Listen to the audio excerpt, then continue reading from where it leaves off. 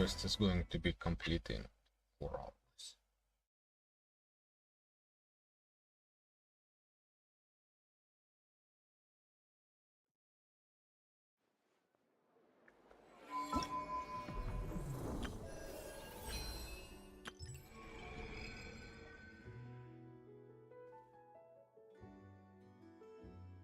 Okay.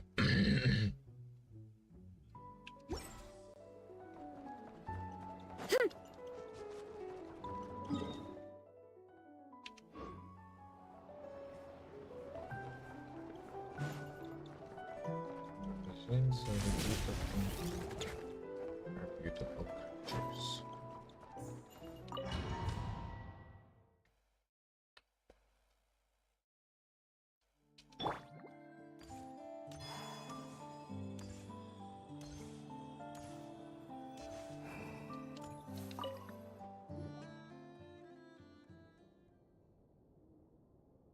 Miss Androne, Traveler. Hey there. Paimon's here too! She was just helping them sort through their things. How did your chat go? That was fast. The call only just ended. Well, you said it was urgent, so we got here as quickly as we could. Albedo, I have some alchemy questions for you. I see. Looks like my knowledge proved useful after all.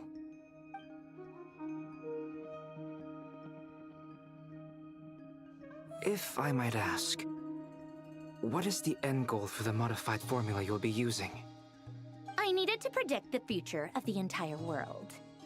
But I've run into some teething issues since trying to implement Renee's theory of the 4 Orthants. I see. I'll have a look at it. Still, computing power is the real issue here. How do you plan to solve it? About that, it's been sorted. Oh, with the Traveler's help?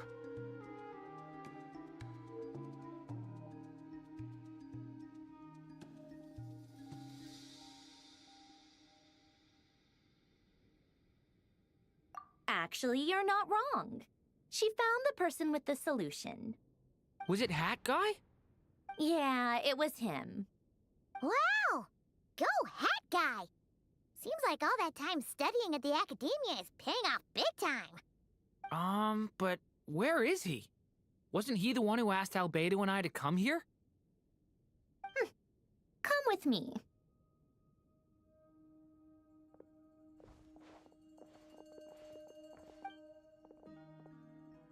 Hat Guy? What's happened to him? Hat Guy! Can you hear us? No response. I guess he's in hibernation. Hat Guy mentioned that he was a puppet. It seems that his functions are currently shut down. I presume this has something to do with the solution to your computing problem. That's right. He and the Traveler came to see me. Wait, what? You have a solution? Would you calm down? Why do you always react so hysterically to everything? Excuse me? How would you know? You shouldn't be so quick to judge complete strangers. It's very bad manners. Oh, please. It doesn't take that long to figure out that you have a temper. Where does a mere student get that kind of confidence? I've actually published more papers than you. Not that status counts for much. Even Paimon's applied for Academia admission. Huh? Are you serious? See? This is why I can't be bothered to explain myself. She recognizes no one's skills but her own. Okay, fine. I'll hear you out. So, tell me, how do you propose to solve my computing power problem? This world itself is constantly processing all kinds of information. If it's the world's future you're trying to calculate, you need a processing device that's designed to cope with that volume. Easier said than done. Only Irminsul can handle that kind of... Wait, is that what you're suggesting? But surely we can't just plug my formula directly into the ley lines. You should be able to tell that I'm not human, right? Yeah, I noticed. The technology, though, seems pretty ancient. Very different from Fontaine's. It's a completely different system. Conrian, to be precise. I'm what they would have called a puppet. Puppets need an energy source and processing power. The artisans who built them sought out the materials most suited for that purpose. You? Do you mean... The Traveler and I have talked it over. She's willing to vouch for you. So, I'll allow you to borrow my core for your calculations. It was built using wood from a silver white tree, which makes it a small part of Irminsul. Conrian technology and Irminsul wood. Who in the world could have built you? Are you sure about this? A puppet without its core will cease functioning completely. And if it's left in that state for too long, it might not recover. You could die if you do this. You do realize that, don't you? I can put two and two together, yes. No need to rub it in. I won't lie to you. This has never been done before. I cannot guarantee your safety. Doesn't matter. I'm prepared for the worst. Did you two actually talk this through? Is he... Are we really considering this? Yes, we discussed it. The bottom line is, he trusts me and I trust you. Let's give it a shot, shall we? Honestly, I have no clue where this kid even came from. But for whatever reason, he lent me his core to use in my formula. I'm very close to finishing my calculations now, and the core is currently in use. So I'm sorry, but I can only show you a sketch right now. This is what the core looks like. A silver white branch. It certainly matches the legends told about Irminsul. Is Hat Guy gonna be okay? He's not gonna die, right? Right? In theory, he should be fine. As long as we put his core back in time. Beyond that, all I can say is that I'll try my best to avoid risk and make sure the core doesn't sustain any damage. I think I know why you called us here now. Someone needs to watch over his body and make sure it's protected until the process completes. Correct. He said that the only ones he trusts here are you two, and the Traveler. And the Traveler will have other work to do. He will have our undivided attention. Aw, Hat Guy. On a more positive note, things are progressing steadily on my end. I'll call everyone in for a meeting once the results are out.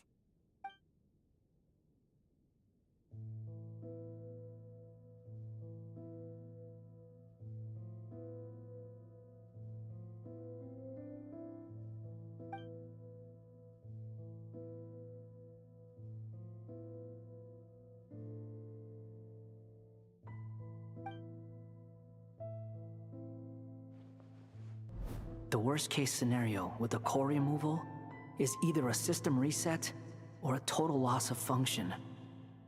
But I'm not afraid. A quiet death should have been my fate long ago. A core is completely different from a heart. It's like another vital organ entirely. I never believed it could be a true replacement for what I sought. But in the end, it turns out the core was more useful to me. Pretty funny when you think about it. It's like the punchline of my entire life.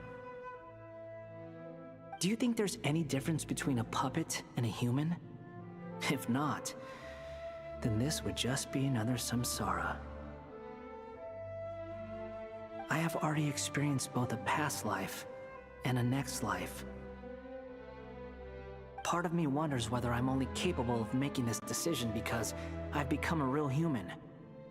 What's with that expression? Isn't this a good thing? Sandrone will succeed, won't she? She has to. She will.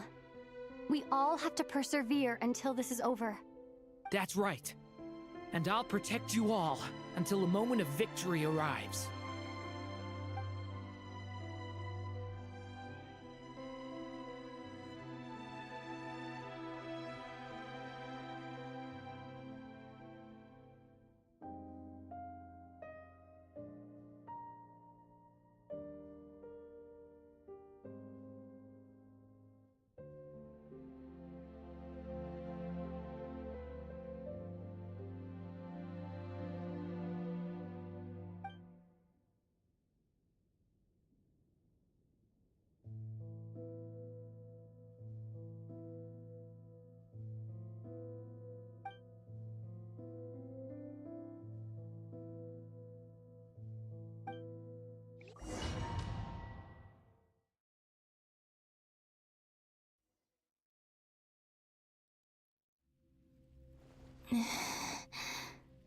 Who are you?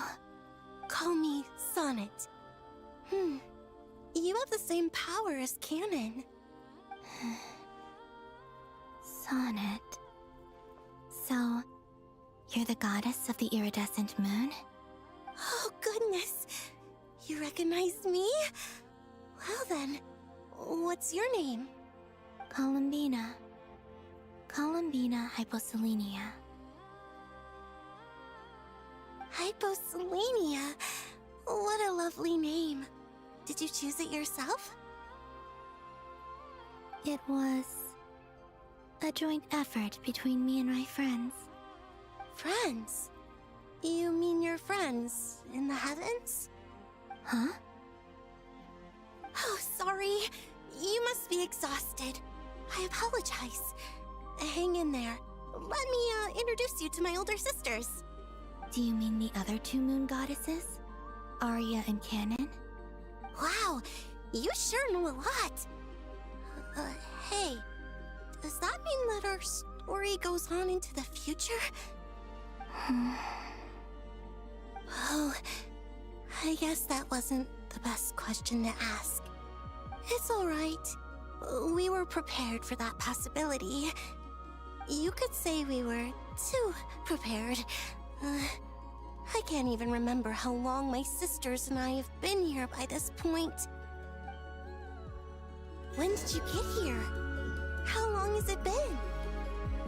I can't say for sure, but it feels like it's been forever. I see. Are you feeling alright? You look a little unwell. I can hold out a while longer.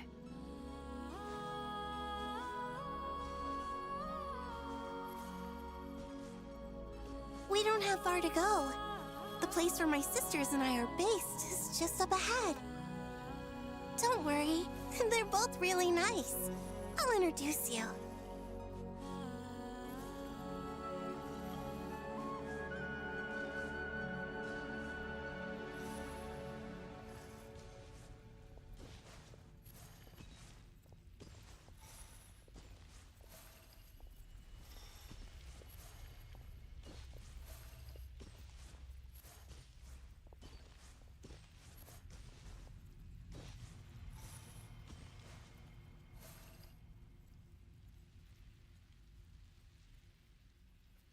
Sisters! I'm back! And look who I've brought with me!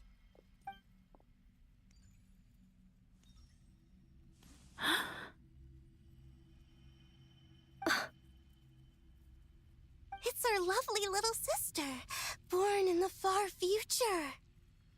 The pleasure is all mine.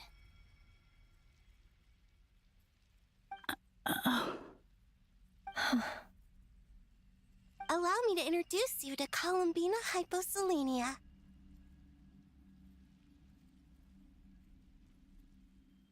This is Arya, the goddess of the eternal moon. And this is Canon, goddess of the frost moon. Canon, don't you think Hyposelenia's power is similar to yours? Hello, Columbina. I apologize for our startled reaction just now. And please, forgive our little sister if she's been annoying you. She tends to talk a lot. It's fine. You seem shy. Don't worry, Columbina Hyposelenia. No one can hurt you here. Could you tell me where here is? Please. I must know.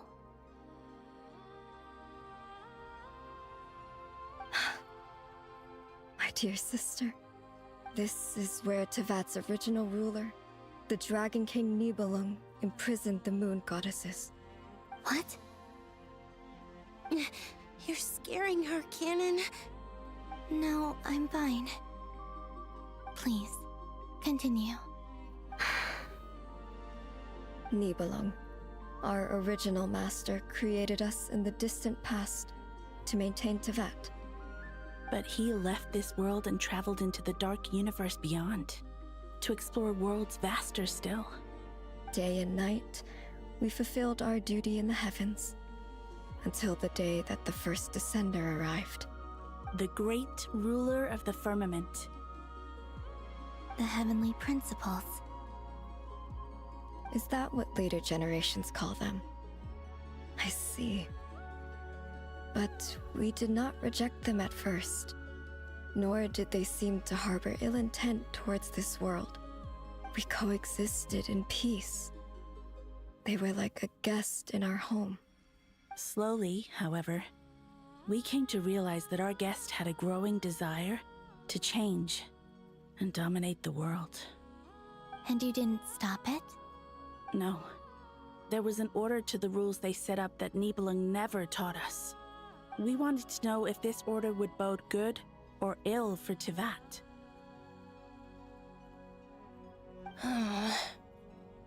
All right. Canon and I wanted to know. Sonnet was against it from the outset. Later, we discovered that this great ruler of the firmament bore an almost paranoid hostility toward the desire of certain life forms to seek power. Or perhaps they feared them. They would even cast down celestial nails as manifestations of their power, to punish the civilizations of the world below. Only this was far beyond mere punishment. Right. Their rules brought order, but the price people paid for merely testing the limits of those rules was far too great. I did everything in my power to help the punished escape catastrophe, but still, too many lives were lost. The ancestors of the Frost Moon Scions were some of the ones you helped. But just when we had decided to take countermeasures, the Dragon King, Nibelung, returned. And so began the War of Funerary Flame. So, that's the name the world gave that war in the future. Well, who won in the end? As far as I know, the Heavenly Principles won, although it came at a great cost. They remained in Tevat, where they continue to rule to this day. And the world's original master, the Dragon King Nibelung, was destroyed. And what of the moons? Are there still 3 moons in Tevat's skies? You can tell us the truth, Columbina. We know we are but remnants of a bygone age. We are prepared for the answer. Only the Frost Moon remains. But it has been cast beyond the false firmament by the Heavenly Principles. The eternal and iridescent moons were both shattered during the war. So death finally came for us in the end. Sonnet. But you're still here, aren't you? A moon goddess cannot live without her moon, Columbina. She's right. That's why I began to disappear. Because the frost moon is cut off by the false sky. How much worse it would have been if it were outright destroyed. Our souls may endure within this lunar palace, but if our moons are destroyed, Then we shall disappear the moment we depart from it. I'm sorry. There's no need to apologize to us, dear sister. If anything, we owe the world an apology. If only we'd decided to act sooner, rather than arguing amongst ourselves. all the more reason not to spend this time in regret and repentance. Instead, we should focus our efforts on how we might help our future sister. Sorry? Don't you see, Columbina, your story is not yet over. Is that not why you are here?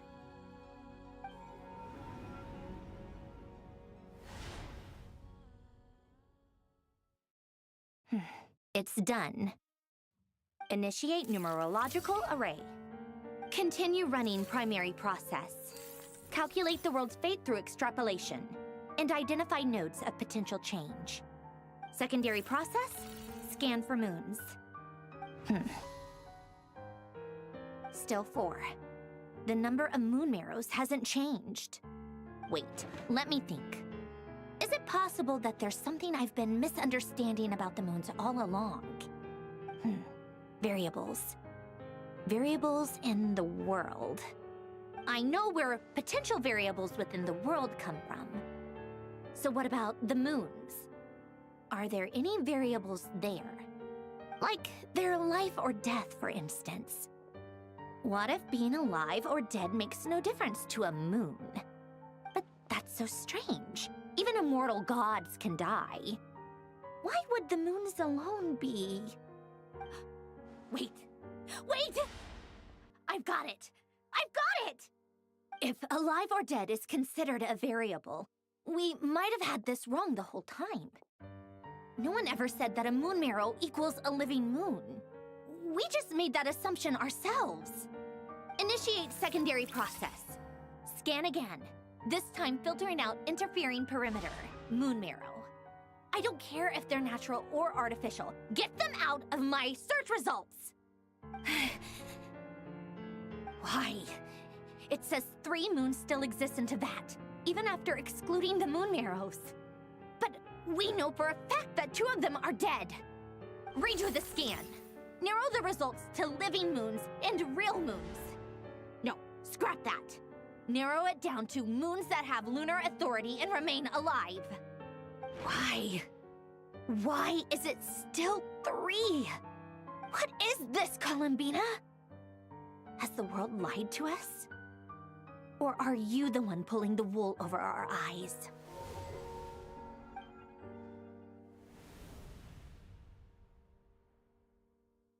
So, you think that the moon's reflection might be where Nibelung imprisoned the 3 moon sisters? Yes, it would explain a lot, such as why that space would respond to a moon goddess's power, opening the moon gate at her command. It would also explain why Miss Columbina has been unable to leave, and why time flows in reverse there. In the messages she sent, Columbina promised us she'd find a way to return. But we have no way of knowing how, when, or where this might happen. The fact that she still has yet to reappear in this world indicates that returning from that place is no easy feat. We cannot afford to simply wait for her. So you're saying, if she could return by her own power alone, she would have done so long ago? Yes, she certainly wouldn't leave it to this late stage when it's so touch and go. I've been giving this some thought, and I've come to believe that Luana's harm might be an anchor that she left behind, as a sort of future waypoint. This could also explain why Luana's heart is always by the Traveler's side. Sounds like a plausible theory. If that's the case, there must be some criteria we need to fulfill to allow Columbina to return to the present. The question is, What could they be?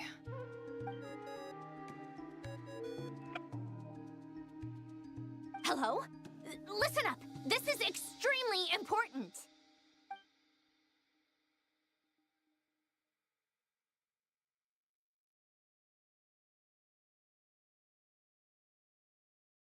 Not only is Columbina alive, but she may well exist in a form unimaginable to us. I'm still unclear on the details, but she's done something truly inconceivable in the past.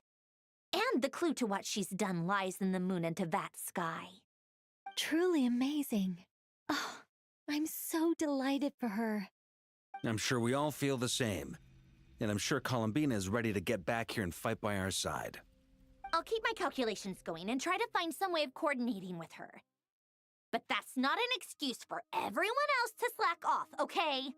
All of you had better keep trying to think of solutions. How can the dead moon still live? And Luanatar...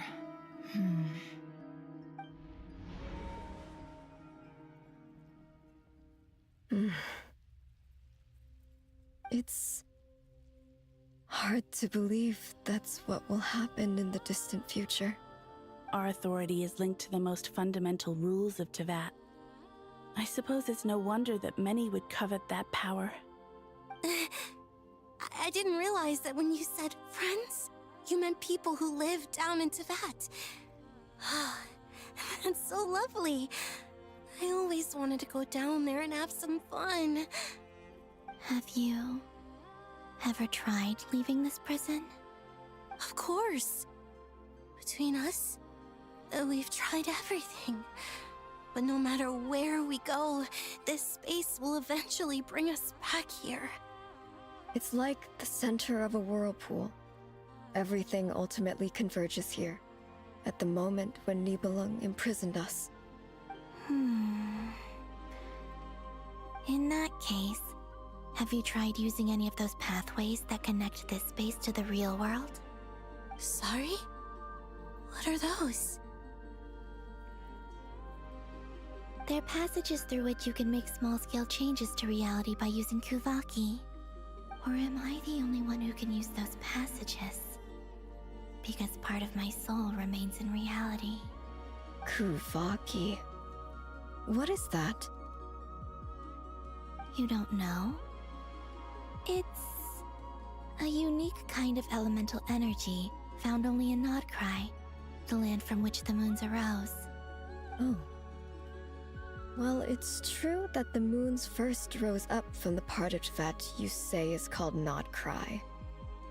But there is no difference in the elemental energy between there and anywhere else.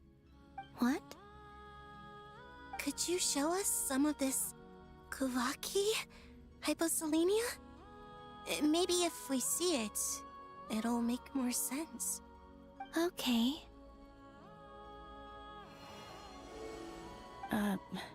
Isn't that just your power?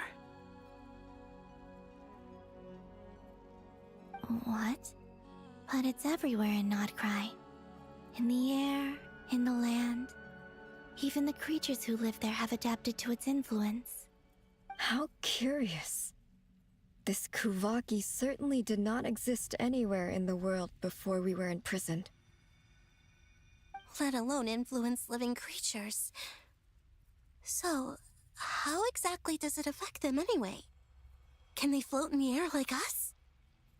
This is so strange. Why would their reality differ so much from mine? Columbina, you're looking for more than just a way out of here, aren't you? Yes. If I am to help my friends, I will need tri-lunar authority on par with that of our foe. You mean... you'll need our power? This sounds extremely risky. The Three Moons' powers are not mutually compatible. Concentrating them into one goddess will be a very painful process. And if anything goes wrong, it could tear you to pieces. I know. But I'm willing to take that risk. Even so, let's say we successfully transfer our authority to you. How will you take it outside this prison? Niblin constructed this realm specifically to prevent us from using our powers to interfere in his war. No moon goddess can leave this place alive. What if I don't leave alive?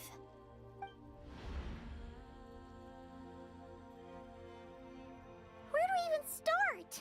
How are we supposed to figure out what we're meant to do to help Columbina?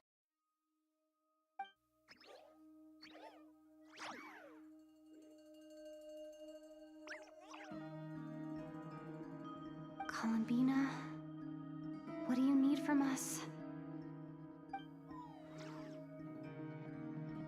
If she really got to the beginning of time in there, how do you think she'd leave us a message?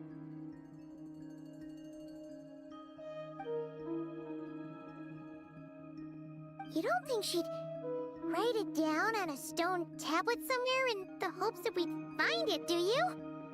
Seems unlikely. Columbina may not talk a lot, but she thinks deeply about issues like this. Let's review what we know. This is the Columbina who fought alongside us against the Rayhir of Solnari, and with whom we celebrated Moon Prayer Night.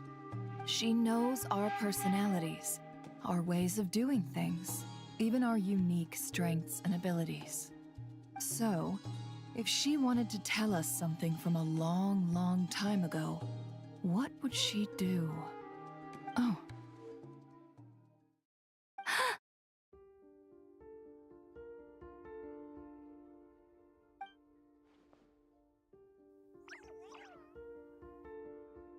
Traveler, you once said that those golden ripples also appeared when Luonatar was born. What if Columbina left Luonatar here, not just as an anchor to the real world, but for some other purpose? If she is part of Columbina, and Columbina knows that I can see past events through her... Oh yeah! Like when you peeked into Rare's past through his heart! Nefer, wait! If you're right about this, and you can really see past events through Luonatar, your eyes, they'll... Oh, I know. Looking at Rare's past in Conria was already enough of a strain on my eyes. Looking this far back into the past, it'll surely blind me. But it's our only chance. This is the only way. Boss. We spoke about this once, a long time ago. Do you remember what I said, Yehoda? The day I lose my sight, the Curatorium of Secrets will be yours to run. But... What's wrong? I'd be overjoyed if I were you. This day's come a lot earlier than either of us expected. I need to know you'll honor our agreement, Yehoda. Promise me. Yes, Boss Neff. I promise. Are you sure you don't want some time to think this through? What is there to think through? I should have gone blind after our battle with Rarier. Frankly, it's almost criminal that I got away with it for this long. Then at least let me take some precautions on your behalf. And if you really do lose your sight, I'll visit your office every day and make sure you're well looked after. Oh, please, anything but that. I was actually ready to go through with this. Are you trying to scare me into backing out? As if I could ever scare you. I'll assume you're just joking to calm your nerves. All right, enough chit-chat. Let's do this.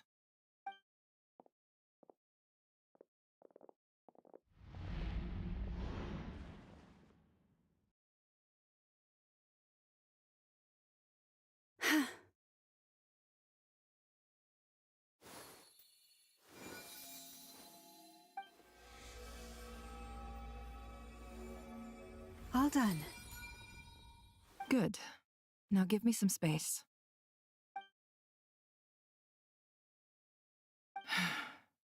Come on then, little one. Show me what happened in the past.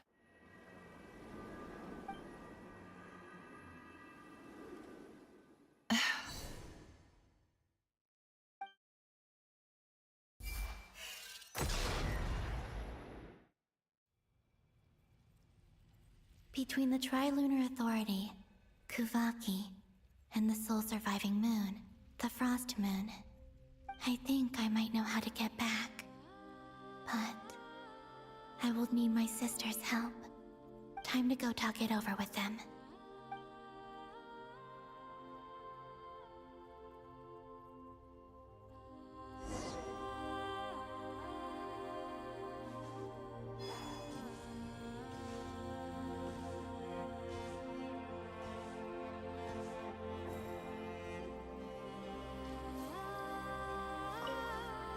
It seems you have reached a decision.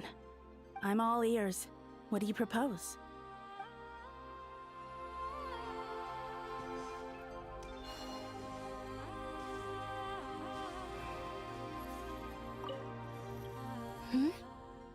Have you decided what to do? I hope it's not too dangerous. You really scared me when you said that thing about not leaving here alive. Come on, let's go find the other two.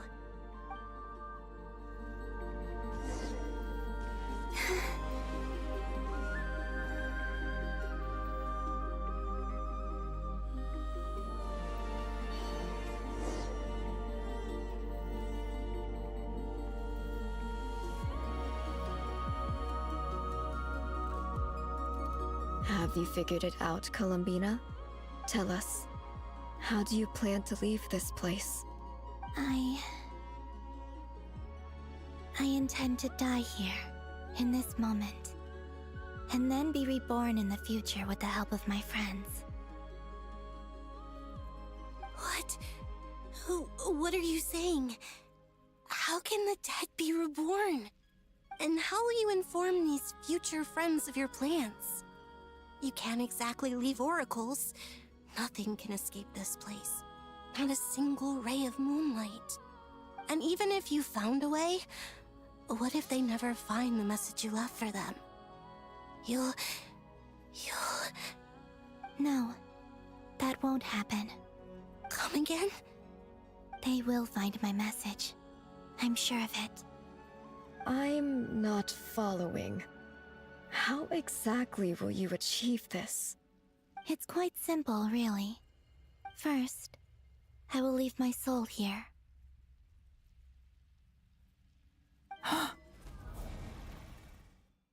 I see it. Your soul? You mean your divinity? Yes. I once left a portion of my soul in the future.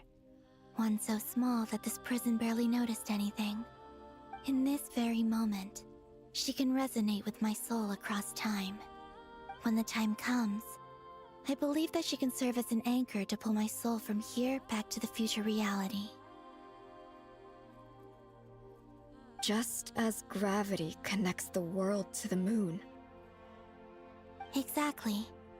In the future, where I came from, the moon has been cast beyond the false sky, but I can still feel that it is there.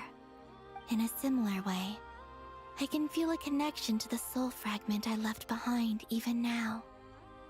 My friends can use it to detect my presence. But how do you just leave your soul here? Is that even possible? On my way here, I met an ordinary mortal who entered this place long before I did. Her body is long gone, but her soul remains. And before that, I encountered an old enemy whose entire soul survives here intact, while the power that once corrupted his body has faded away. So, perhaps this space is specifically designed to imprison divinity and authority, but not the physical body. Still, even if your body can escape, would it not just be a lifeless husk without the soul inside? Wait, is that what you meant when you said you wouldn't leave alive? Yes. I shall turn my body into moonlight and pour it over Nodcry. That power shall protect the land and quietly blend into it, awaiting my soul's return in the future. However, I cannot do this on my strength alone. I would need your help to do this. so I'm humbly asking for your assistance. Oh, dear sister, you need not be so formal. As I said before, we are but remnants of a bygone age. You, on the other hand, were born alone in that distant future, and you have walked a long and lonesome road since then. How could I bear to let your story end here in this dungeon? Don't forget, we are your sisters, your family.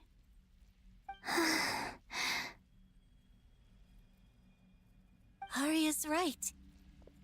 Actually, I've always wanted a little sister. Can you imagine how it's been for me? Getting nagged by 2 older sisters all the time.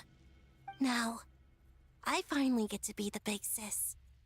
And not just that, but I get to help you return to your world, too. How could I say no to that? Sonnet. Kennen?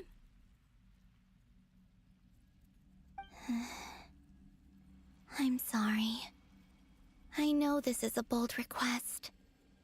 The Frost Moon is rightfully yours, and it remains intact. Oh, no, please, don't misunderstand me, Columbina. I was just thinking back on the years that the 3 of us once spent together. You cannot imagine how happy I am to hear of the future world you describe. The Frostmoon Scions, your lovely, kindly friends. For the 3 of us, whose purpose in life was to maintain the peace in Teyvat, it is a great relief to know that the people of this world live in such an abundant future. If your plan can save them, and save Notcry, I will gladly give you all that I can. Besides, the 3 of us have been together since the day we were born. I could never abandon them to live on alone without them. Kennen. Still, I do have one question I would like to ask you before we proceed. Certainly. What is it? Why do you cover your eyes?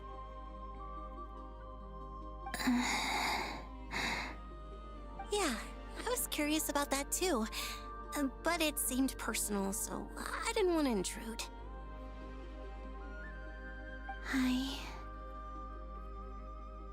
There was a time when I refused to look upon the world. I believed it was full of nothing but lies and falsehoods.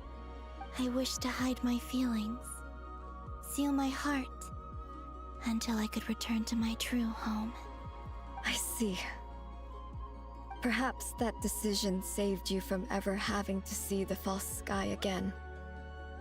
But at the same time, you likely missed out on many true and precious things, like the smiles on your friends' faces. Promise me this, Columbina. When you return to the future, open your eyes, take a look at the world around you, and see your friends. I'm sure that you know this already, given that you long to return, but that is your true home. Give me your hand, Columbina. Arya, Sonnet, you too. Okay. All right.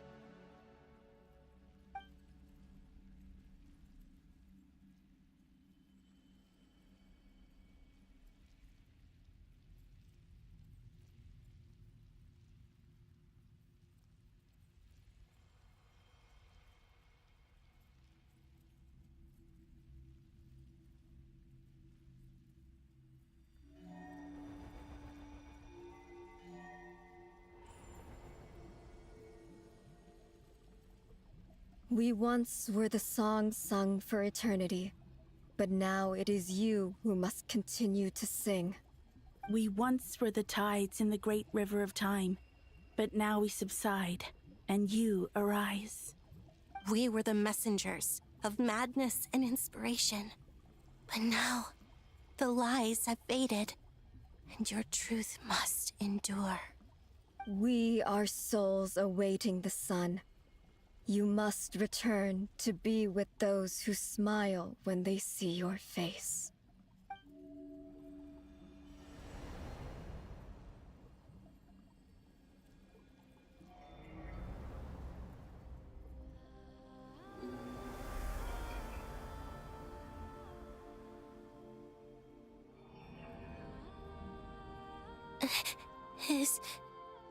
Is it done?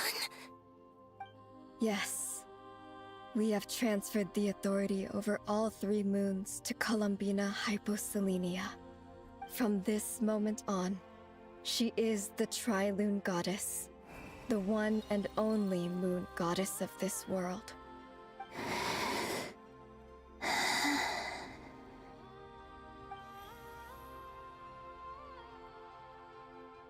Thank you. Thank you, my sisters. Now go, and do what you believe is right, Columbina Hyposelenia. Be aware that we cannot grant you the power of the 3 moons beyond these prison walls. The conflict that arose over their remains following our disappearance will still take place. I understand. Sisters, oh, my body. It feels... Now that we have given up our power and authority, our bodies are merely mortal shells. This prison is dissolving them as we speak. It's okay, Sonnet. The end must come for every god, just as it does for every human. That's all this is. The final destination of our lives. Canon and I will be by your side the whole way. We have one final request, Columbina. Could you use the 3 moons' power to send us back into the real world? Now that we have lost our powers, I doubt this space will seek to hold us further. It's just... we would like to spend our final moments together in the only place we ever called home. Of course. Gladly.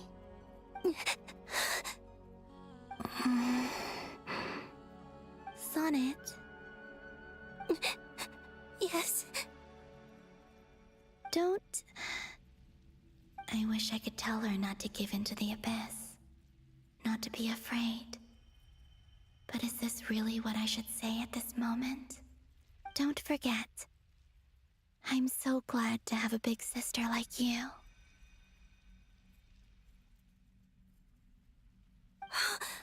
No, Hypo. Thank you. I'm okay. I'm not afraid. As long as my sisters are with me, I won't be afraid.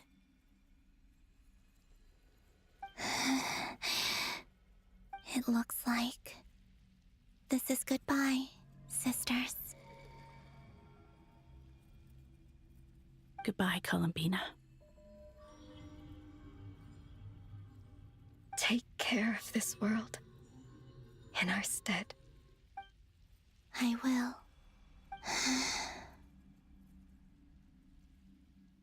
And now, it's time for me to bid farewell to my body, too.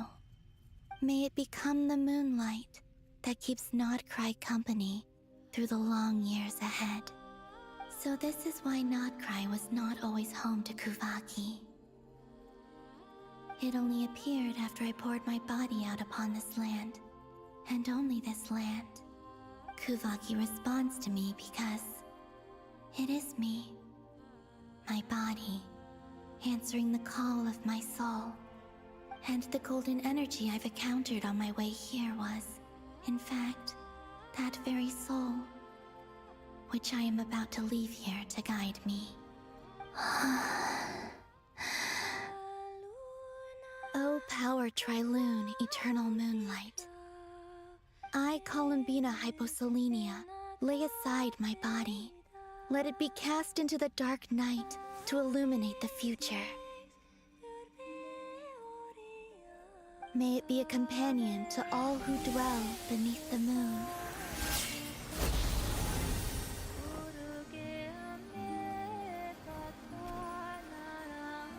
until the time comes for me to return home.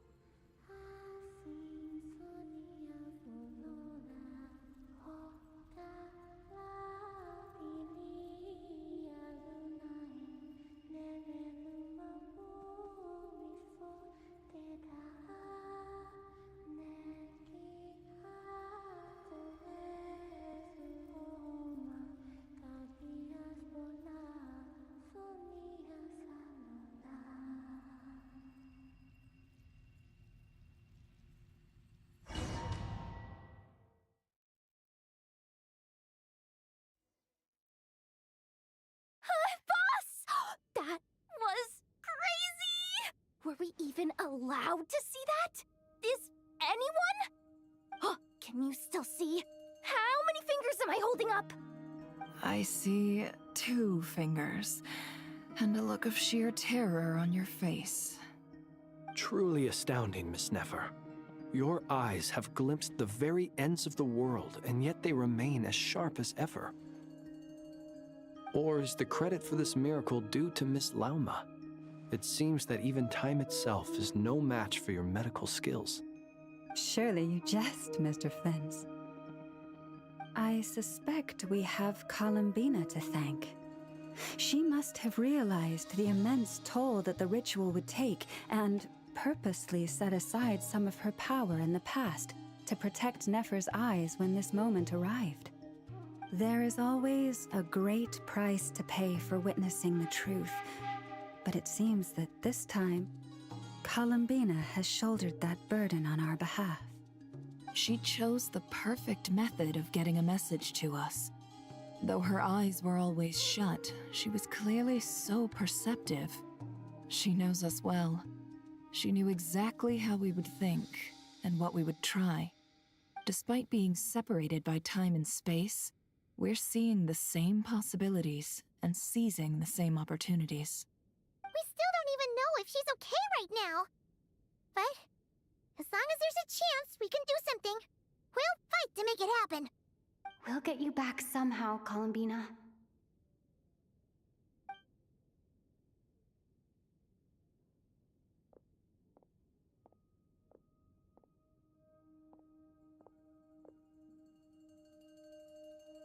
Well, based on the information we now have, let's figure out our next moves. Thanks to these gentlemen, we have a much clearer picture of the situation with Dottore. The civilian population has been moved to safety, so we no longer need to hold back. Miss Androne, how are the calculations going? So far, so good. I'll keep seeing how far I can push the system, though. Can't have Hatman being powered down for nothing. There's still a long road ahead. Where should we begin?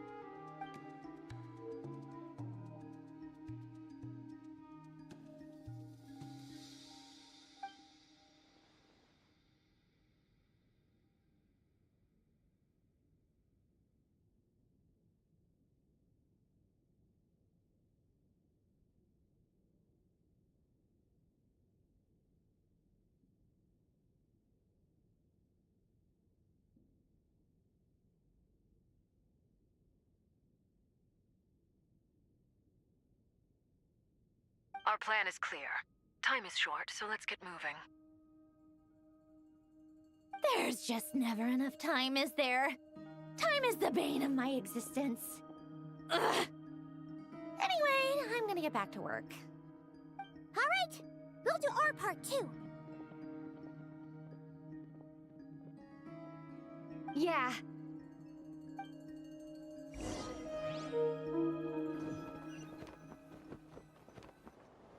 Albedo's theory says that elemental energy can dilute the Light Realm's power, but I'm no expert in building elemental defenses.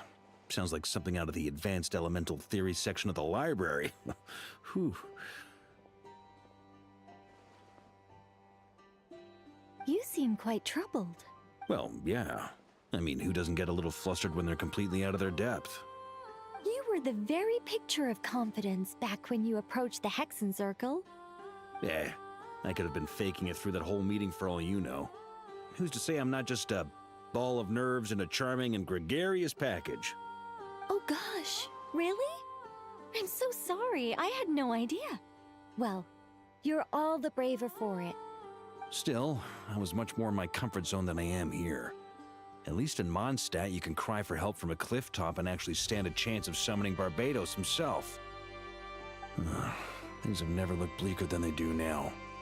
If we don't pull this off, Teyvat's doomed, isn't it? Oh, you think so? Actually, yes. Yes, it probably is. It's a shame. Don't put too much pressure on yourself. Teyvat has faced annihilation many times in the past, but it also gave us you, didn't it? Hey, don't give me that. It's not like I'm anyone special. I disagree. Every human born in this world is special. We angels have always believed that. In that case, this humble human being has a big favor to ask of you. I thought you might say that.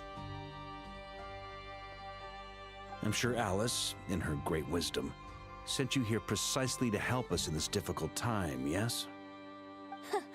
Well, that has less to do with her wisdom and more to do with my power. Of course, of course. Well, the thing is, these elemental defenses we're about to build, I don't think it's a question of if they'll fail, but when. Durin's findings from his patrols make it clear that Dottore is constantly expanding his territory.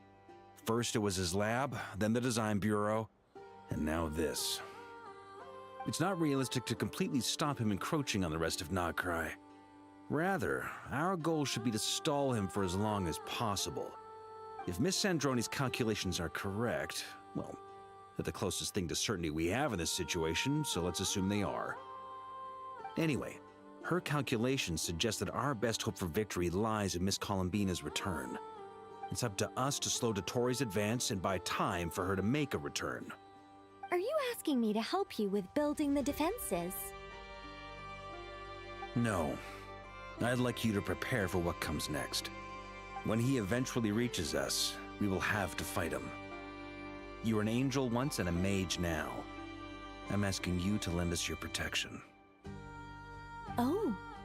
Can I take it that you're triggering the terms you fought for during our three-way talks? Well, technically those terms were about protecting Mondstadt. But if you're happy to agree to the change in location, then yes, let's do that. You're cashing in on this much sooner than I'd imagined. Well, yeah. The way things are going, I might not get another chance. Very well. The mages have heard the knight's plea, and we will respond. To tell the truth, Alice and I had already discussed how we might help you all, so I didn't come empty-handed. I always like to be prepared.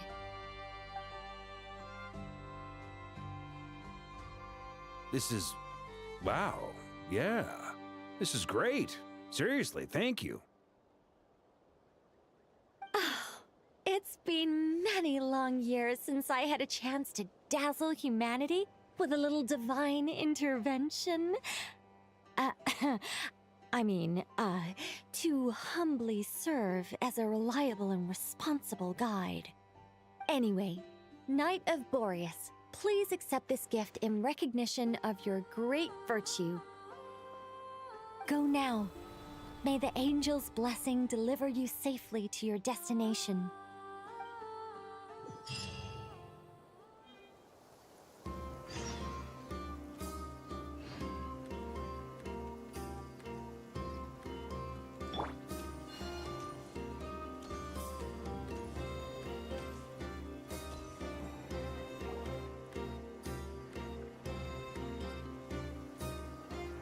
you're here.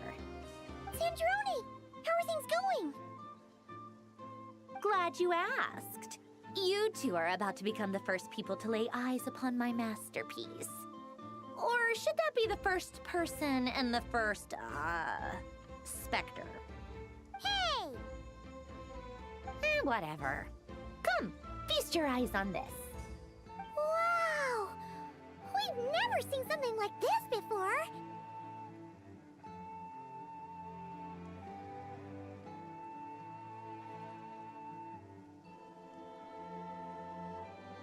This meter displays the progress of my formula. Currently, it's still making the most important connections. Once it's finished running, I'll deliver it right to your side. And then, we can finally bring Columbina back. What do you mean, deliver it? Can't you just tell us over the Dodo communication device? It'll just be some numbers, right? Ugh, you're such a greenhorn. This isn't the kind of formula you solve in math class. It's a highly complex algorithm capable of constructing a framework of rules. Ugh, whatever. We'll be here all day if I start trying to explain it. All you need to know is the formula must be completed before we can bring Columbina back.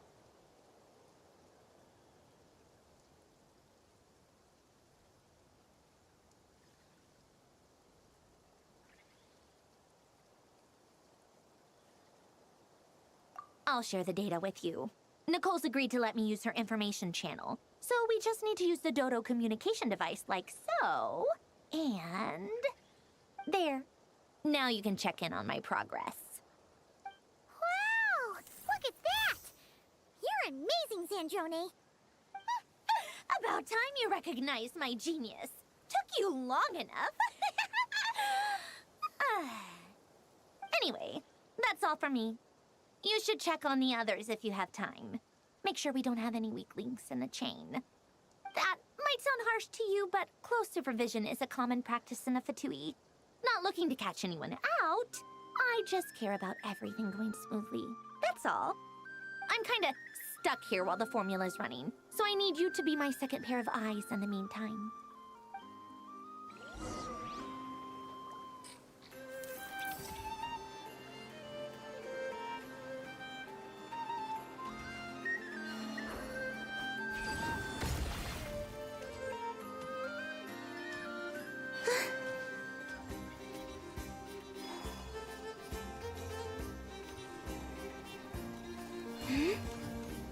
The hell is this map?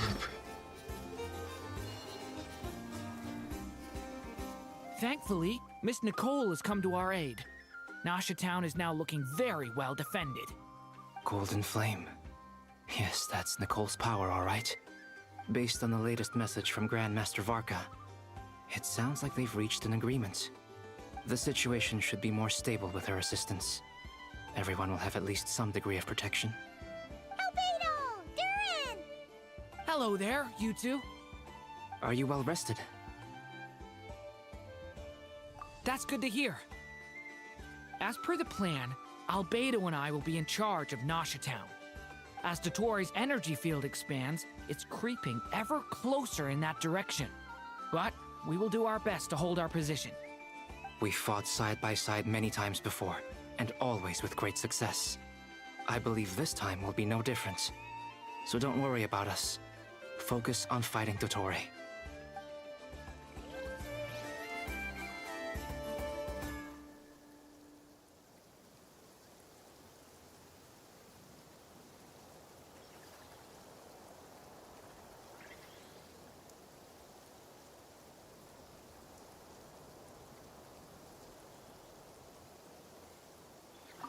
As Dotori's energy field expands, it's creeping ever closer in that direction. But we will do our best to hold our position. We fought side by side many times before, and always with great success. I believe this time will be no different. So don't worry about us. Focus on fighting Dotori.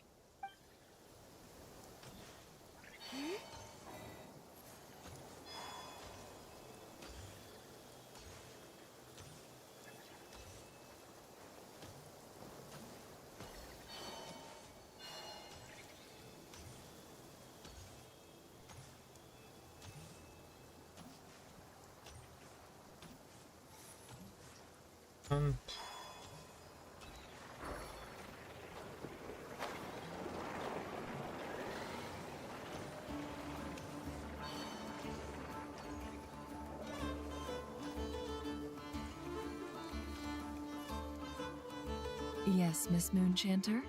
What are you staring at? You always address me in the strangest ways. Lady Moonchanter 1 minute, Miss Moonchanter the next. Yes, and? Are either of those incorrect? Not as such. It's just that I simply call you Nefer nowadays. Uh-huh. That's my name. What's your point? The point is I don't add any honorifics or titles. Meaning what? That maybe we're on friendlier terms now than we used to be. Is that how you see it? Then I thought I was the one with eye damage. Never! Wilma! Paimon, Traveler. Just swinging by to check in on you. How are things going? Did you manage to get some rest? Don't worry about me. I won't slow us down. And I give my all to ensure our victory. Ah, yes. Allow me to give you two a quick checkup. Hold on. You're both in good shape.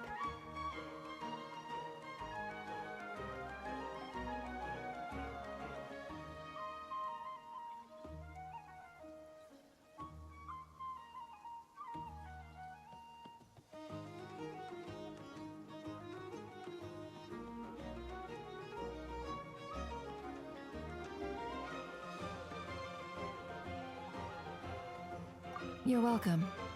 You'll have your work cut out for you in this battle against Dottore, so make sure to get some rest in first. Paimon will keep an eye on her. Don't you worry. I'm glad to hear it. Take good care of yourself, too, Paimon. Sure thing.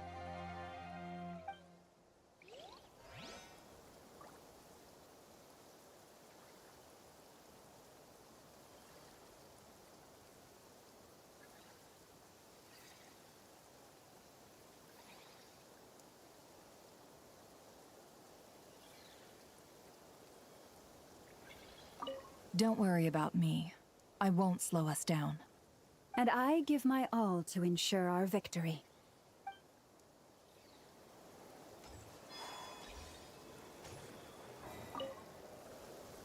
Traveler, Paimon, a pleasure to see you both. Flans! How's everything coming along? Fairly well, if I do say so myself. Personally, I am ready to confront Dottore head-on. Ooh, you sound much more serious than usual. To be honest, I am not usually fond of exercising my full strength.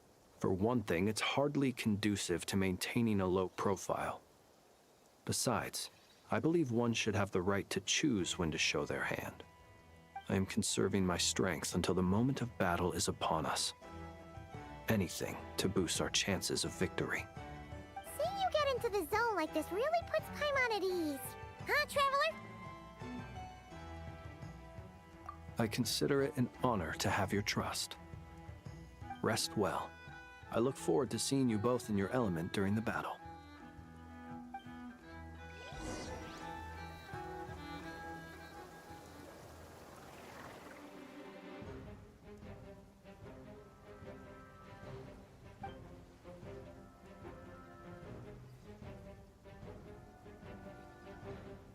Here they come. That's quite a horde. As we expected. Get ready, everyone. Take your positions and prepare to engage. Let's begin. I'm at the ready.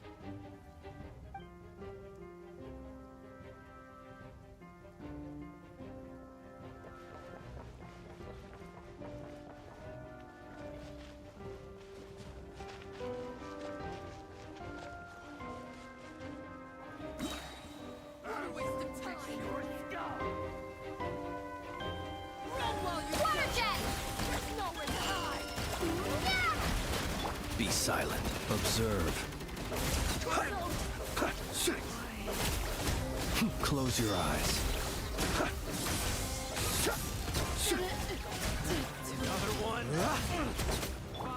Water jet! Observe. Close your eyes. I'm rather out of sorts.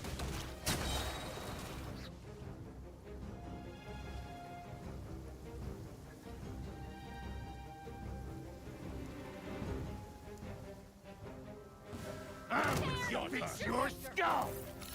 Leave this place. These creatures cannot stand against us. Oh, fighting talk. Just don't let your guard down. That goes without saying. I'm hardly the risk taker in this group. Excuse me?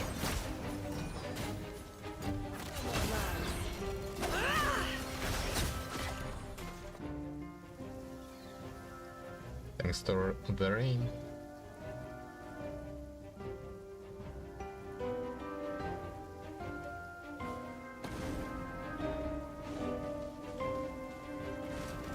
Burst forth!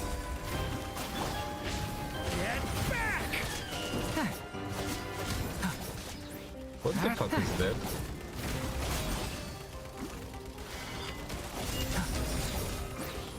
Stay away from me!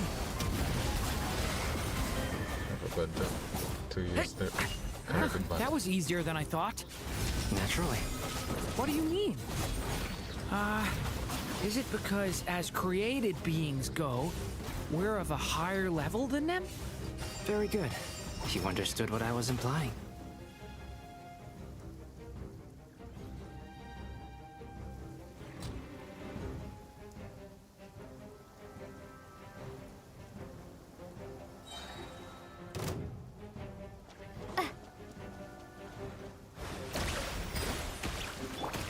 Taurus, it all adds up. People have always used fire to drive away wild beasts. Wouldn't a lantern work just as well? You read my mind, my dear friend. I was just about to say that. All right then, dear friend. Bring the light!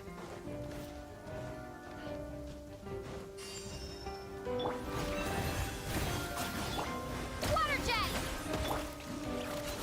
Let's see what you're made of. It all falls into place. Time to come clean.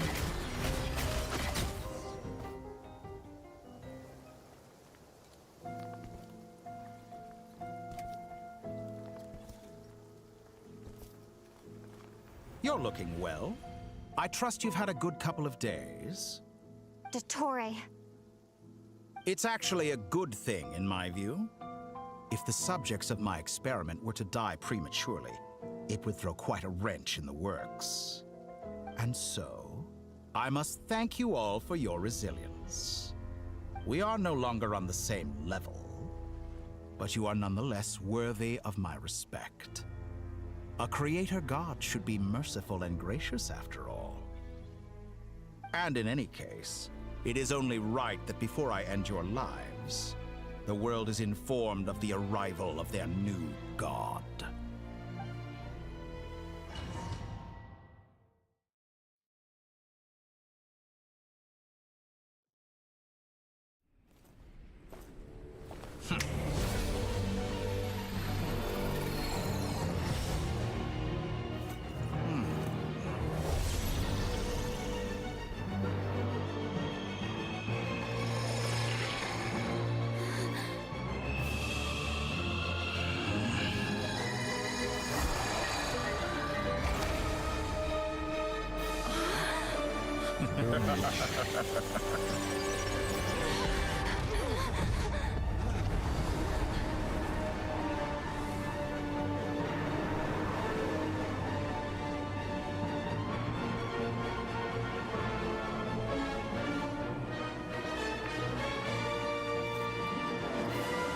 The experiment begins.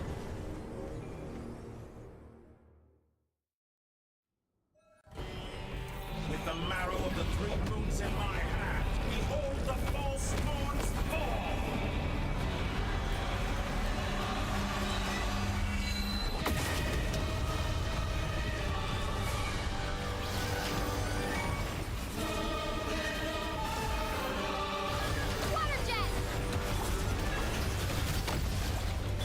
No more lies.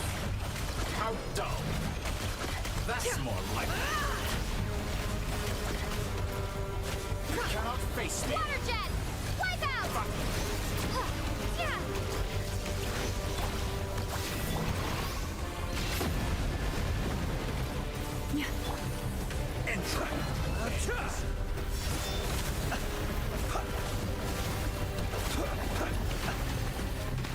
Be silent. Are you quite finished? Water jet! First, like an ant in my palm. I'm rather out of sorts. Oh. I've been moved inside another space. And it's sealed off. Looking at the structure of it, it seems like Dottore intends to trap us here. There's no exit. Our endurance is about to be put to the test.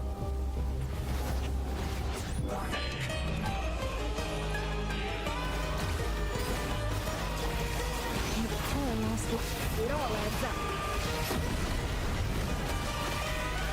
Excellent. Can't hide the truth. Time to come clean.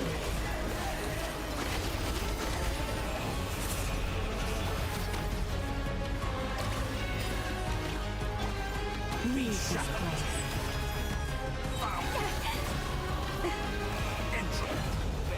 No more lies. Time to come clean. Good. Can't hide the truth. I'm still All over the place. Forrest, how protect. No more lies. Time to come clean. with the marrow of the Pleiades in my hand.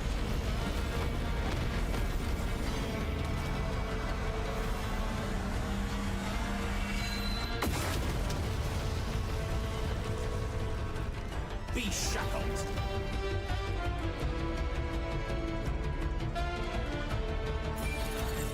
What lane? Tell me, Can't hide the try truth. scurrying off to next.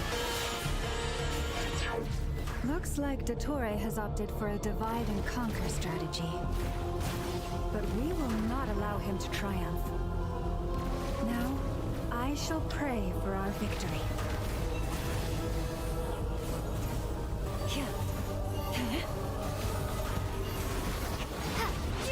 Entropy bends to me. Water jet!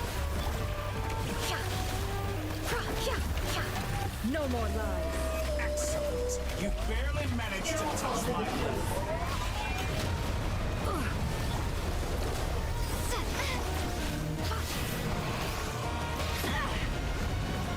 Can't hide the truth.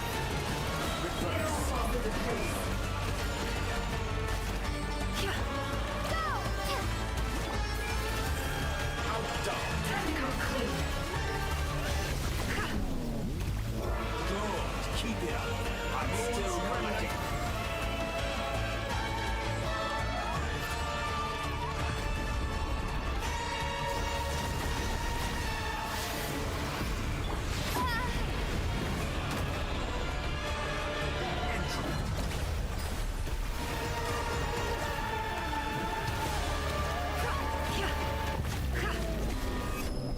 It all adds up. Let's see what you're made of. Josh, did you honestly think that would hit me? That's more like you cannot face me. Foul.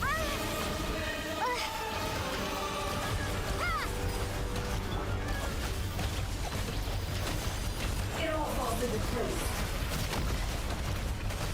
Can't hide the truth. Keep it up. I'm pathetic.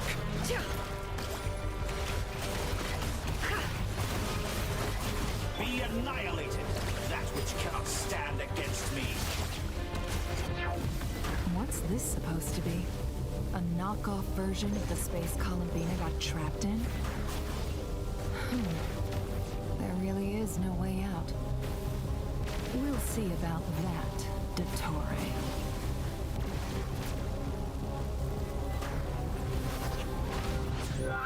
My apologies. I had not intended to take your teammates from you.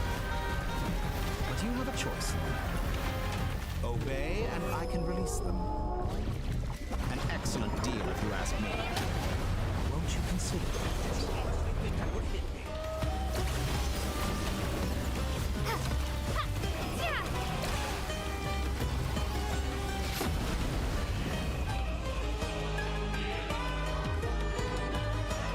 I'm aware you've been working on some little tricks to surprise me with, but it appears that none of them have come to fruition. My guess would be that you're trying to bring Columbina back.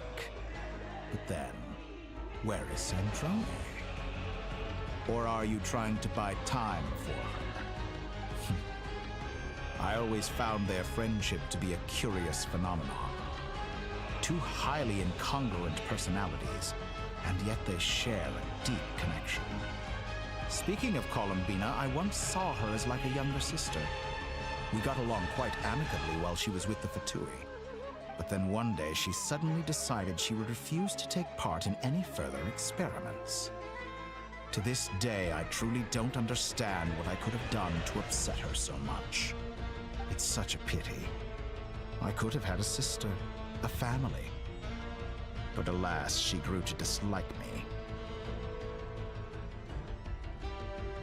You're not fit to be family to her. That I can't deny. So many people, all obsessed with playing out the same tired old dramas. This world is rotten to the core. And then there's you. You had every opportunity to reach the right conclusion. The thought of killing you off like this? But I maintain that I approached you in good faith, so I will offer you another chance. Will you work with me? You have until I count to 10 to make your choice. 1, 2, 3. Not in a million years. Huh?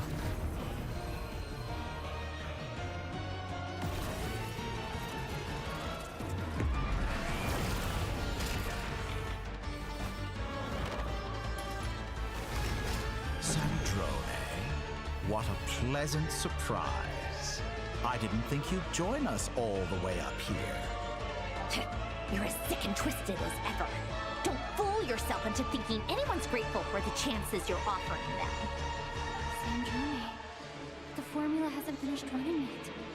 Funnily enough, I was just discussing a collaboration opportunity with the Traveler, and then I see you, who I must say is a good example of an opportunity gone to waste. Gone to waste? I said that everyone would get one chance, and you've used yours to march right back into the lion's den. So yes, it's an utterly wasted opportunity. And what makes you think I believe a word that comes out of your mouth? I was planning on disposing of your little formula after wrapping up more urgent business here. But since you've taken the trouble of serving it to me on a silver platter, I can simply bring it forward in the schedule.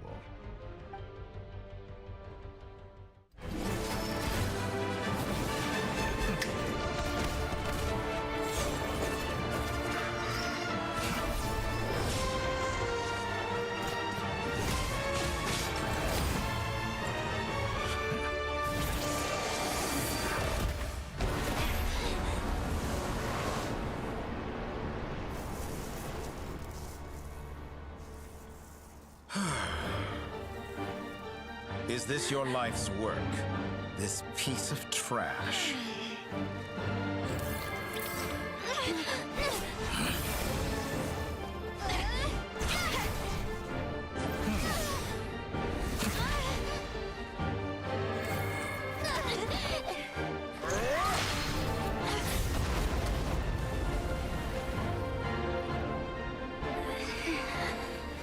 Your formula runs too slowly, Sandrone. You put your hope for success on others instead of fighting dirty. That is why you have failed. Now, whom should I slay first? Any volunteers? No one? How nice of you to leave the decision to me.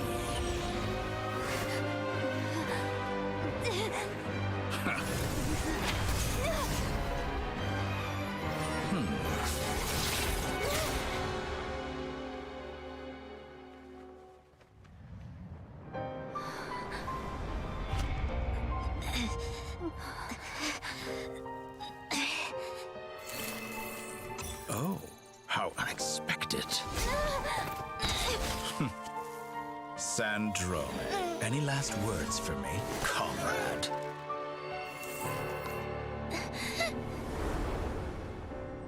Is there anything you wish for?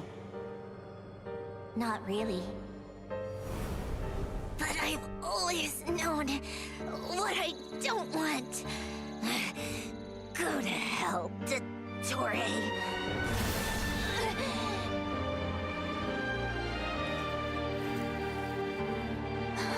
No!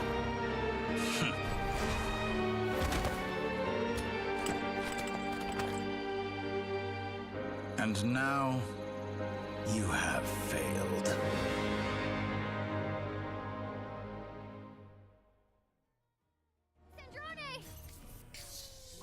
Now you see how fragile mechanical contraptions are. Just a gentle tap, and they fall to pieces. However keen of an inventor Sandrone may have been, her death spells the end of the formula that was running inside her body. Of course, I have to commend her for making it this far. As her colleague, I have to admire her stubborn tenacity. Now, it is time for you to take your place by my side. My count was interrupted, but the second chance I extended to you still stands. Once again, you are welcome to join me. By now, I'm sure you have gained a greater appreciation for the power and authority I wield. What is stopping you from embracing a new world of endless possibilities? Not in the mood to talk? As you wish. You seem less talkative than usual today. I'll change the topic to something more apropos. Sandrone was always like this, never trusting anyone, always so reluctant to share her research with them. Objectively speaking, she had her strengths. It is remarkable how she extracted and even optimized the world formula from so much data.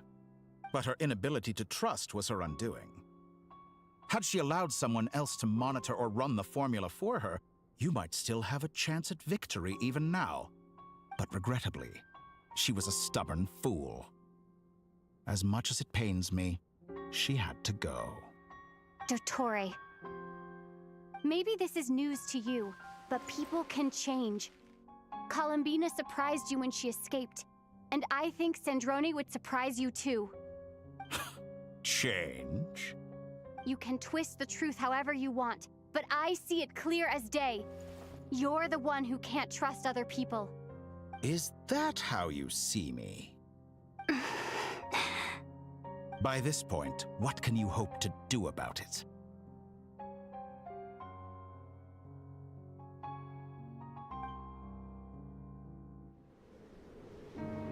It is pointless to fight on. You've already lost.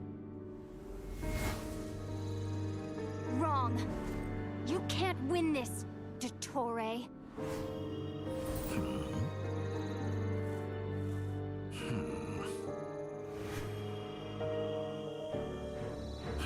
What?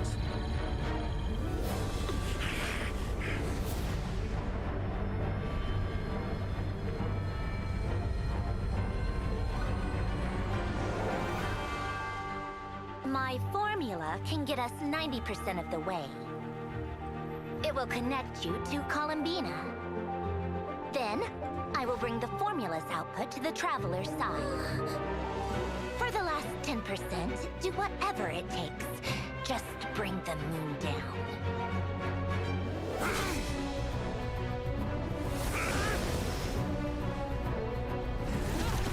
Okay, how does that work out?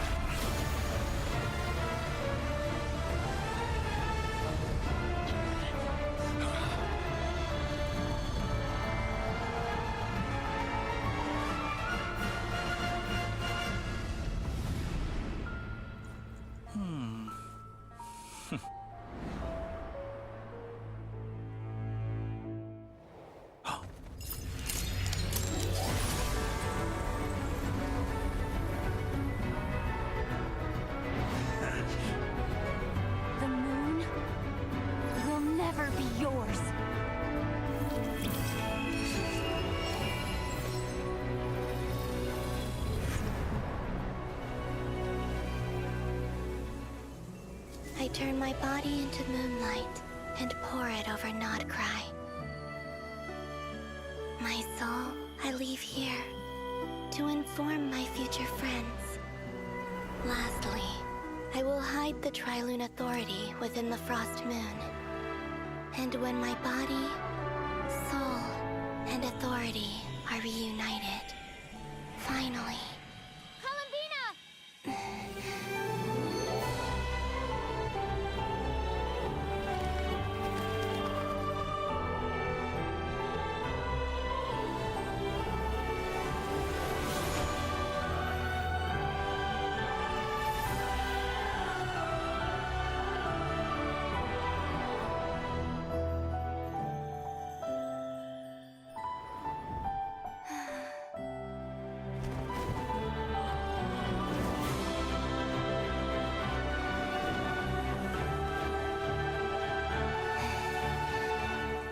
It's been too long. I'm back.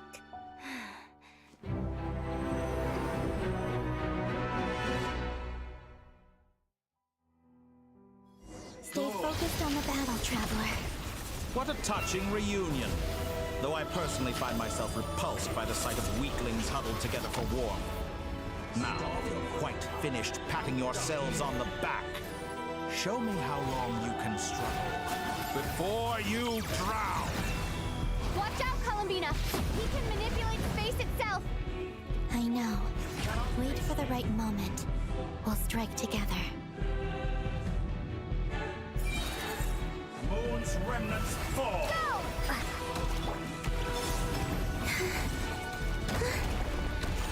Did you honestly think that...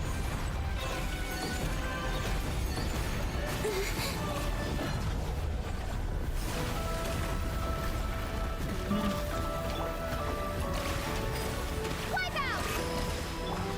Wayne. Excellent. You barely managed to touch my level.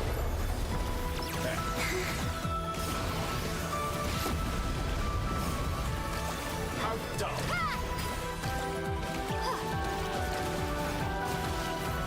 You cannot face me. Found. Enough. Focused, like an ant in my palm.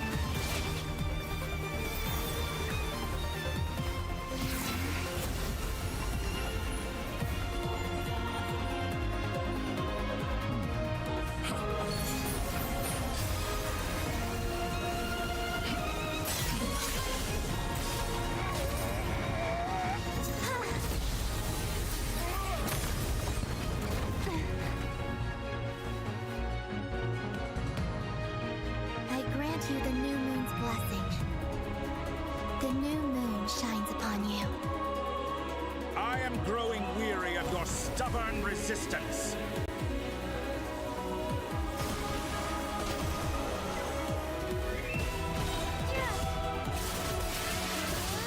It's over, Dottore!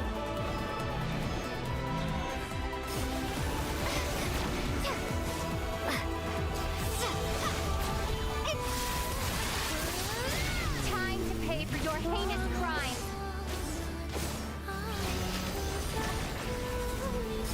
No longer must the world...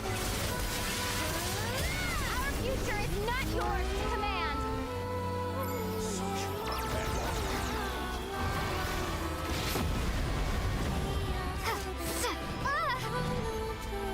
Let the moonlight dispel...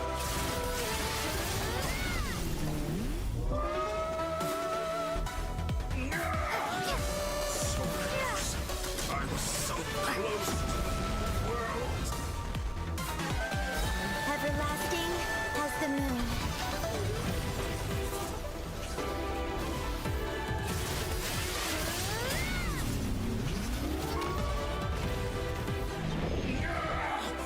So close. I was so close to the new... Willfully blind. How can you be so satisfied with your fate?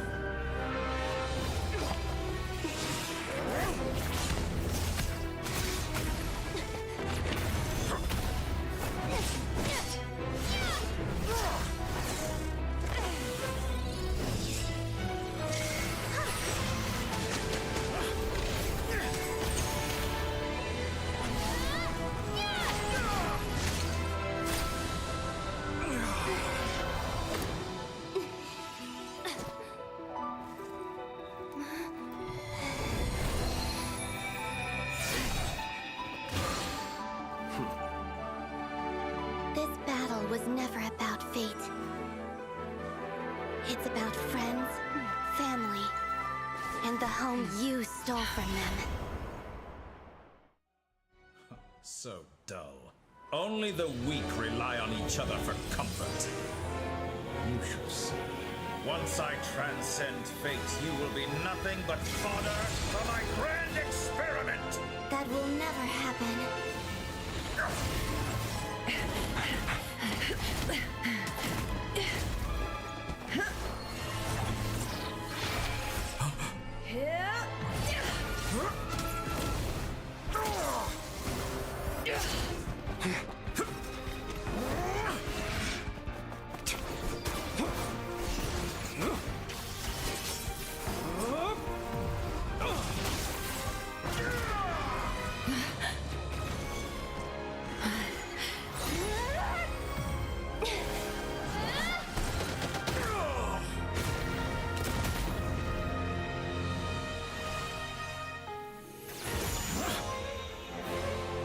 Today, the moon lights up this world once more.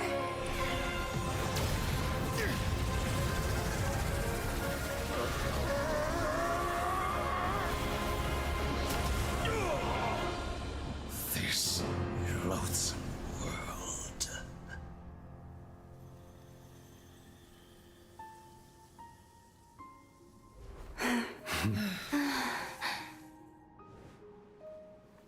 No, this world is our home.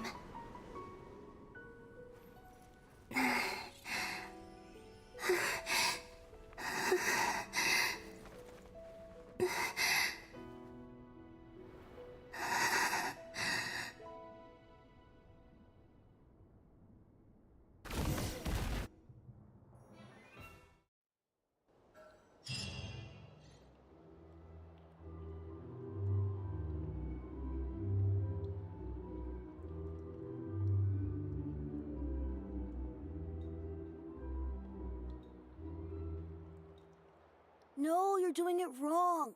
The moon looks like this now. What are you drawing, children? The new moon, Mom. It looks different than before, doesn't it? Also... Can I go buy a sugar sculpture today? Please? Just one? All right. I suppose today is a special day after all. Almost like a festival. Extra, extra! Get the latest Nasha Express here! Post-disaster report! Nasha Town reborn beneath a new moon! The voyage begins today! The future looks bright thanks to the League. Want a copy? I knew things would be different. But I didn't think that would include the moon. They say a new moon goddess has been born. A new moon goddess? Who's saying that? The Frost Moon Scions? I guess so. I'm not too clued up on the details. As far as I'm concerned, the moon's still in the sky and it's business as usual. Hey, since we've come all this way, shall we grab ourselves a free meal while we're here? Are you a convert now? Or are you just here for the free lunch? Oh, come on. What does it matter? After everything we've all just been through? That smells good. All right, that's it. I'm hungry. Time to eat. Come on! We gotta get there early, or there won't be any good spots left! Shh, keep it down. This is a residential area. What if people are still sleeping?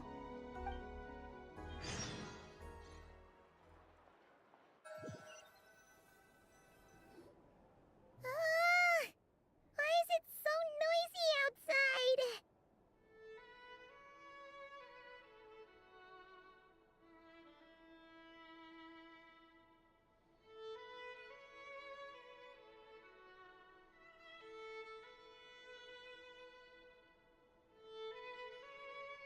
It's okay. Paimon was pretty much awake anyway. It's been so long since we last had a chance to relax, huh? Feels like time is moving slower than usual. What about you? Did you rest well?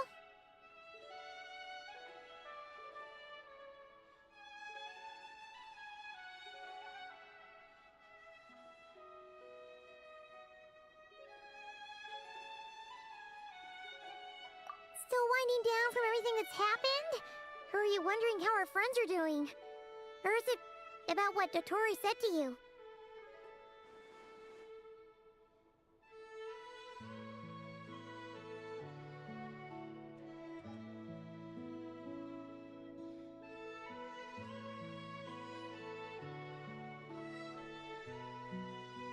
Okay, if you say so.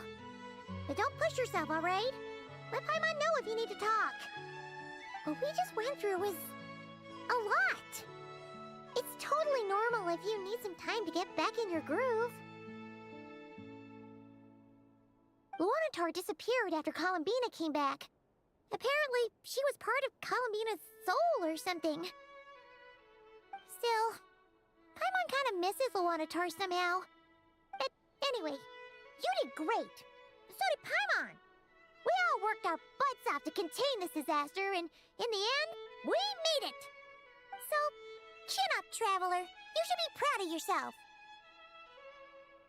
Hey, don't poke fun. You should be glad that Paimon's growing as a person. Paimon didn't think you'd mention it.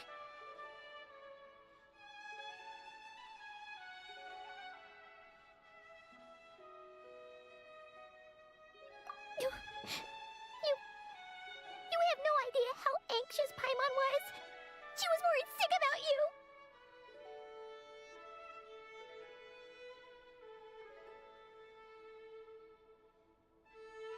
Well, if you really want to show Paimon you're sorry, you're gonna need to make it up to her. You better be ready to splash out on a lavish meal.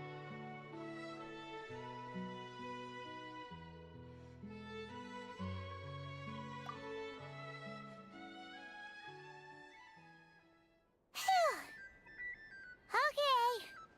Paimon's full now.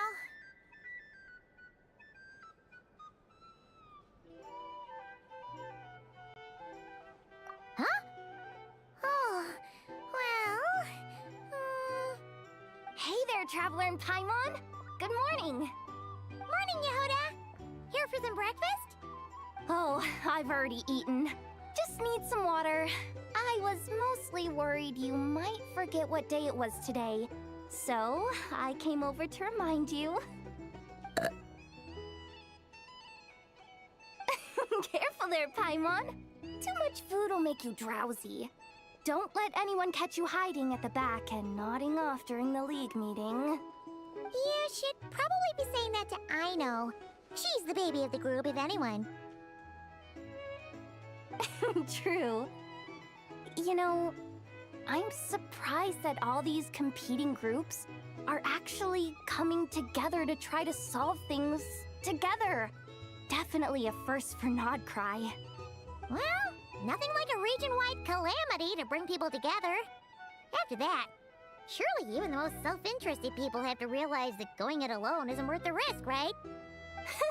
Try telling Boss Neff that. She's not exactly convinced that people are gonna get with the program. Really? But if she's so pessimistic about it, why'd she agree to be the Curatorium's representative in the league? Probably 'cause even though Unity sounds like a pretty far-fetched idea, the benefits it would bring make it worth a shot. I think things will work out, though. I swear, Nodcry feels like one big family now with everything that's happened. More than it used to, anyway. Paimon's with you on that one. And it seems like plenty of other people agree, too. Just listen to the bustling streets. All right. Everyone's been rebuilding these last 2 weeks, and the evacuees have been coming back in droves. Life's slowly returning back to normal. Which means my workload's probably gonna shoot back up. Were you about to head out? There's still some time before the ceremony begins, you know. Yeah, we were gonna take a stroll around the square and say hi to some friends first. Sounds good. See you later then.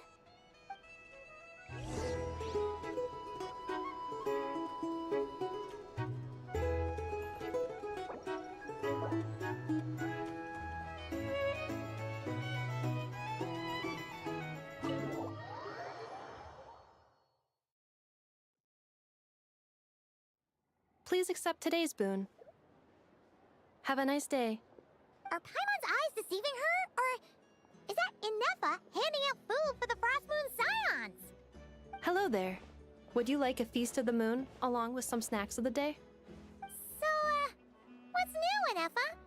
It was only a few days ago when we last saw you, but it looks like you've joined the Frost Moon Scions in that time. And I know too? What are you talking about, Paimon? We're just here to help. Duh. In the wake of the disaster, it's all hands on deck. We responded to Lama's request for support. At times like these, the smallest good deed can inspire others and help them through the hard days ahead. And we're using eggs and heating tubes to make that a reality. In true Kromkake Craft Shop style! Enough! Did you hear that? The Traveler said I did good. The Traveler! That's because it's true, I know. Proposal. If you can resist eating today's dessert, I will provide you with compliments, too. No way! Well, that proposal got shot down quickly. I need something to get me through the hard times too, you know. Mom! Yes, dear. Go right ahead. Excuse me. Could I take a photo with the robot lady? She helped us get safely out of Notcry, and she helped us get back home too. She's the best. Of course she is. And since I'm the whiz kid who built her, that makes me even better than best, right?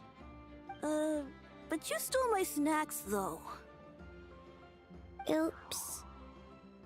Shall we move to the open space near the center? The view there is better.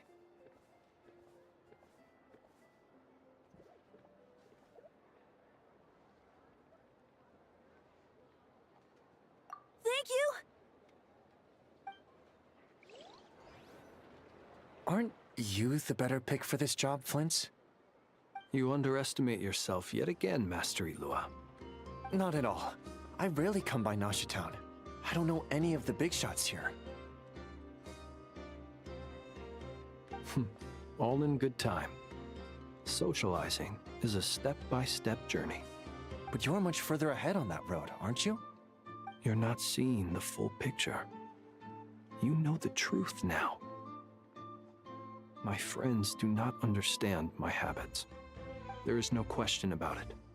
The Lightkeepers need a representative in the League. Someone who is upright, cares about other people, and can realize their self-worth through group action.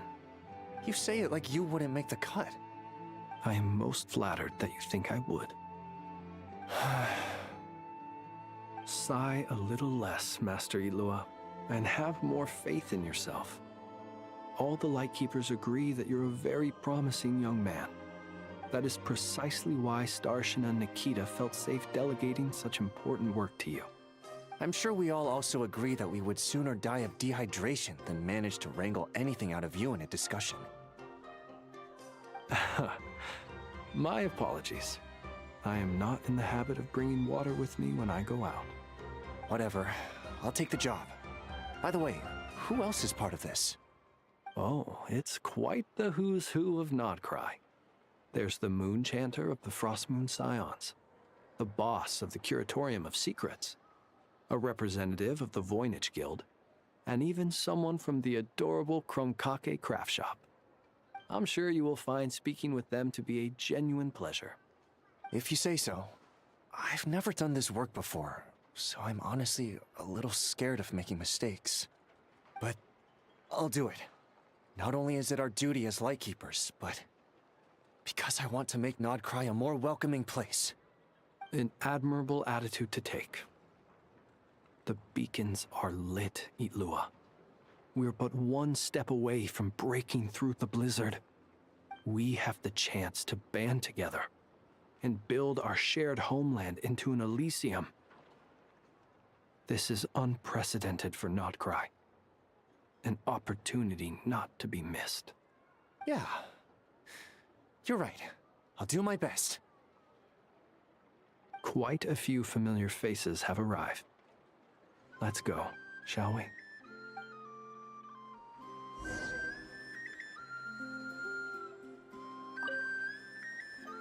You look so cool when you fly, Miss Robot, and when you use your spear, too! And even though you took my snacks, it's pretty cool that you can build stuff like this. You've got so many inventions. It's amazing! Also, Micah, we need to go now. 1 second! Please take this Feast of the Moon, as well as some snacks. Share them with your mother and your lovely family.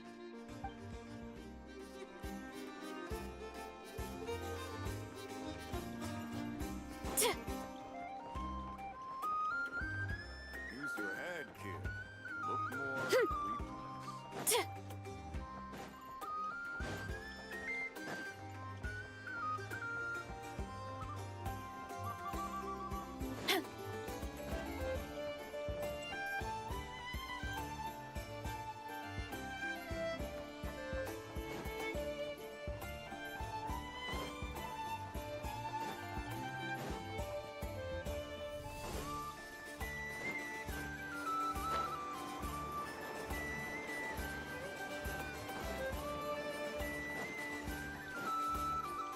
Running late again.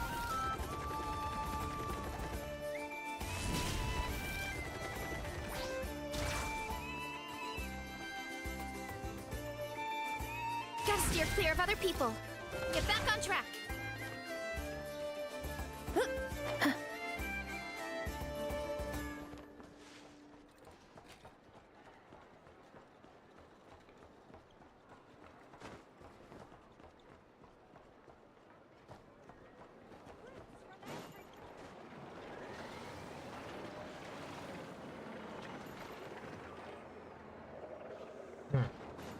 Here. Time to roll.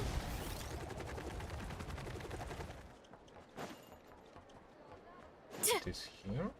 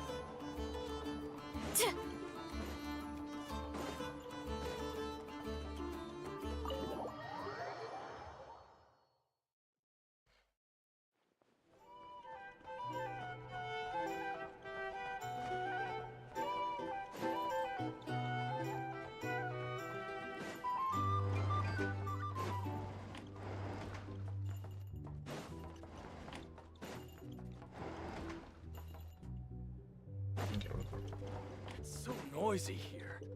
Back in my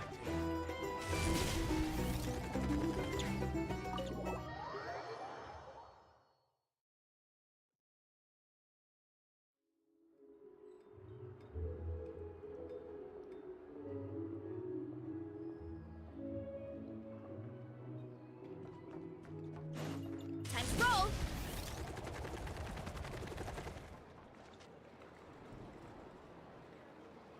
Wow! Everyone's here! You seem well rested. I know no one's asked, but I'm sure you all want to know, so let me just say, we're doing great. Thanks. Well, great, but not perfect.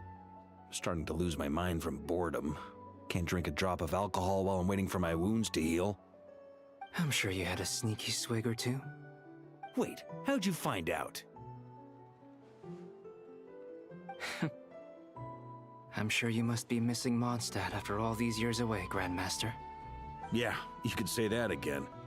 Every time I get news from Mondstadt, it makes me want to go back and see the place for myself. Honestly, once things are wrapped up here, I think it'll be time to head back home. Hey, looks like someone's taking the stage. Can everyone see okay? Anyone need a boost? I'll just listen from the back. It's fine. You're taking this pretty seriously, huh, Durin? Well, it's not every day that I get the chance to see how people speak in official settings. Soak it up like a sponge. I'll make sure you get a chance to practice for yourself later down the line. Actually, I know just the thing. You can debrief the Knights of Favonius for me. Mr. Varka, are you forgetting that I'm not a Knight of Favonius? I can knight you. Any particular title you'd like? Is he joking? I really can't tell. You'll have to figure this one out for yourself. It'll be a good learning experience. It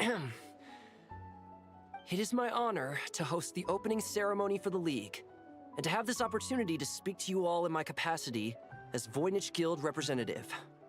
Could this person also have been pushed onto the big stage by the real big shots? Guess I'm not the only one then. We come here today, having weathered the trials and hardships of yesterday, and having learned from them the importance of unity and cooperation. All right, here we go. Uh-oh, looks like Aino's off in Dreamland already. Wait, Boss is looking kinda drowsy too. What's up with her? Come on, get this speech over with already. Nodcry is our home, the land we rely on for survival. And as we chart a course for the future, may we persevere through the storms ahead as we sail towards a new era of prosperity, freedom, and hope.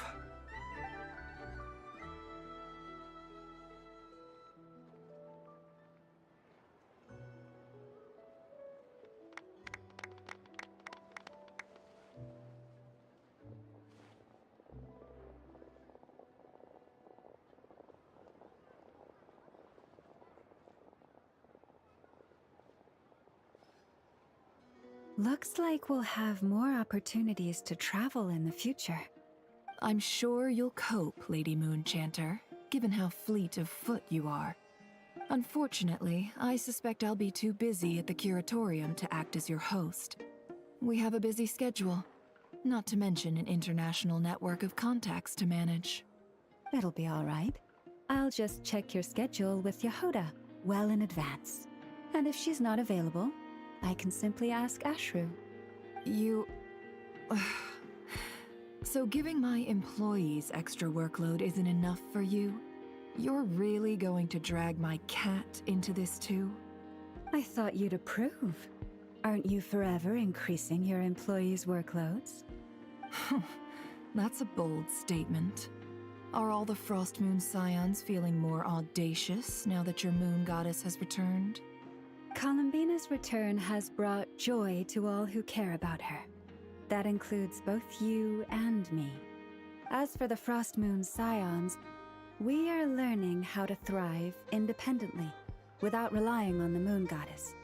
It is up to us to make our home a more livable place. Joining the League is one of the steps we are trying towards that end. I like the word try. It's nice and non-committal. You can opt out at any time and still say you tried. You don't see a bright future for the Frostmoon Scions? Or did you mean the League? I'm just not as optimistic as you. The Frostmoon Scions should count themselves lucky that they have a leader as stubborn and enterprising as you. But Nodcry's a big place, with all kinds of people. Most of them don't enjoy answering to a leader, or even listening to reason. Well, that's where you and your methods come in. Unless the Curatorium of Secrets is only here for appearances. For now, yes. And that won't change until this venture becomes worth my while. What would make it worth your while? Getting out more than I put in. Right now, I'd barely break even, but I'll grant that it's a good start for Nodcry. Then maybe it's worth a try. All right, you can stop now. Or do I have to join the Frostmoon Scions before you'll get off my back? You'd be very welcome to join us. Hey, you two! Congrats on all your hard work! What are you chatting about? Nefer was trying to dissuade me from adding to her employees' workload. Also, she's considering joining the Frostmoon Scions. Sorry, what? Your conversations are always the most interesting.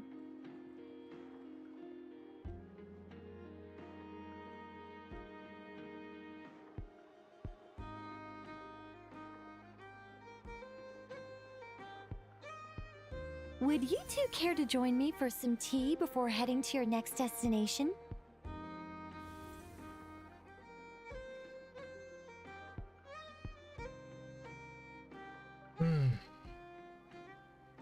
Nicole? Wait, where are you? Aren't you gonna show up today? Sadly not. I'm otherwise occupied right now. I'm sorry, Paimon. I can hear how disappointed you are. If it's any consolation, let me say that how things appear on the surface is a far cry from what they are at their core. Perhaps you'll feel better if you focus on the fact you have a special line of communication with the great mage herself.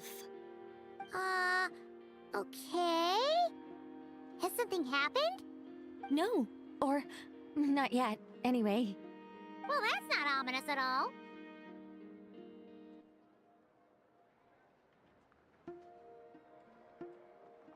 Not for the time being.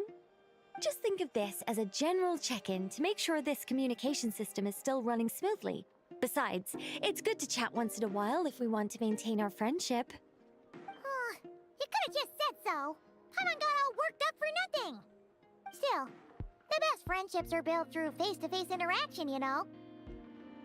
It's never gonna stop being weird having tea with you when you're not there and just talking to thin air. All right, fair point. I'll bear that in mind for next time.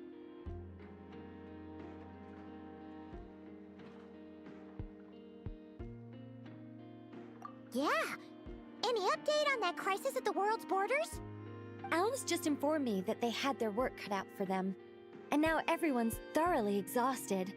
But they did finally get things back under control. Still, we can't let our guard down yet. The disruption caused by this disaster has made Teyvat easier to detect from the outside universe. She plans to wait for things to stabilize, then reschedule her Mondstadt vacation plans.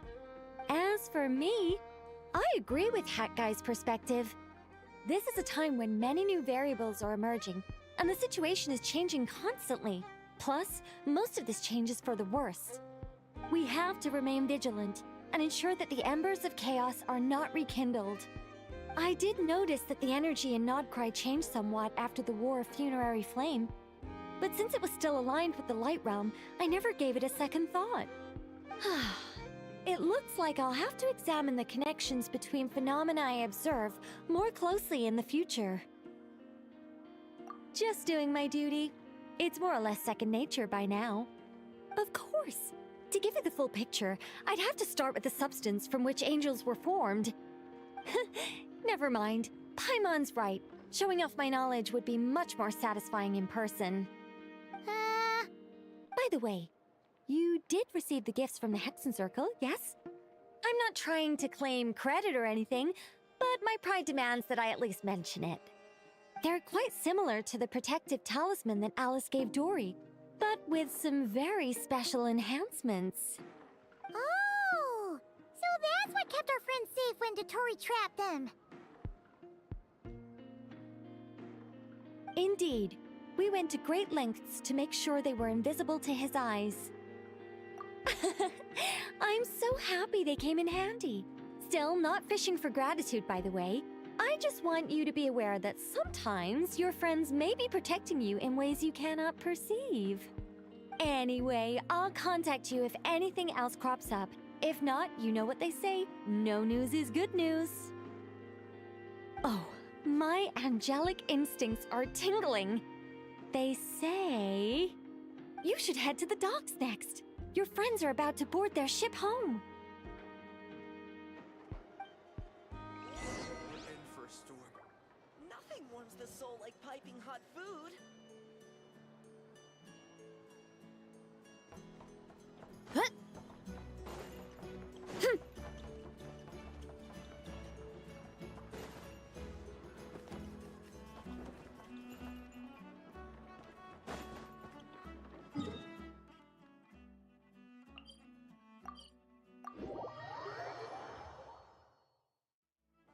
It is quite big.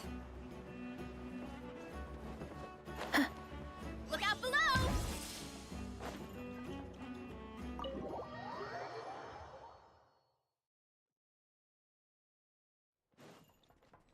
You're still here, right?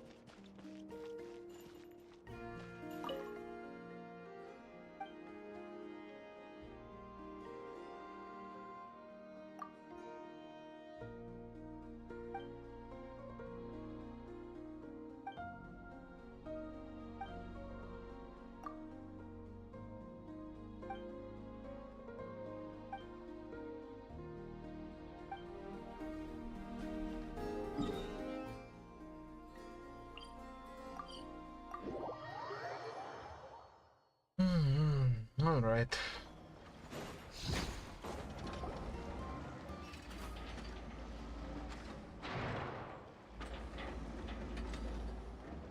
You're here. You're here too, Hat Guy. Are you heading back together? No, I'm bound for Sumeru, and she for Fontaine. We just happened to cross paths at the harbor. Everything seems fine. Sandrone may have an abominable temper, but she's always been very responsible with important calculations, and things entrusted to her by valued friends. You always speak as if you know us inside out, Mr. Hat Guy. Maybe I'm just a good judge of character. I certainly hope that's all there is to it. Regardless, you have been a significant help in this matter. For that, you have my gratitude. I didn't do anything special. Sandrone's the one who completed a seemingly impossible formula and turned the tide of the entire battle, even giving her life in the process.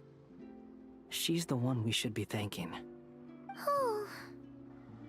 Even we were unaware that Sandrone had hidden the real formula inside Polonia's body. She managed to fool Dottore into thinking the formula was running in her system by installing an identical-looking decoy within her. She probably realized that she didn't have the strength to stop Dottore. But this way, she could at least get him to lower his guard. She always worked like that. Always had a backup plan. Well, that's why I'm traveling to Fontaine. She made a request of me long ago, and the time has come to fulfill it. Think of it as her will. She said that should she ever fail in a mission, she'd like me to deliver her core and Polonia's to the Fontaine Research Institute. She also mentioned that she had made arrangements for people there to set her affairs in order. Some of her personal effects, such as her notes, were left to me. I've decided to take them back to the House of the Hearth, for safekeeping primarily, but also as mementos, I suppose. However, there is one book among them that I'd like to leave in your care. I'll have someone deliver it to your residence at the flagship at a later date. No, I was specifically warned not to tell her. This is her last wish, and I will abide by it. I can only hope so, but none of us here can know for certain. I bade farewell to Columbina earlier today. As promised, she turned the iridescent moon's marrow over to me. She spent a long time with Sandrone's body, saying her goodbyes. Oh, is she alright?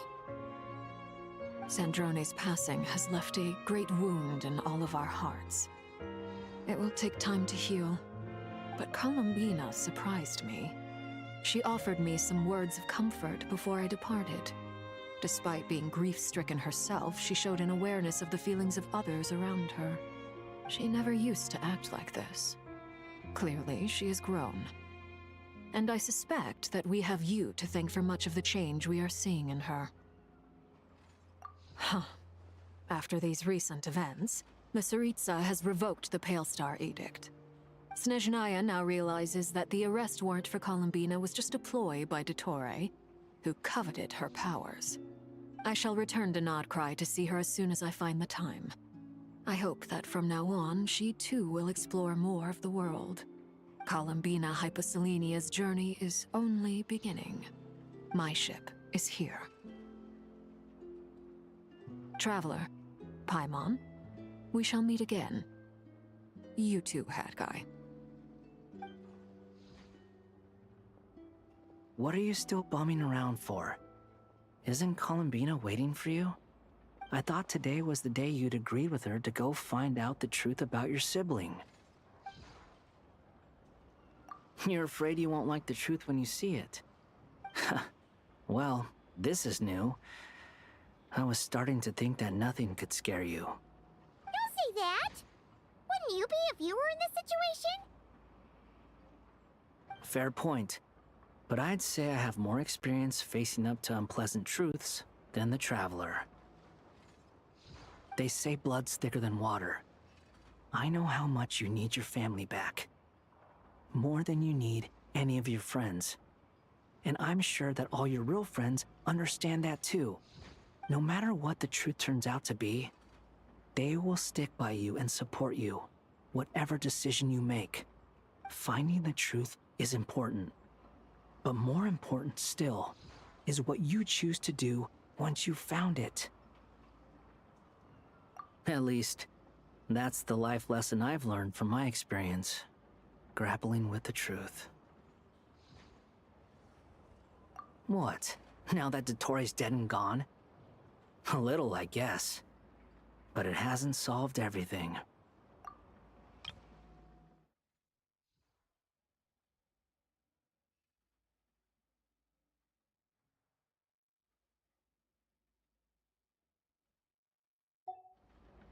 Maybe I regret not getting to end his life with my own hands. Or maybe it's something else. But for whatever reason, I still feel like I have a chip on my shoulder. Either way, I'm going back to Sumeru. Lesser Lord Kusanali is gonna need help dealing with all the chaos Dottore left in his wake.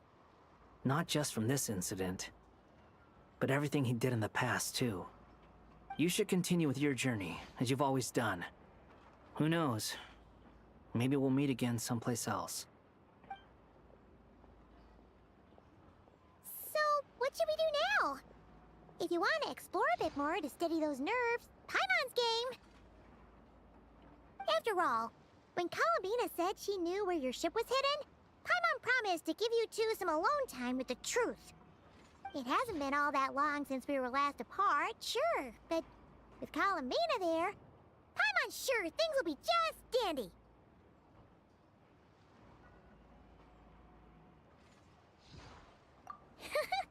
Ain't no biggie. Paimon might be all about that food and fun, but she knows how to do right by people. Paimon's sure you'd prefer to digest the news about your brother in peace. But, no matter what you see, just know you can share it with Paimon. Of course, as long as it's not super private.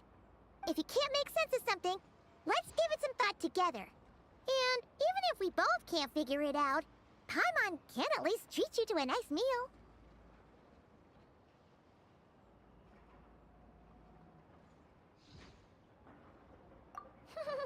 Glad to hear it. Feel better now? Alrighty. Next up, time to meet with Columbina.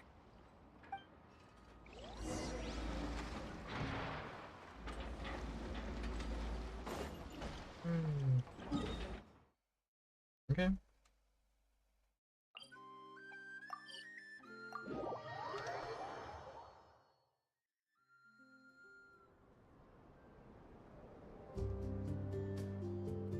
Columbina, we're here! Can't quite believe we're meeting out here. We've gotten used to walking over to Silvermoon Hall whenever we go see you. Well, you're still welcome to go there whenever you want to see me. It's just, now that it's all over, I've decided to make some changes. Try and fit in with the Frost Moon Scions, like Llama suggested.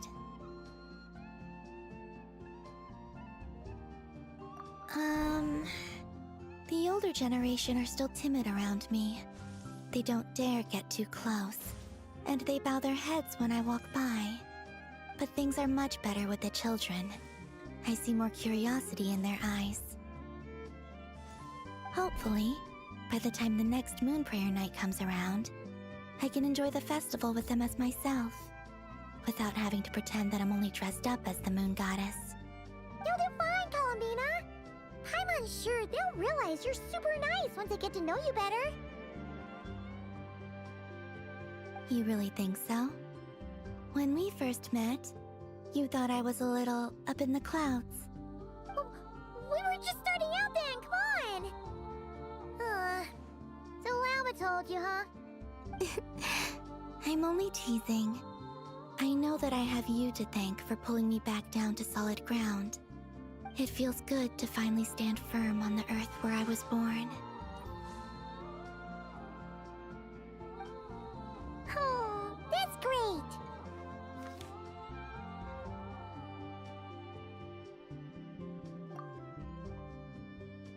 Thank you. I'll make sure not to lose it this time. Well then, are you ready?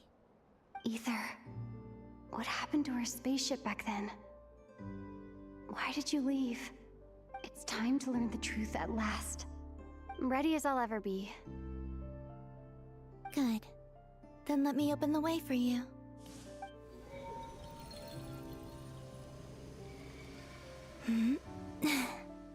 Where does this lead? To our shared destination. Huh? Do you remember me telling you about my missing prologue back when we just met? I said that my story began on the moon. But while I was inside the moon's reflection, I realized that my prologue was really hidden in the future. I just had yet to discover it at that point. The story of the time before I was born was in fact the story of my distant future. It's truly fascinating. But When I obtained the Trilunar Authority and returned to our present reality, I sensed something I hadn't expected. Your prologue. So you mean... Yes, your spaceship. All this time, it has been hidden on the Frost Moon, which lay beyond the sky. The great ruler of the firmament. The heavenly principles. Wait, them? Why would they do that? I don't know. Perhaps your ship contains something that is incompatible with Teyvat. Or something that cannot be known. Oh, did I pick a bad time to say this? I know it must have been hard to work up the courage to do this. Maybe I should have waited until you were on the moon, with no chance to back out. That would have been kind of mean, you know.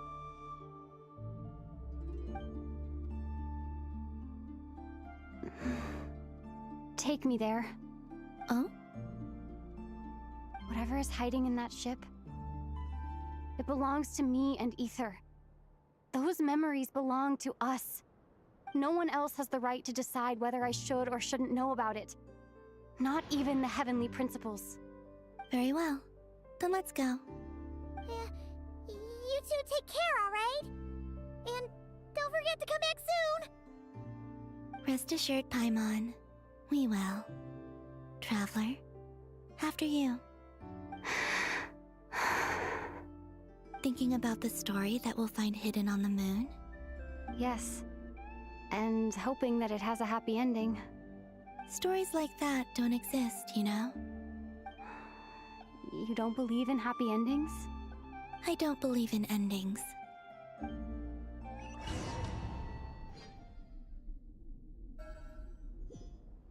Where am I? This is the pathway I built between Teyvat and the Frost Moon. The moon is very far away from us, so it could be a long journey.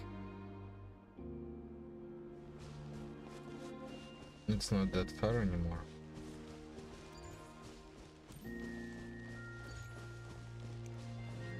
After I obtained the Trilunar Authority, I unwittingly saw past events from many of my friends' lives. One was Lauma.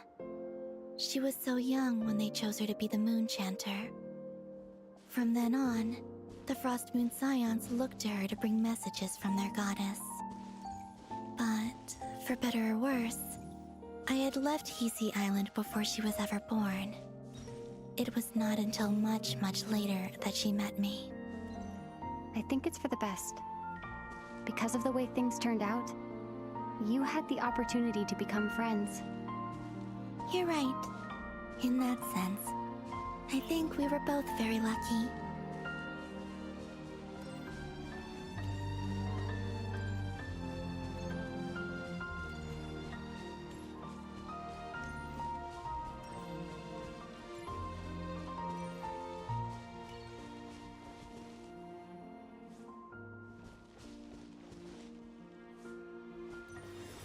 Oh, and about that mage, Nicole. I only recently learned that she has lived in Teyvat since the time of the Three Moon Sisters. The Moon Goddesses always had a good relationship with the angels. I suppose our friendship continues that tradition.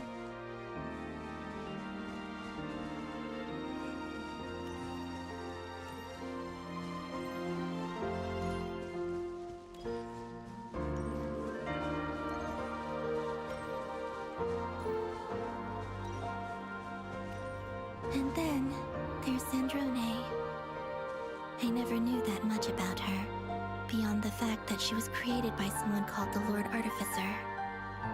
She, too, suffered for a long time before joining the Fatui.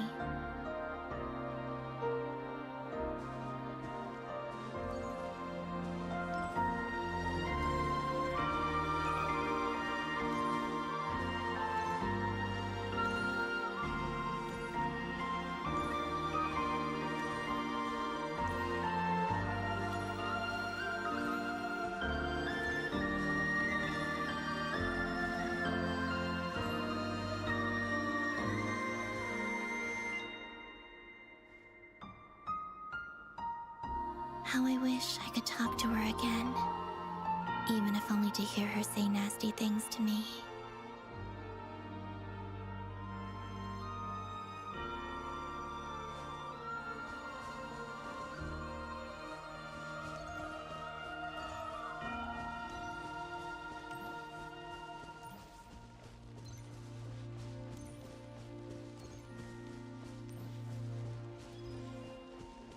Also, I saw your sibling's story. I'm afraid I didn't see much. It seems that he rarely came to the surface, where the moonlight shines. But I did notice that back when you first set out on your journey, he would often appear nearby, gazing at you from afar with a guilty look in his eyes. Ether... Let us speak no more of the past. I probably shouldn't reveal so much about my friends. It's not my place. Let the moonlight carry us forth. We are very close now.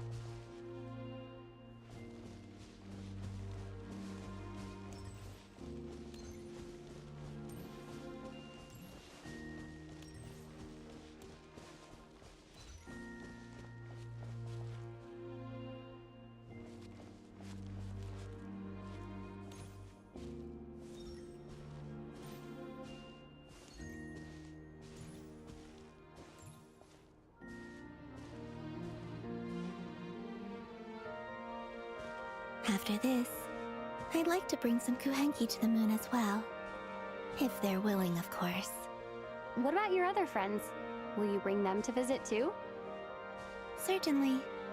But I'll need to tidy the place up first. This home hasn't received any guests in a long, long time.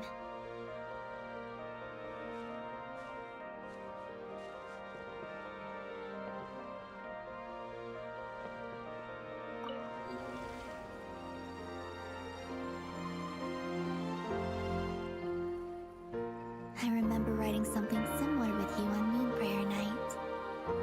I believe it was called... Dodoko's Whirligig. Yes, that was it. You asked me if I was afraid to return to the moon, and I said that I was. The idea that I had gained something precious, only to lose it so quickly. That frightened me. But I'm not afraid anymore. Besides, this time, we're traveling together.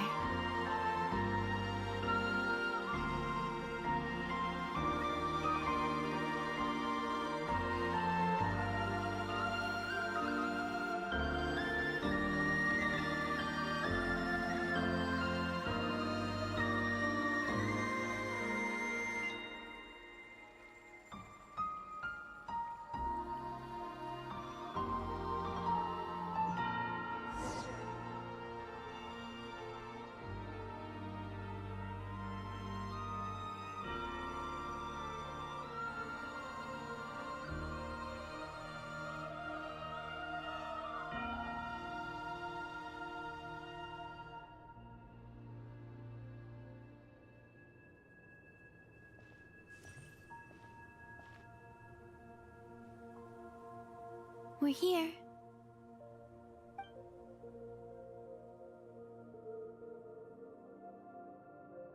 Over there.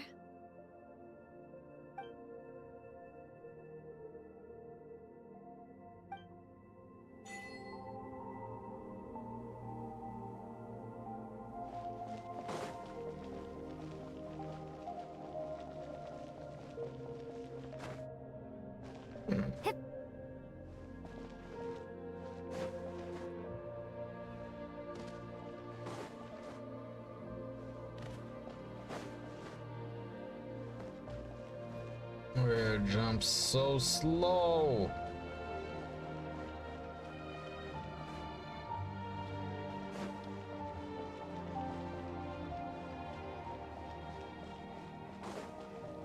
This looks like a neat place to figure out and discover.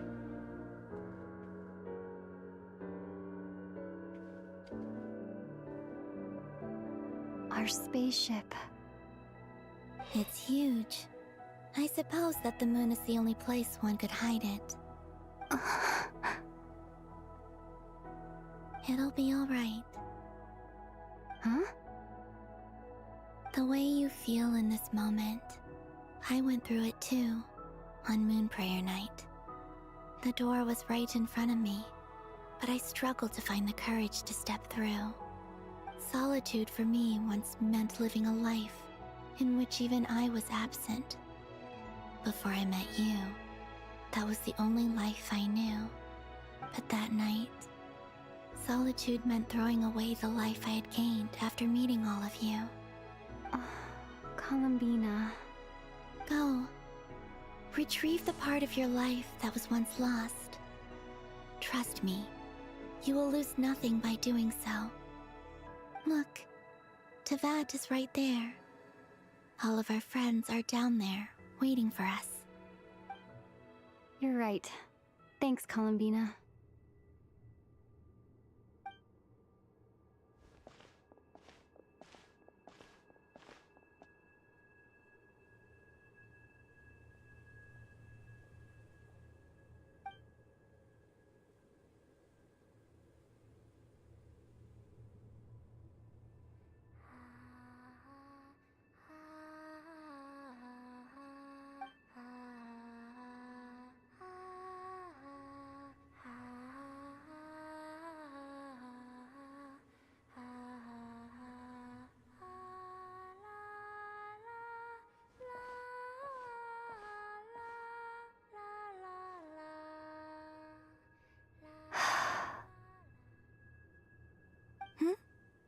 Finished?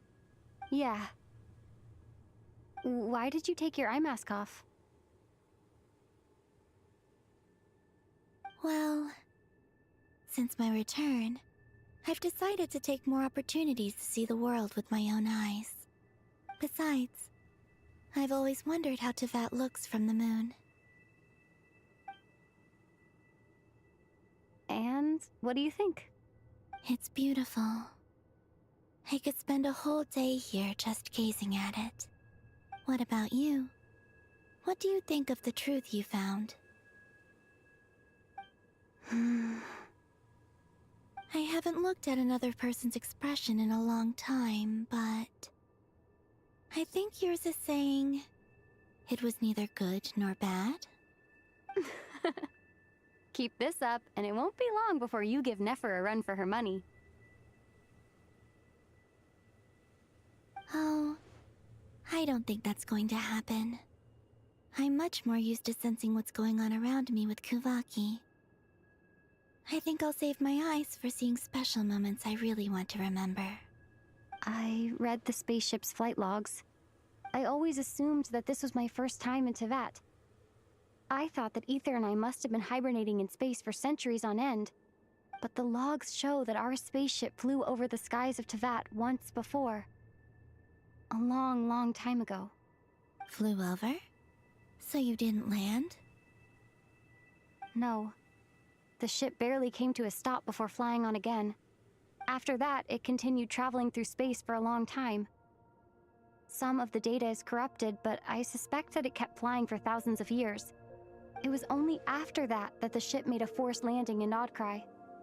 When Ether found me, he came from outside the ship. Could this mean that he left the ship long before I did?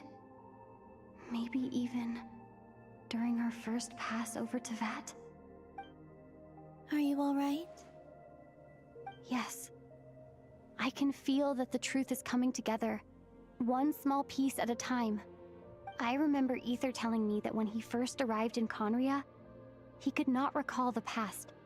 So this might be something that even he doesn't know. Here, I made some space for you.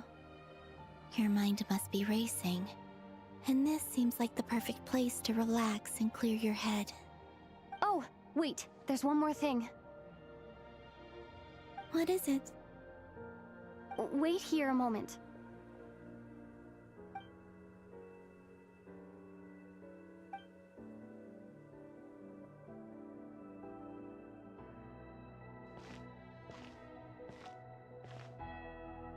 Hey, Columbina.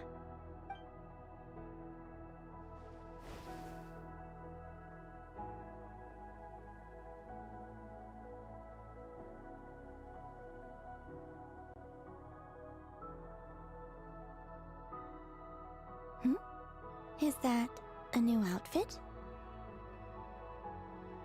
An old one, technically.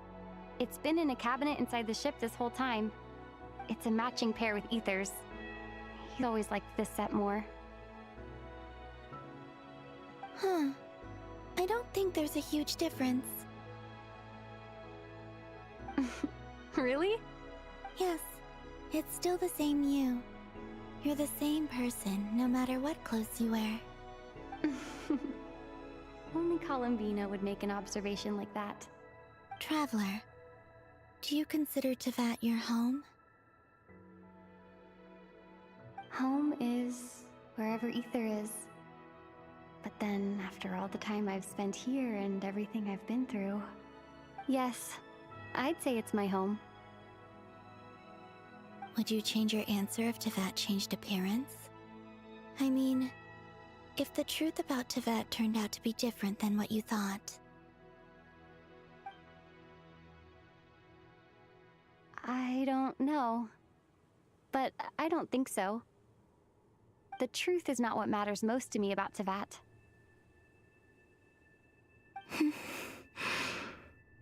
When I was first born, I longed for a home.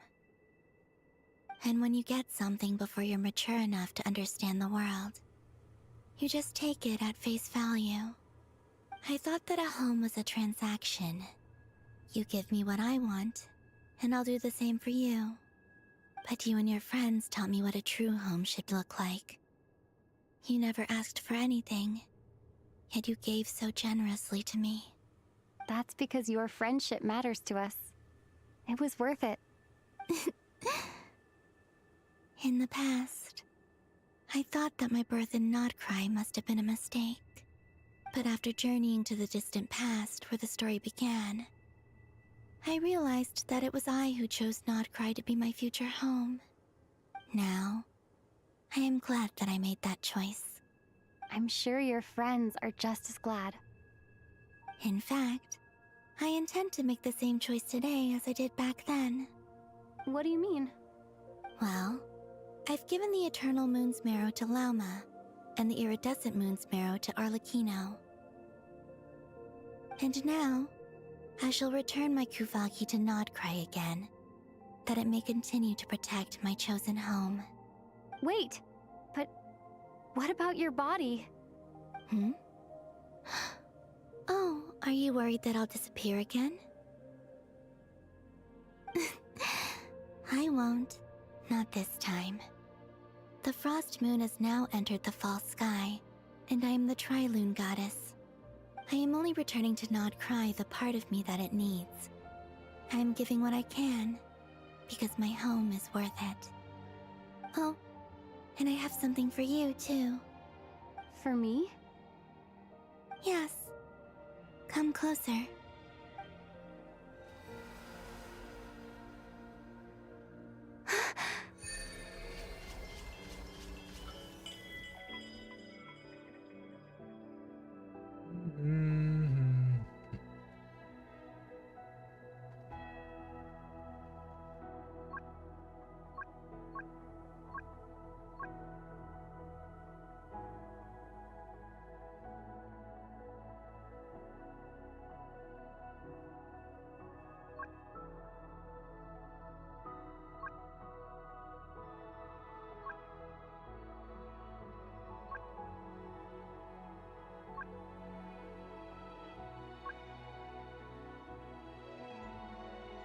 What was that? I lifted some of the restrictions this world placed on you. I trust this will help in your future adventures. My power. It feels like it's grown. I can use the elements more freely now. Thank you. This will be a great help. You're welcome. I see you as family, and after everything you've done for me, In fact, no. It's not because I owe you. It's because you're worth it. Here, this flower is for you.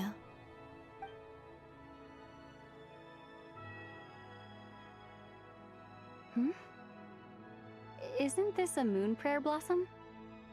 Yes. Don't worry. You will never see these flowers lose their color again. I'm finally discovering the joy of giving. How I wish I'd learned this sooner. Hey, better late than never. What are you thinking about now? Why don't you take a guess? You get one shot. I don't think I'll get it in one guess, but I'm sure it's a happy thought. That's kind of a sneaky answer. I can't say you got it wrong. Down into that, the moon seems so far away. I felt it might always lie beyond my reach. But on the moon, everything feels so close by. The haze that once enshrouded the skies has finally been dispersed. I feel like a traveler on a winter's night, starting a new chapter in my tale by the warmth of a bonfire. I don't have a lot of luggage, but I do have a lot of hope for the future. Well, what's next? Next? To start with, I want to stay here just a little longer. After that, let's return home and continue our journey.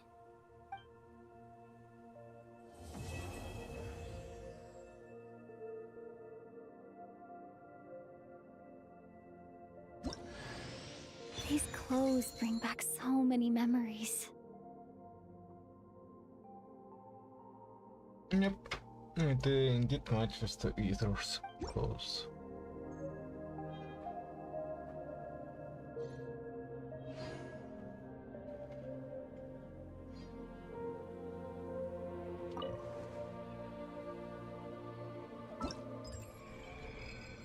Ah, come on.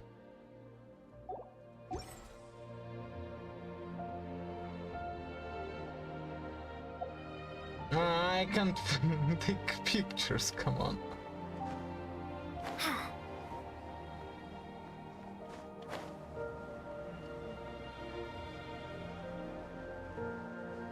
Okay, flying here is much better.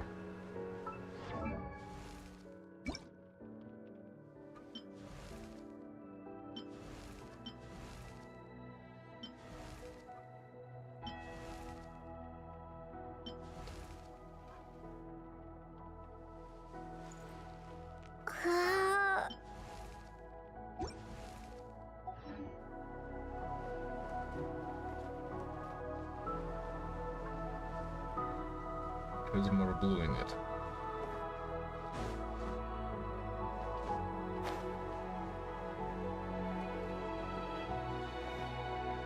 So much more agile when I'm using a glider.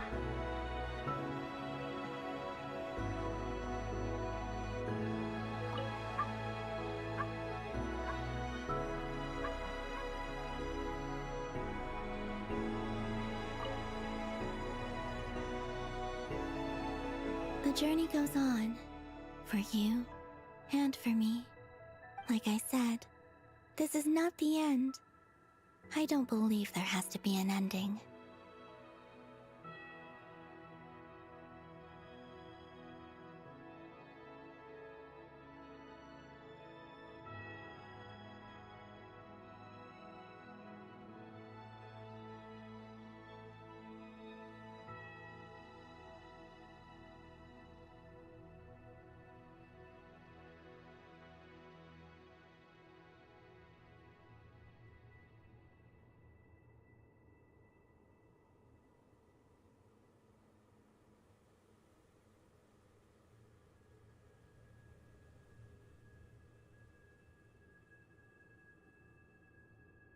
Oh, is that your next destination?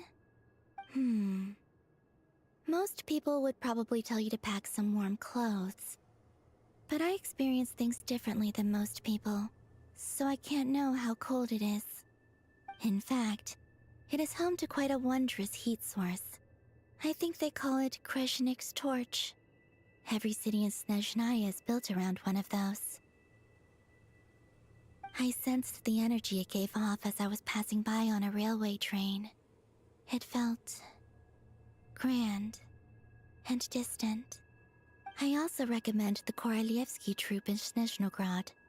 They give performances quite regularly, and entry was free for Harbingers. I liked them a lot.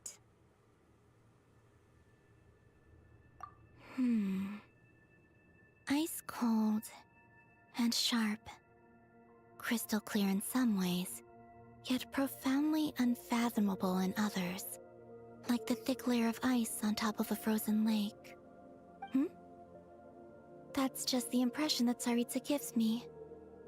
I was never able to glimpse what truly lies beneath that icy exterior. In fact, I don't think the people of Snezhnaya even know what kind of power their god wields. Maybe that's because the Tsaritsa herself has never acknowledged, nor accepted that power. There's Regrator, the Rooster, and the Jester. Between them, they control a lot of what happens in Snezhnaya, but I can never wrap my head around how exactly power is split between them. I just know they are each responsible for many specific domains. I noticed that the Rooster and Regrator often appear to get along on the surface, while working against each other in secret. And theirs is not a friendly rivalry. But I wasn't particularly interested, so I tended to keep my distance. Now that I think about it, the term Mistelton often seemed to come up in connection with Project Stuja. Once things settle down in Notcry, I'd like to explore the world beyond Snezhnaya. You've told me so many stories about the other places you've been to, and all the friends you've made there.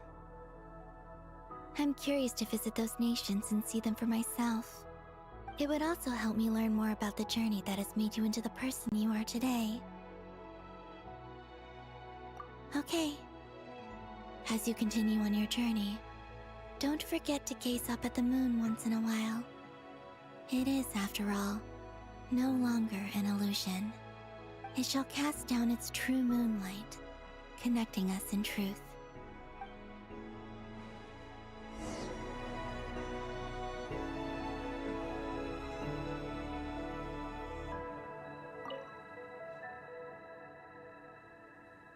The journey goes on, for, like I said, this is not the end, okay? It shall cast down its...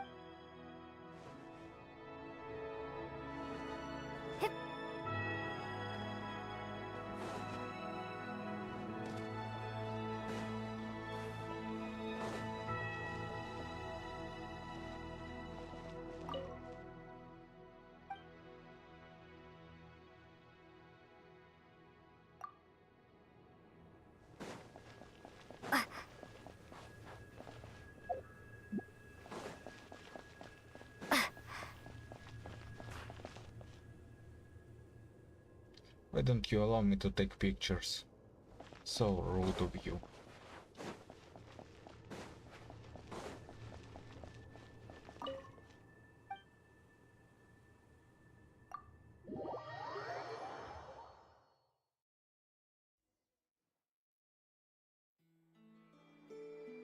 To Jean, acting Grand Master of the Knights of Favonius.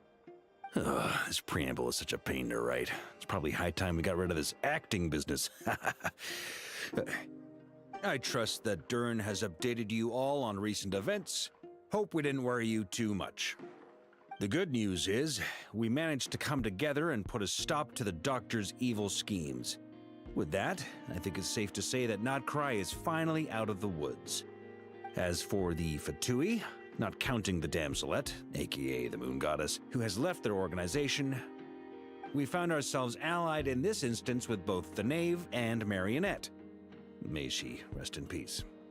As ever, we find ourselves better off for making friends rather than enemies. But until we can ascertain the Tsaritsa's true intentions, the future remains uncertain. In a short while... Wait. How am I meant to surprise everyone if I tell them in a letter that I'm heading home? Well, that would be a huge waste. Okay, got it. I will begin sending the expeditionary team back home in waves. I'm sure they'll be able to answer any questions you still have. I hope they won't gloss over the details of my many heroic deeds, but if they do, I'm sure it'll be because they're just too exhausted from the long journey. I think of Mondstadt daily. Please give everyone my best regards.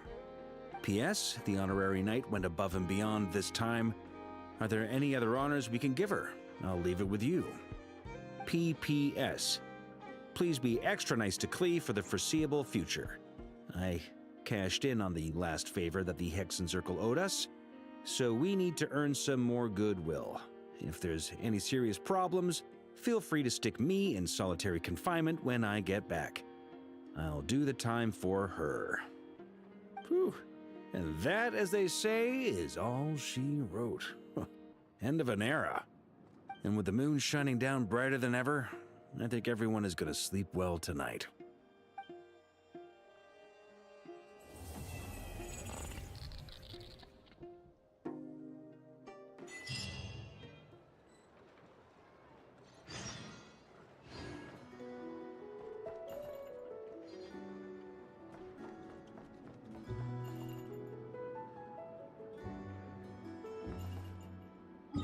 Teleport waypoint unlocked. You mean what? The moon?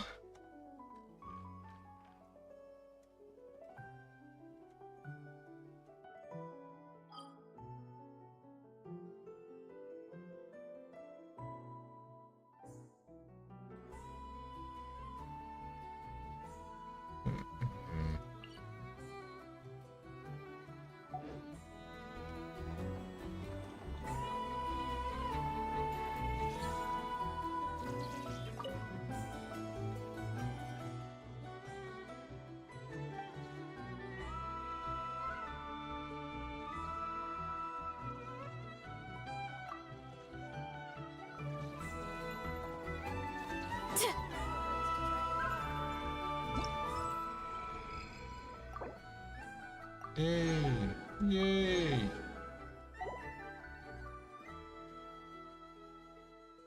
Oh, Neutron's domain. Of course. It is here.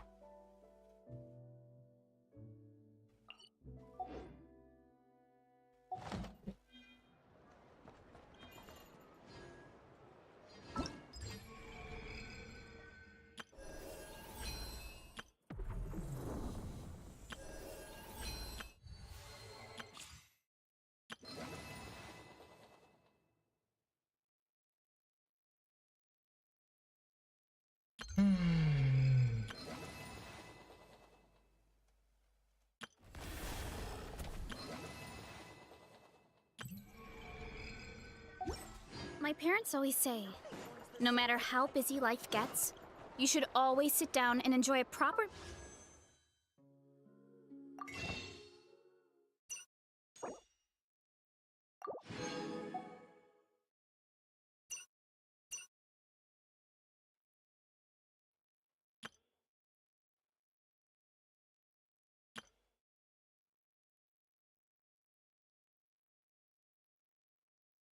Wait, I thought it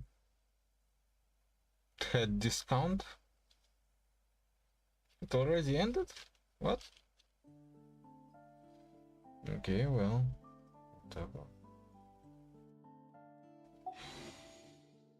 When you get hungry, what I like to do is stack my plate up high, then squash it all down.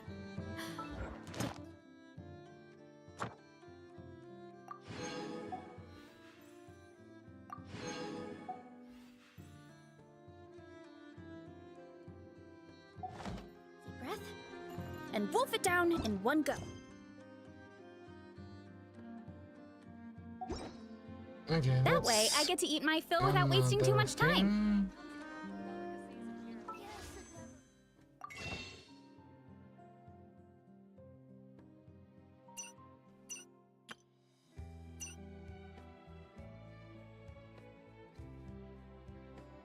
It's remaining 2 days, okay. Oh, I gotta wait for tomorrow.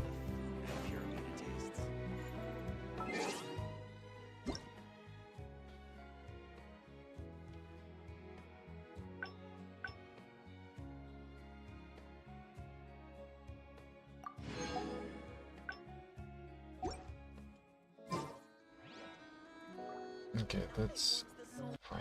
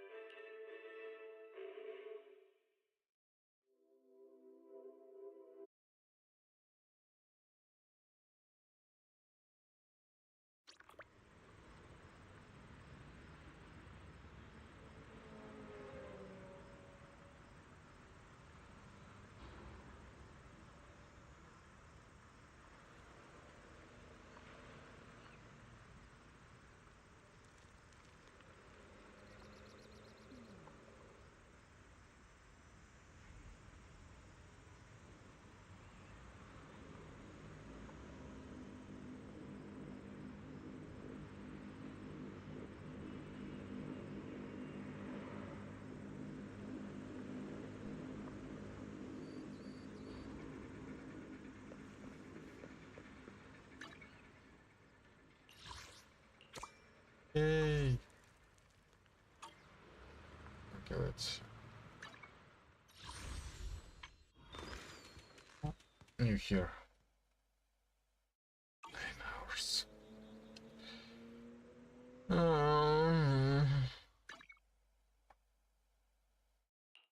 Here it is. Really want to take a break.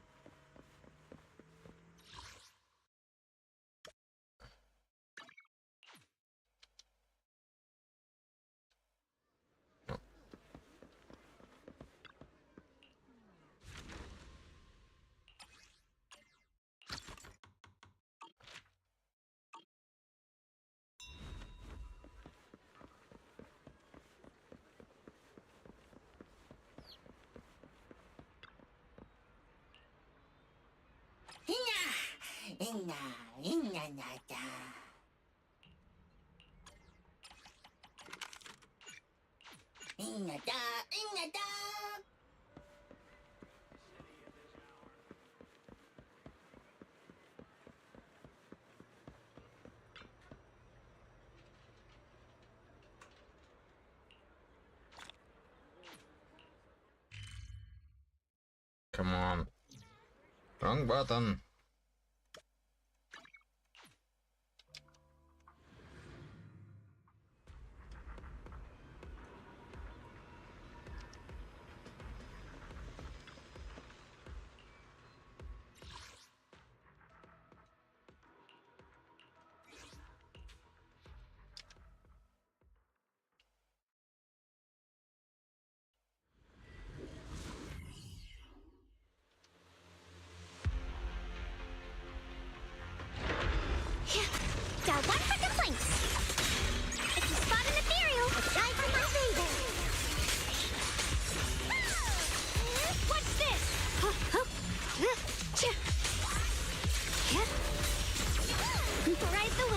now connected with the gold star. I'm right here.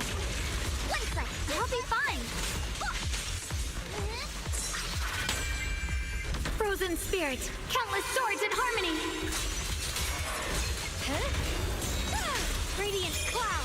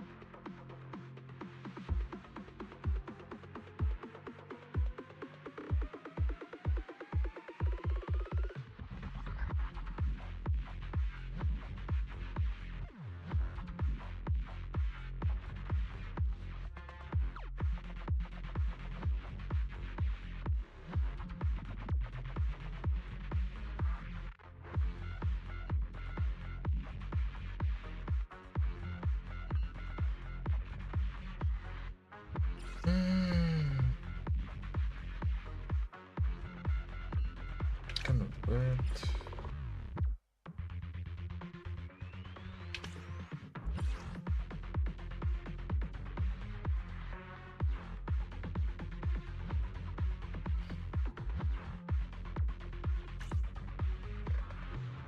No, though.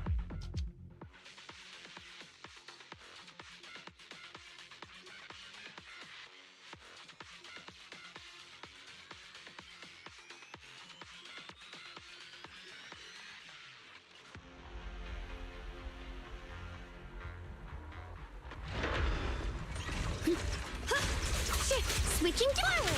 Turn around! Smash them!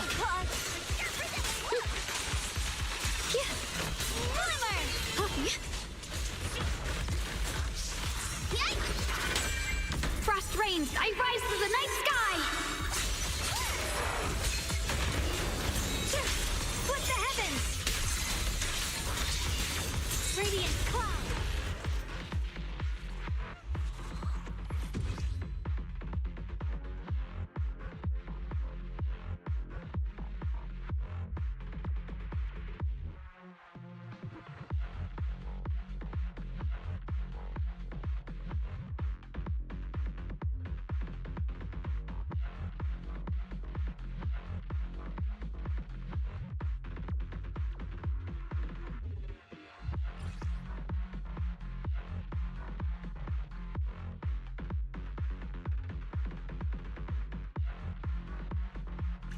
Okay.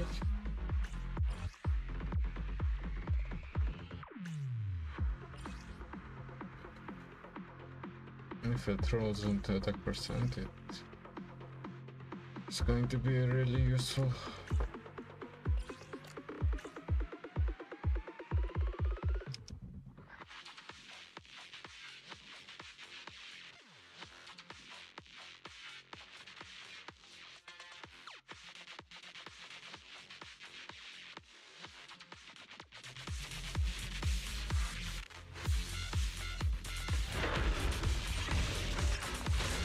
Is it intercept? Seal! Break! Leave it to me! I'm free as the sky.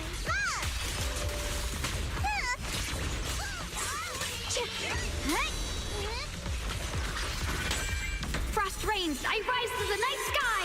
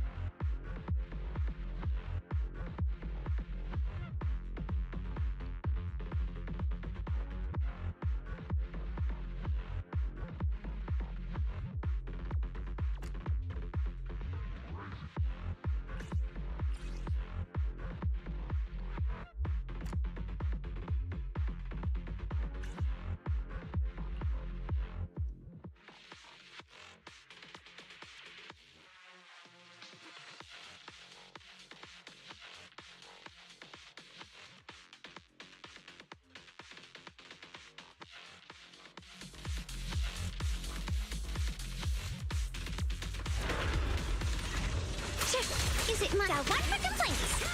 If you find it right now.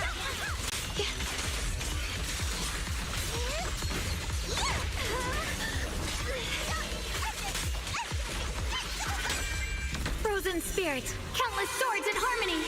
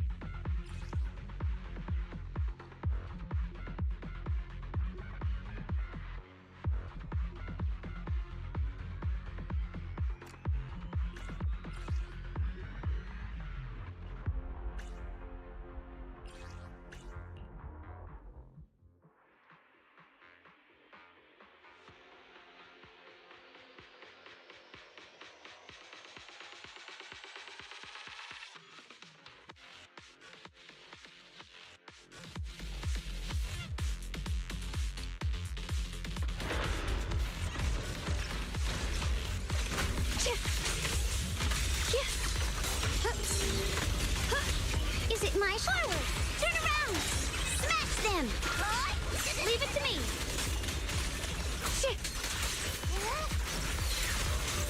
What's this? Ride the wind. Right? My move. One strike. You're now connected with the Gold Star Set. Frost reigns, I rise to the night sky!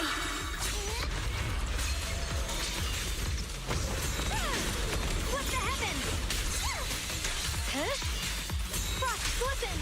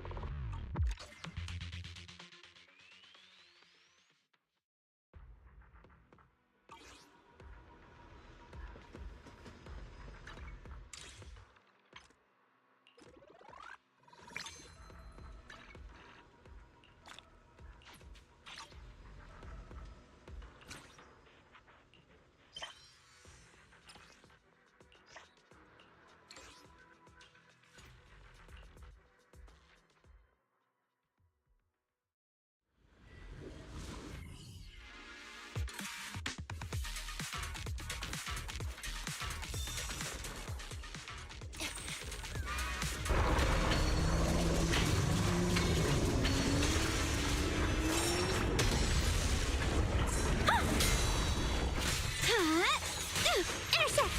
Seal! Break! A little reward.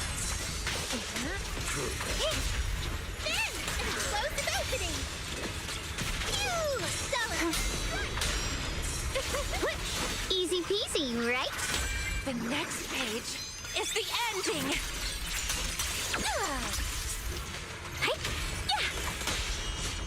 Oh, my turn then. Wanna play a game? Let's cool things down. The story ends here. Noise, be gone. Ice is cracking.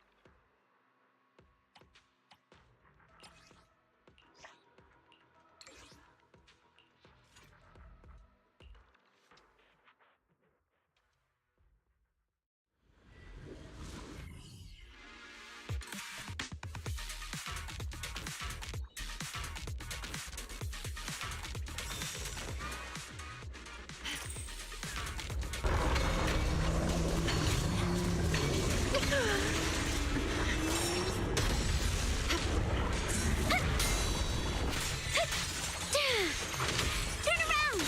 Smash them! Intercept! Pretty cool, huh? Where are you going?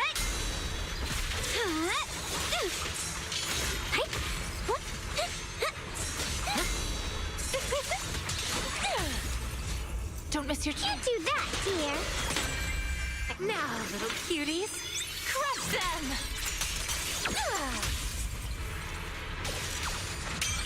The story ends here. Noise, be gone. The next page is the ending!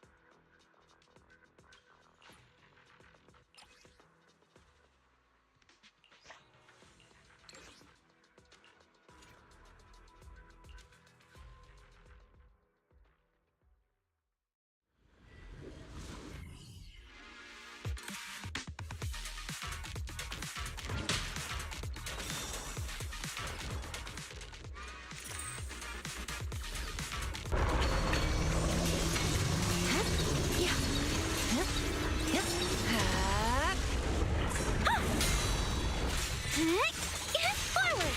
Turn around! Smash them! Got one for complaint! Pretty cool, huh?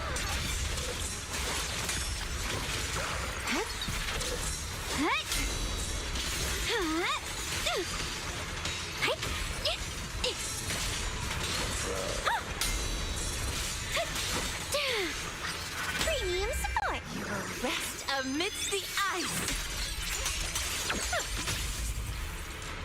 Slumber in the mist. Let's cool things down. Let's break the ice.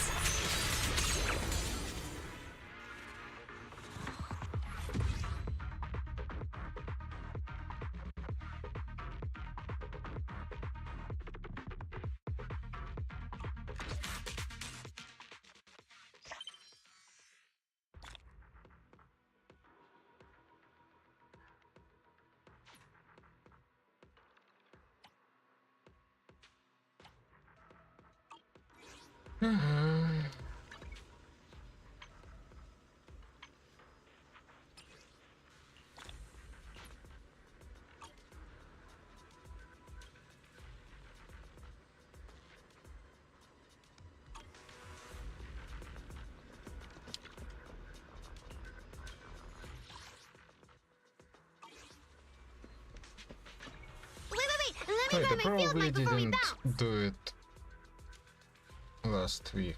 No, I did probably. Let me finish my cup of hot water. Completed everything, right? Yeah. Don't need more.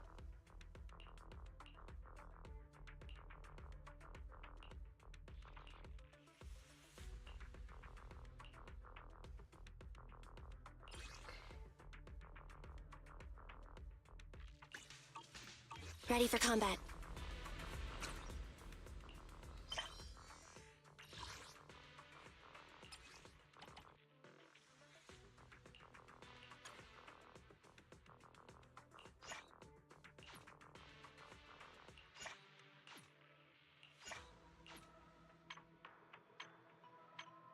You burn that and butcher.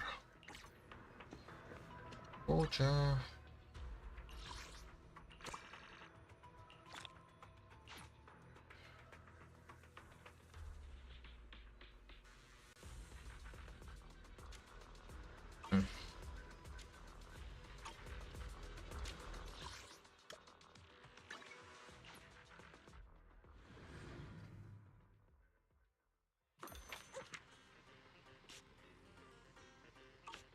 No, thank you.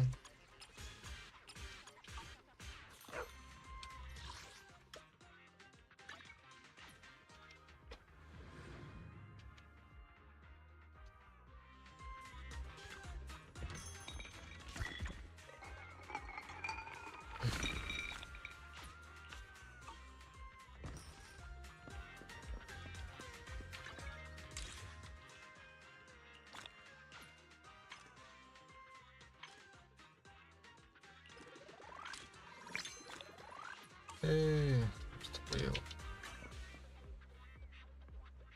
Okay.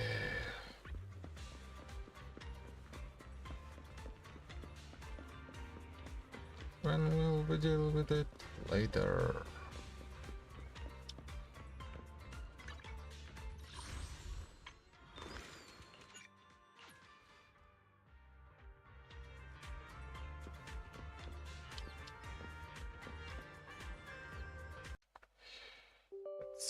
Need to be dealt with later.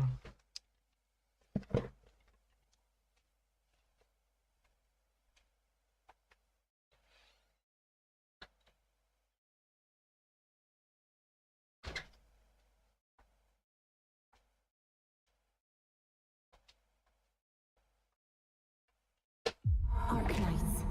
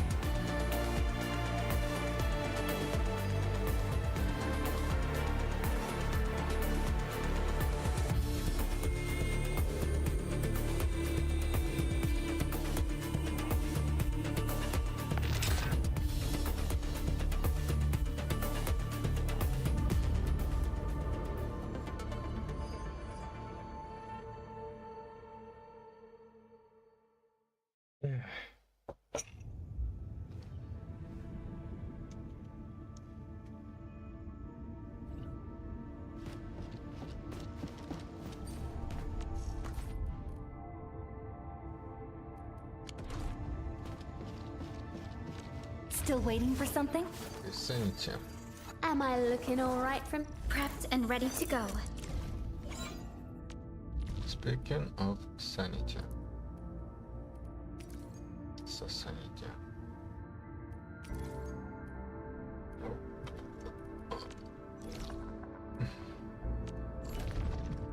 All operators accounted for.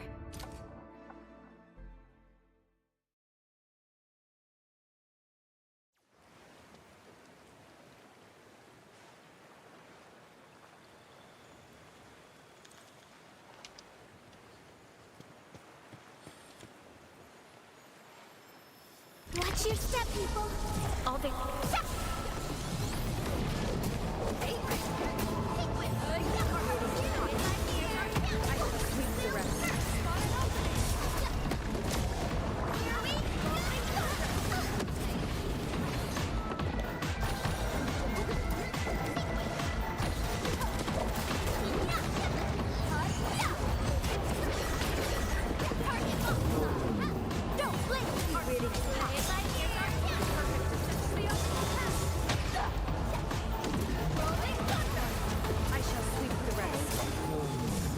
Gotta treat myself sometimes.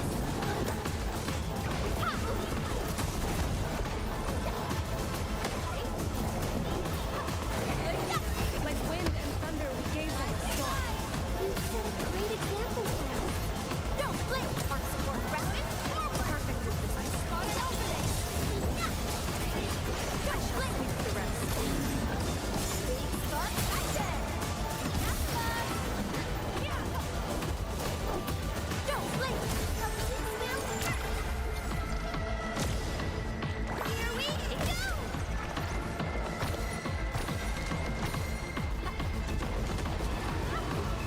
sterilize this area. I'm not the gentle type.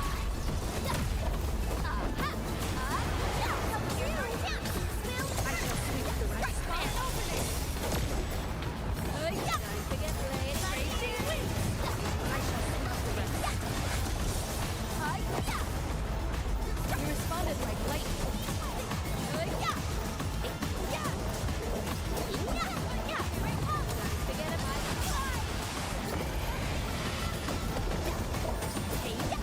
Gotta treat myself sometimes. Perfect in this. I shall sweep the rest.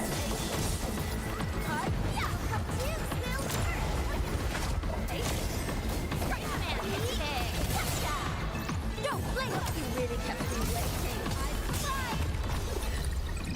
Check all in.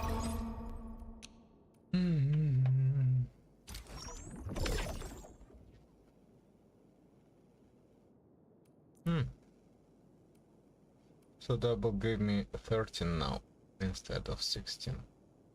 Instead of 12.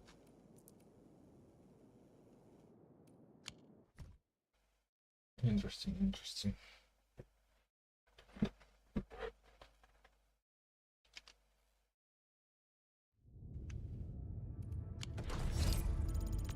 Originium will carve a path for us.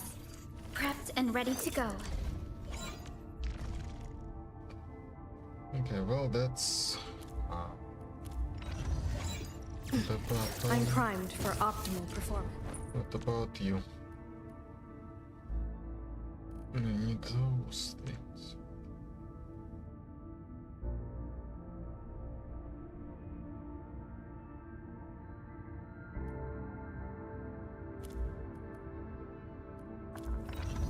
It's defensive stuff.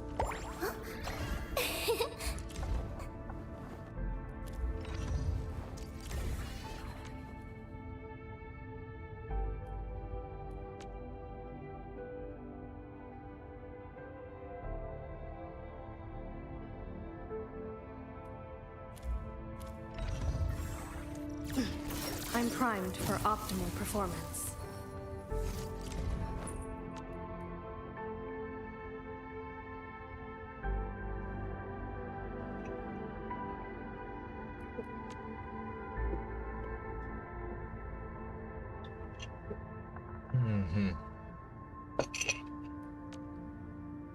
No, that's not that interesting. be honest.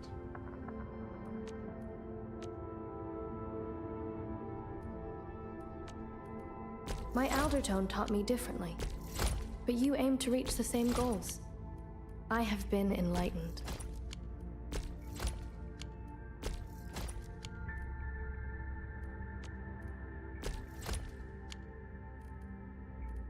My Aldertone taught me differently, but you aim to reach the same goals. I have been enlightened.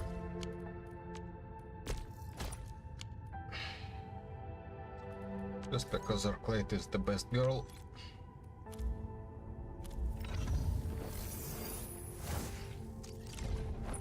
And an humanoid whale when I see dots.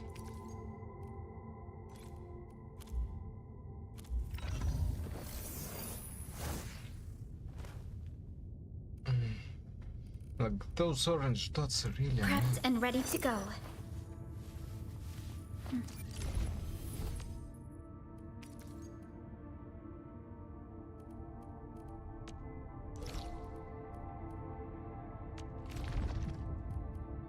The wind never stops. Neither will I.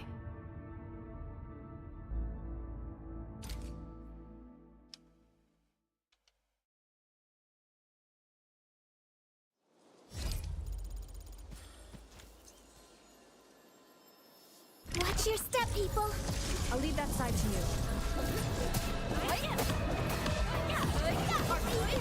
Perfect with this wind.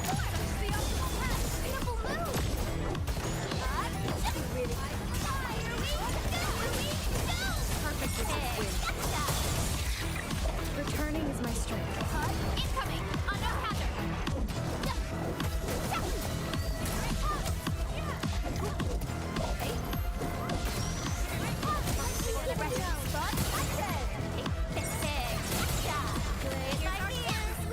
Perfect with this wind. We are united as one. Incoming! Unknown hazard! Don't blink! Don't blink! I'll support you! I shall sweep the rest.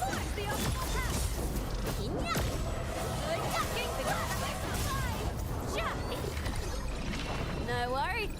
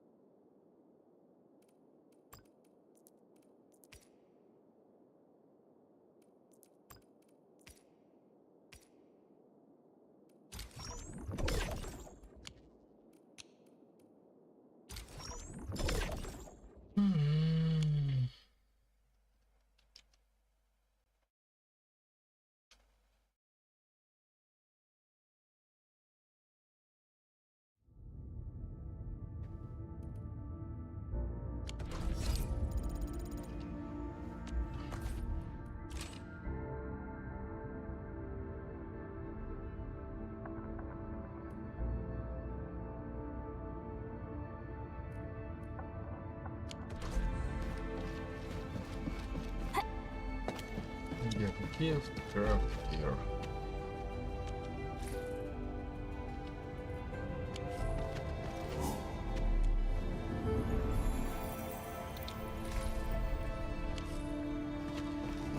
Have to craft gear specific. Really sorry. Whatever.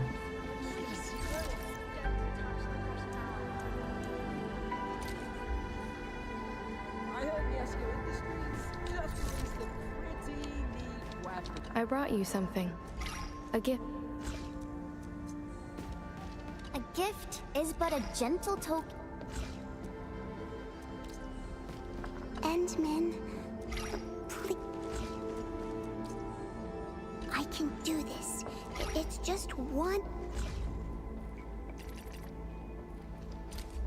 This is for me?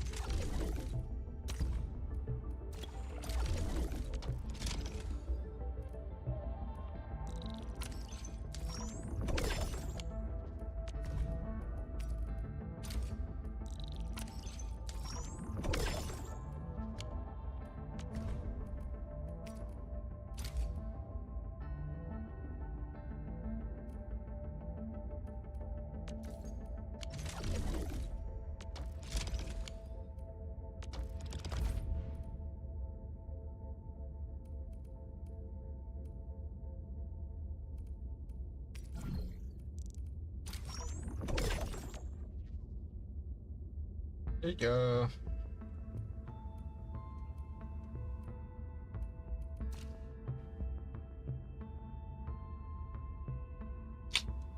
Oh well.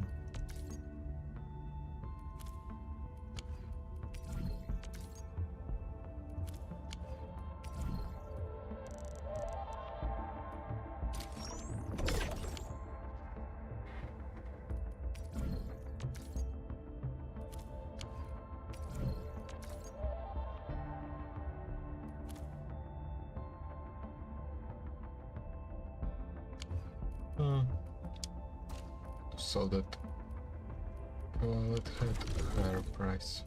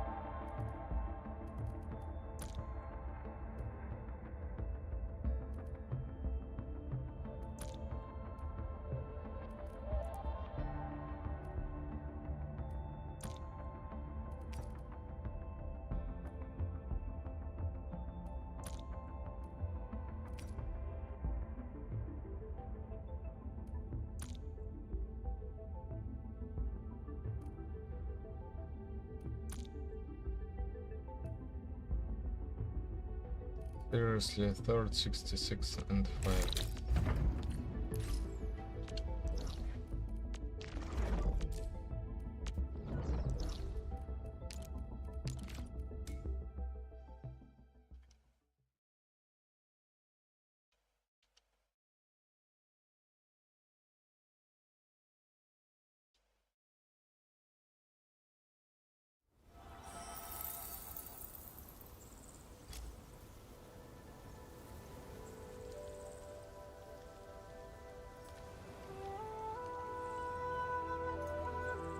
This is wrong. You're not supposed to be doing this. I can do whatever I want. I can do whatever I want. Okay. What's going on? I'm using my emergency powers to tariff the other countries. Okay. Which country? Just Canada, Mexico.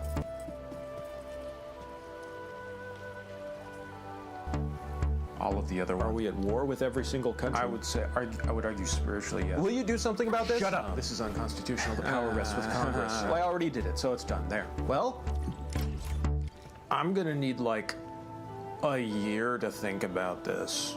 Seriously? Yeah. So yeah, basically no. It's illegal. Like Congress is supposed to do that, not the president, and it's not really like an emergency or anything. So wait, what happened? Where is Congress? They don't need to be here. Okay. I think I maybe waited too long. We're not doing this. Well, you're supposed to. And then we'll do a 10% flat tariff on everyone all over the world until you fix this. Well, I did my part. By the way, are you going to pay those companies back the money they lost during the tariffs? Not my job. And the American consumers who paid the price? What do you think? Okay. I'm an effective branch of the government. This is all working splendidly.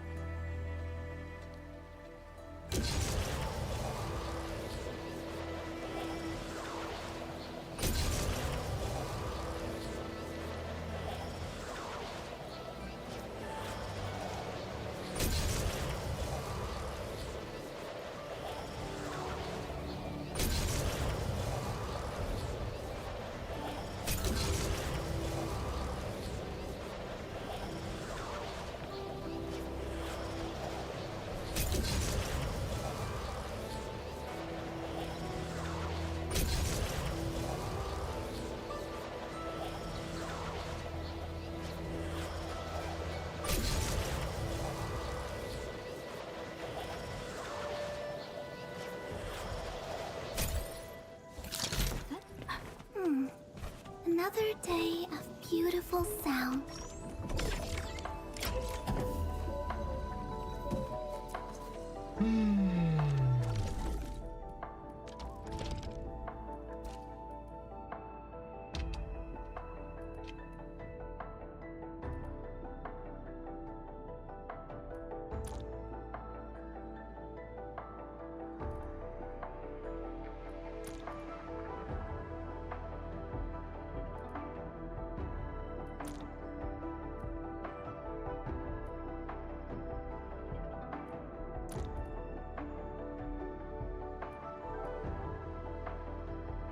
Finally.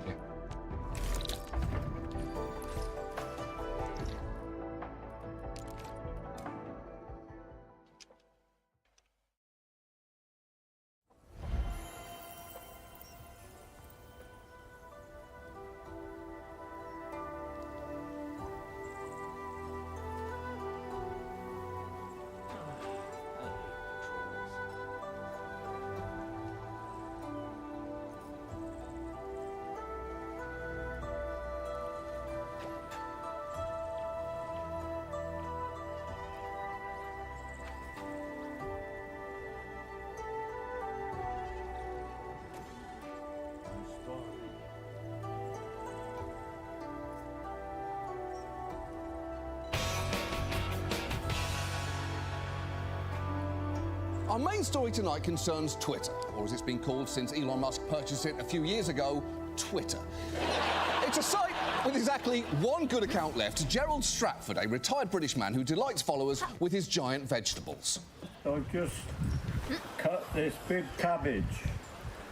It's a PB for me. I haven't got any scales big enough to weigh it, but I'm not worried about that. It's a beautiful specimen.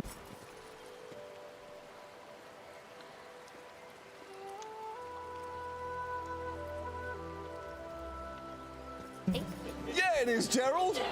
And I, for one, am glad that you cut that cabbage. To be honest, I haven't been this jazzed to see a cabbage broken in half since my wedding night. Twitter has clearly changed significantly in recent years, and you can pinpoint the moment that started because it's the day in October 2022 when Elon tweeted a video of himself carrying a sink into Twitter headquarters, writing, "Let that sink in." A joke so funny, I'm still laughing right now.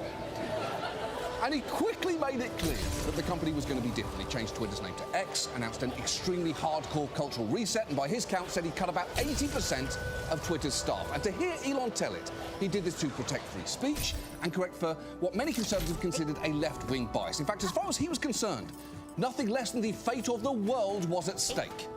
The reason for acquiring Twitter is because it was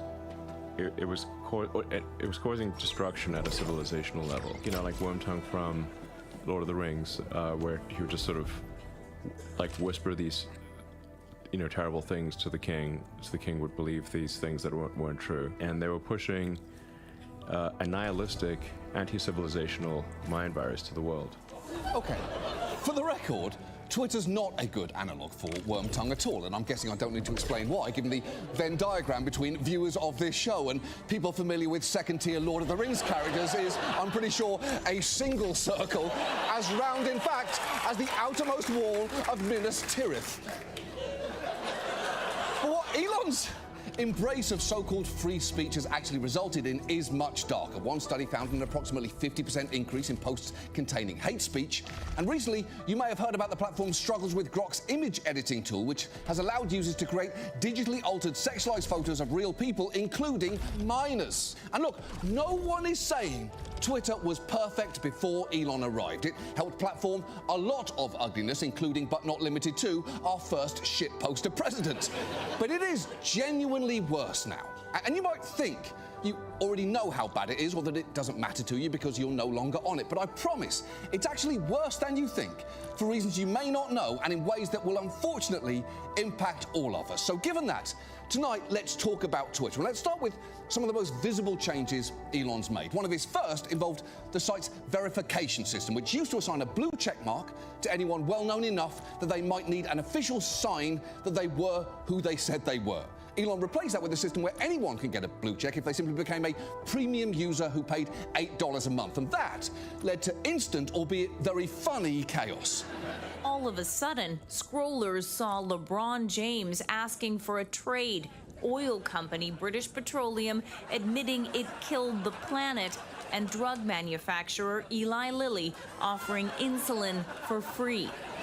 It's true. Fake accounts sprung up all over the place. Fake George Bush said he missed killing Iraqis, to which fake Tony Blair said, same TBH. Fake O.J. Simpson said, not gonna lie, I did that shit. And a fake American Girl doll account said, Felicity owned slaves, continuing, I'm not even lying, look it up. Now, Elon eventually added new grey and gold check marks to help verify some official accounts, and while I'm not sure exactly which fake tweet made him do that, if I had to guess, it'd be this one from a fake Tesla account that said, our cars do not respect school zone speed limits, fuck them kids. So, already, the site was much less reliable because it was harder to tell who was trustworthy, but on top of that, Elon took an axe to the site's ability to deal with harmful content by, among other things, slashing its global trust and safety staff, including reducing its full-time content moderators by over 50%. He also started restoring a lot of accounts that had been banned for violating the platform's policies on things like abusive behaviour and inciting violence. He memorably brought back this guy, as well as Alex Jones, Andrew Tate, Nick Fuentes, and UK anti-immigrant crusader Tommy Robinson, which I believe is known as a Nightmare Anything rotation. And that was just the beginning. Twitter accounts belonging to far-right activists and QAnon theorists have been reinstated, according to data reviewed by NBC News. Hundreds of formerly banned users now back on the platform after Musk's Thanksgiving tweet that amnesty begins next week. Yeah, he basically reinstated a bunch of accounts, including white supremacists, and announced it on Thanksgiving, which, when you think about it, is actually pretty thematically appropriate for the holiday. And when you take all of that together, it is no wonder the site became a fertile breeding ground for hatred and misinformation, and much less reliable when it came to tracking breaking news. One of the first clear signs of that came in the wake of the October 7th attacks in Israel. Previously, at a moment like that, people might look to Twitter for information from journalists and other credible people on the scene. But a ton of misinformation circulated there, often from accounts boasting misleading blue checks.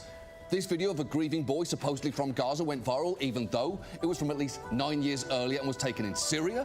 And this clip supposedly of Israeli rockets exploding was actually from a military simulation video game.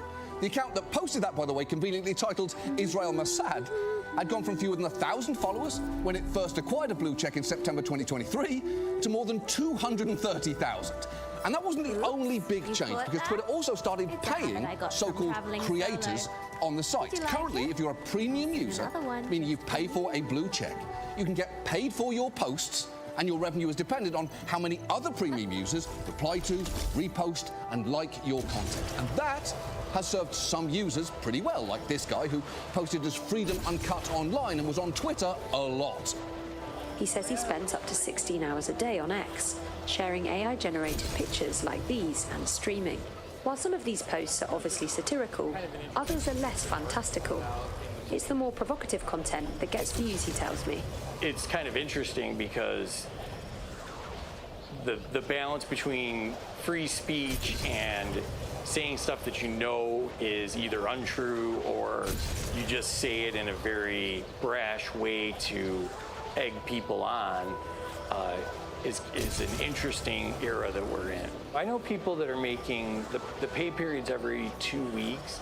And I know people that are in the 1,000+ range. Look, it is not the most important thing there, but it is genuinely incredible to me that people can make money posting Matrix memes of Trump that read, I can dodge bullets, not least because that's something, and not to be a fact bitch here, Trump didn't entirely do. If we're just going to be sticklers about it. And look, over $1,000 every 2 weeks is clearly a good payday just for posting. Usually to make that kind of money online, you need to be running a crypto scam or selling feet pics, and even that is only realistic for those of us who happen to be born with irresistible feet.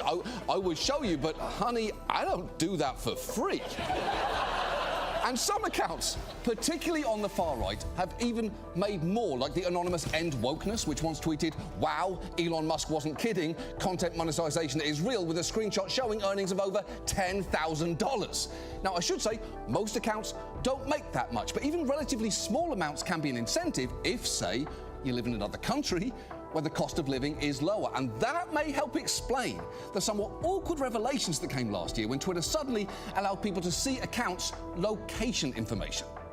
The X account MAGA Nation, with nearly 400,000 followers, boasts itself as standing strong with President Trump and America First, with post after post backing Trump. But one click shows it's based in Eastern Europe. Even President Trump himself reposting several accounts that are not from the United States on his Truth Social platform. Like this account called Commentary Donald Trump, posting about whether foreign-born citizens should be barred from running for office. The account itself based in Africa. Yeah, and that is not all. An account called Ultra MAGA Trump 2028, claiming to be based in DC, was also listed as being in Africa. The account MAGA Nadine was based in Morocco, and the user @American was based in Pakistan. Which is pretty surprising. Finding out an account called @American is based outside the US is kind of like finding out that the person who runs Dumois is David Attenborough. I mean, sure, it's not illegal, and I guess maybe the passion could be real, but it certainly changes how I think about things. The point is, there is an ecosystem of people, both here and abroad, who've discovered you can make money off of pissed Americans staring at their phones. And to be clear, none of the changes I've mentioned so far involved secret tweaks to Twitter's algorithm. They just involved changing who could post and what their incentives were. As for what's happened behind the scenes, that is harder to say, though some who've run experiments on the site have made some troubling discoveries. Last year, Sky News created a number of accounts emulating British Twitter users. 3 were left-wing users, 3 were right-wing, and 3 were neutral, designed to show no interest in politics. And when they tracked the content each was pushed by Twitter's algorithm, their findings were striking. The result was that every account, no matter their political orientation, was fed a glut of right-wing content. Remember our left-wing users. This shows what they saw on the platform, and more than 40% came from right-wing accounts. Compare that to our right-wing users, and look, they saw much less left-wing content and a lot of right-wing content. And then the neutral users, who we designed not to show any interest in politics.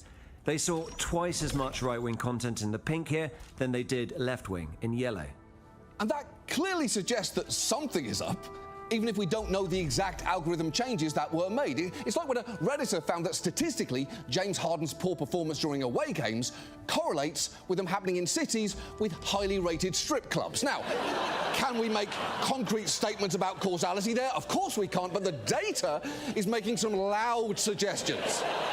Now, I have to say, X has announced a new update to Twitter's algorithm, which they've dubbed as purely AI-led, although given Elon has a history of trying to make his AI chatbot Grok less woke, leading to it at one point calling itself Mecha Hitler, I'm not sure how reassuring that is. Also, Elon's definitely shown a willingness to tweak Twitter's algorithm to drive certain kinds of content, and sometimes for truly embarrassing reasons. There's a notorious incident involving him going to the Super Bowl in 2023 and having a problem with one of his tweets, and I'll let this reporter fill you in. He tweets out basically his support for the Philadelphia Eagles. I think his tweet was something like "Go Eagles" with a few American flags on it. Biden, around the same time, posts a somewhat similar tweet. "Fly, Eagles, fly," and it's a video of his wife Jill Biden, who's walking with an Eagles jersey on. The game goes on. Elon Musk checks his phone. Weird. It looks like Joe Biden, who he's called a damp sock puppet in human form, is doing much better than he is in terms of engagement on this very similar tweet. At 2:36 a.m., she says an urgent message went out, and roughly 80 engineers were pulled into work. And they're tasked with fixing the issues with the algorithm. That's true. Elon's tweets got less engagement than Biden's did, so 80 engineers were called in at 2 in the morning and told this is high urgency. And of course course his tweet flopped. It was terrible. First, don't use American flags when eagle emojis exist, but also eagles? Why call them by their government name? Just post "Go Birds," eagle emojis, Jalen Hurts can give me a tush push any day, and you'd have cracked 1 million likes instantly. Now, reporters later learned that after Musk threatened to fire his remaining engineers, they built a system designed to ensure that he, and he alone, benefited from previously unheard of promotion of his tweets to the entire user base, which seems to be happening. As basically, whatever Elon's tweeting about, people will see it in their feeds. When Fortune conducted an experiment to gauge how prevalent Musk was on Twitter, they set up a dozen different test accounts, and in approximately 90% of the sessions they conducted, a post from Musk appeared at least once in the timeline, usually much more often. And even clicking "not interested in Elon Musk" didn't change things. In fact, after one test account clicked exactly that, posts from him more than doubled. At this point, it seems like there's only one option if you never want to hear anything from Elon Musk, and that's to be his coolest child.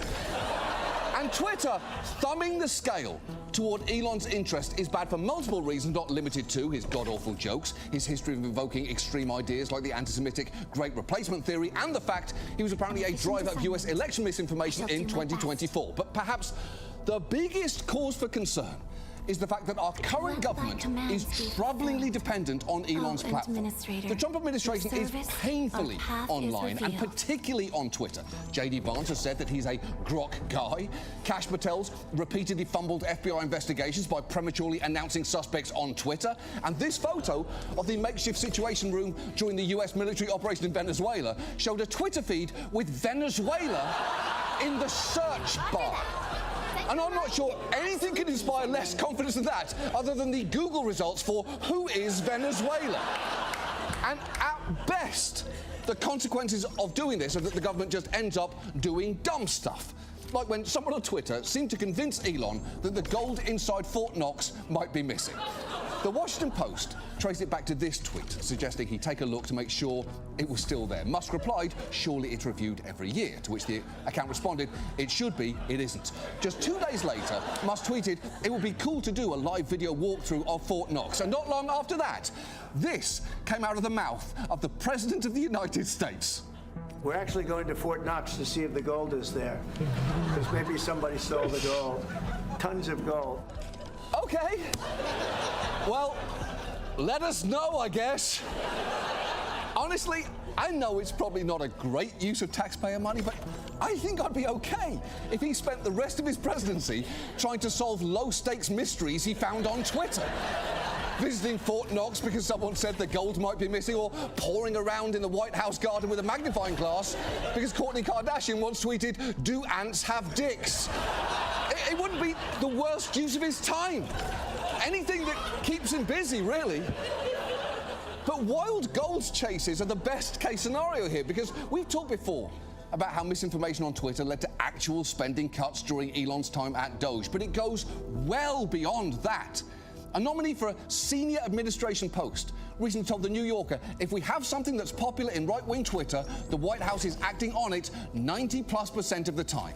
And Trump appointees like Harmeet Dillon, the Assistant Attorney General for Civil Rights, will sometimes openly brag about taking work cues from social media. I have a big social media following from before I joined the DOJ, and about 1.5 million plus followers online. It is a way to find information. Today, I don't actually watch television very much. I'm not, I don't have the TV on in the background because TV is like 12 to 24 hours behind what's really happening.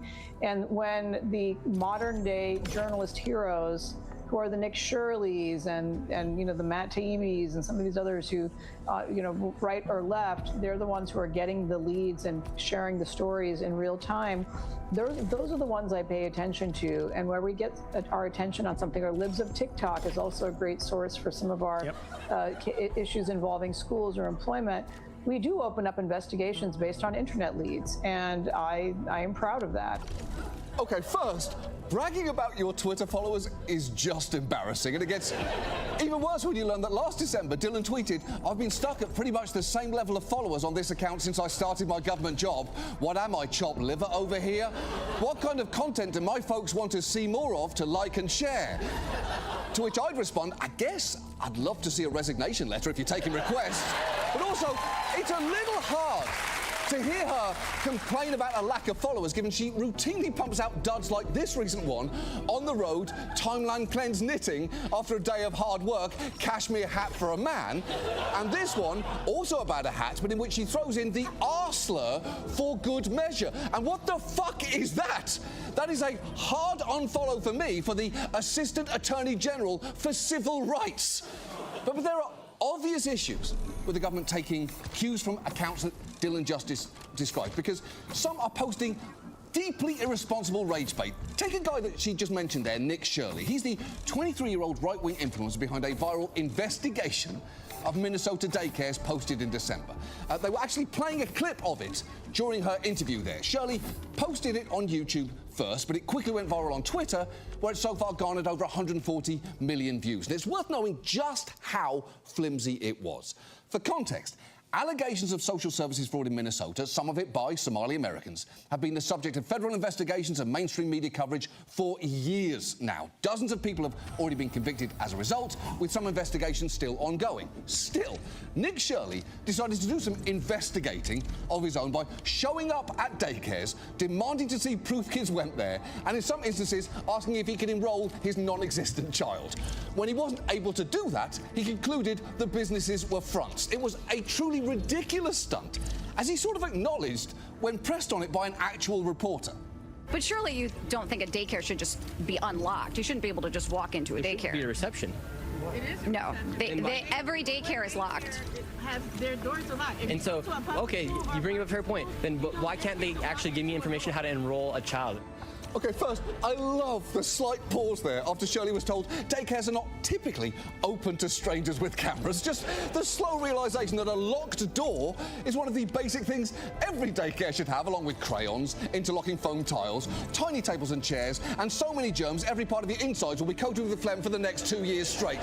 That is what daycares are. But also, if you really want the latest right-wing rallying cry to be daycare should have a guest reception for random men without children who just want to poke around and film some shit, I'd love to see how that turns out for you. Now, you won't be surprised to learn that state investigators conducted compliance checks after Shirley's video went viral and found that the daycare businesses were operating as expected and that kids were present at all sites except for one, and that is only because it wasn't yet open for families for the day when inspectors arrived. But the thing is, it was already too late, because Elon absolutely loved that dumb video. He tweeted, retweeted, and engaged with a truly absurd number of posts about it or the claims that it made in the days after the video went online. And unsurprisingly, the Trump administration took notice.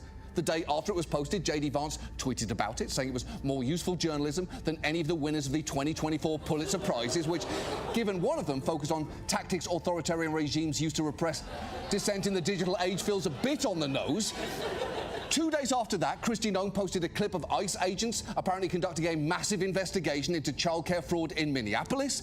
And the next day, Trump's then Deputy Secretary at HHS posted on Twitter, tagging Nick Shirley and including this video that was then retweeted by HHS. Intrepid journalists have made shocking and credible allegations of extensive fraud in Minnesota's child care programs. We believe the state of Minnesota has allowed scammers and fake daycares to siphon millions of taxpayer dollars over the past decade. Wow, look, I know it is distracting because that man is hot as shit. But if you can listen to his words through the smoke show going on there, they're actually very worrying. In that post, they announced they'd frozen funding to Minnesota and then quickly tried expanding that to encompass 5 Democratic-run states. And within 2 weeks, the Trump administration sent thousands of federal agents to Minnesota to crack down on illegal immigration. I don't think it's a stretch to say that a lot of the shit you saw in Minnesota was caused, at least in part, by this fucking tweet. The point here is, Twitter has become a sewer of misinformation with the power to bring about troubling real-world impacts. And to be clear, this is now a problem that goes far beyond this administration or this country. Because to see just how dangerous what Elon's built can be, we actually have to look at England. In 2024, in a town called Southport, 3 young girls were killed in a knife attack. It was horrific.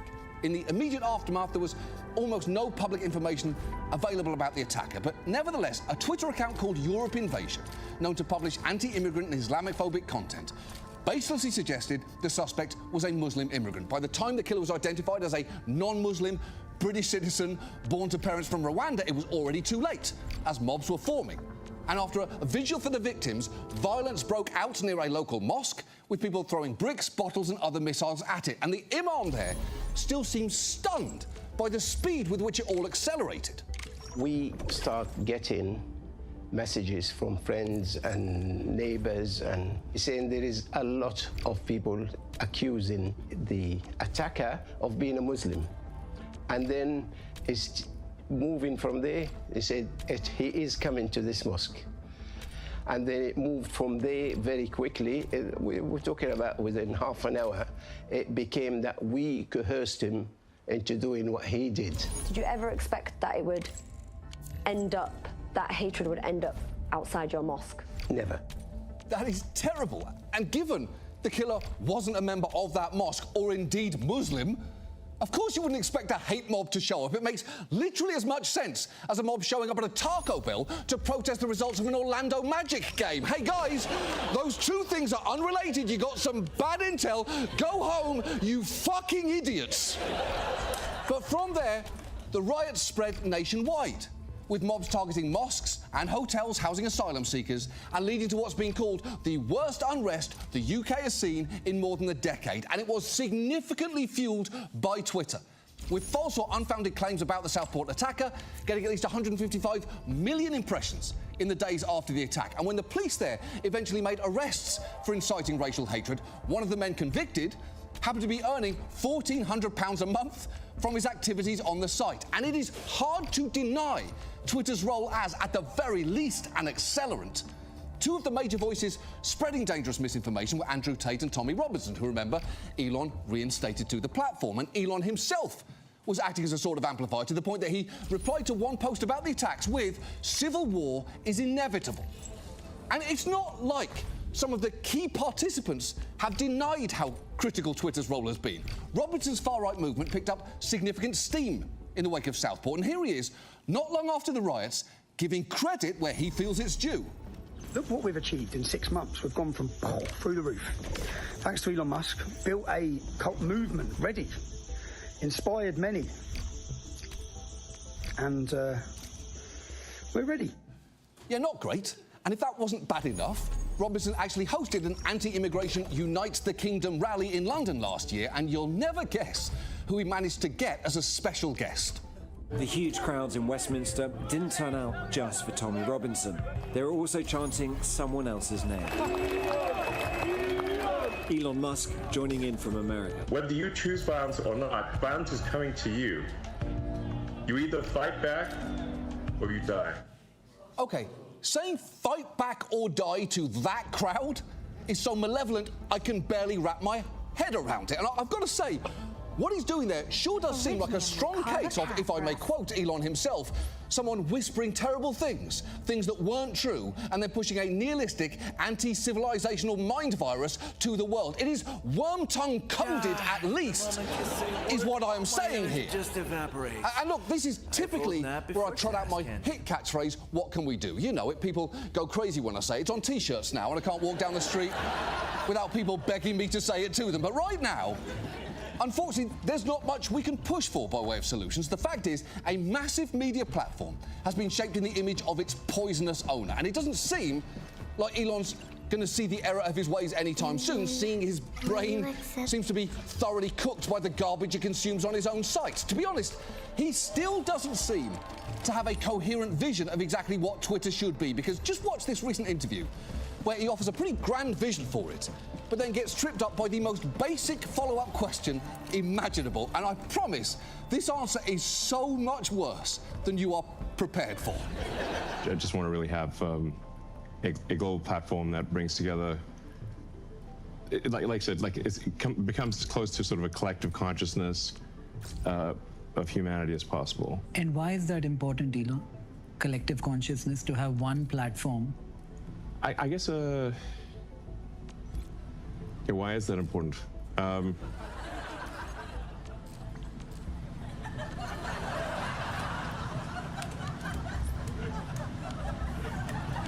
guess it's, you could also say like why,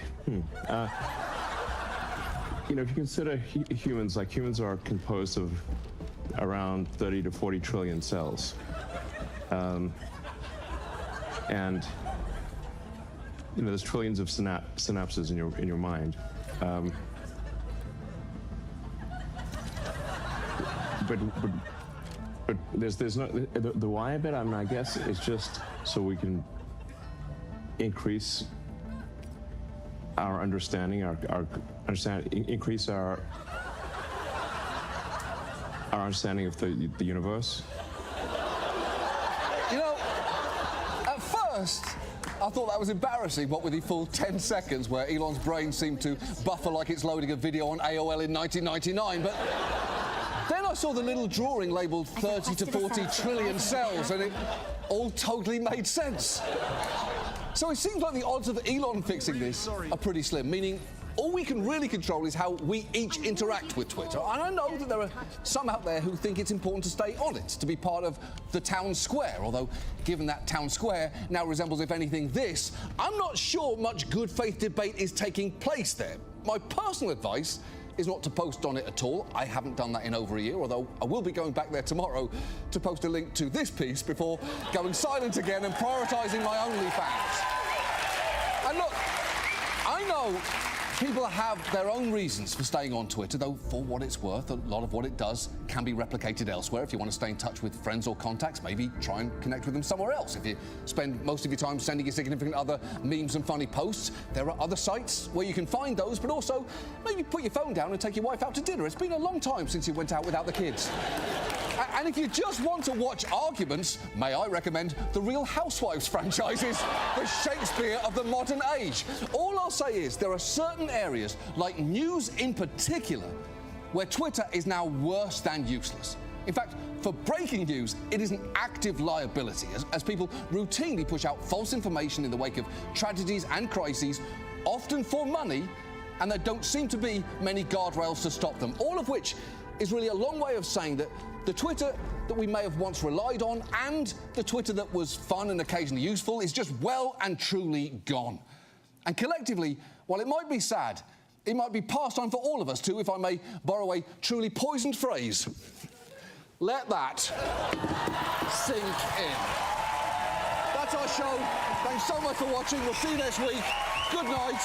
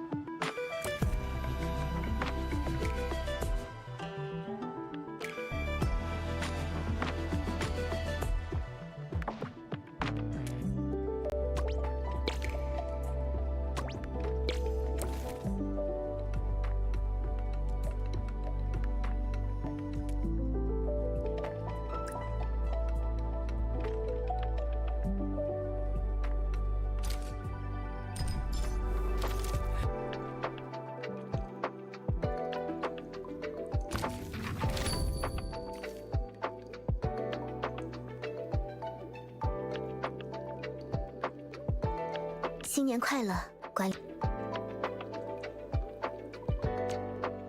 Happy New Year, Administrator. Another year for Enfield, and another complete orbit for Talos. Such are the ways we experience the passage of time. We are nearing the end, but you'll be with me every step of the way, right?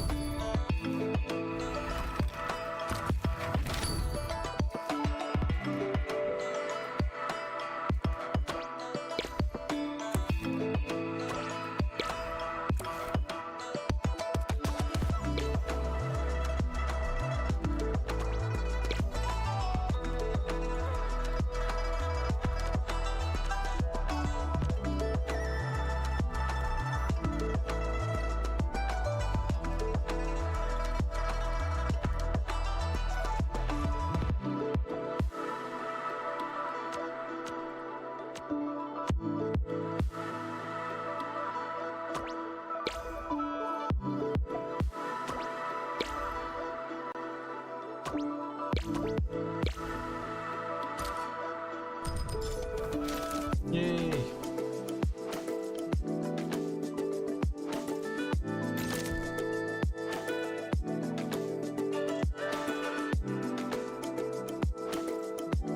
Women sharing payload.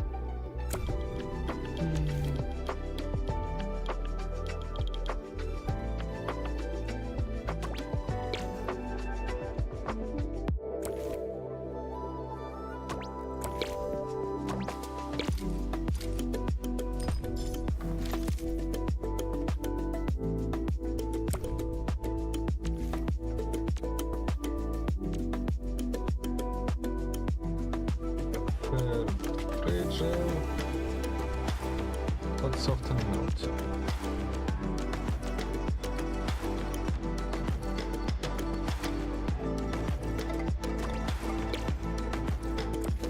Okay.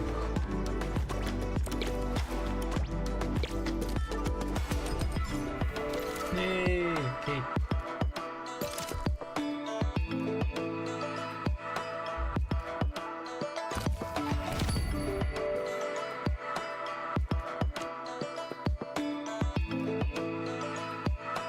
Happy New Year, Professor! This is the moment when I look back on all the joy I experienced over the past year. I take a moment to savor those memories again before carrying them into the next. Why do I do this? Because happiness is so easily forgotten. So I choose to hold it close to my heart.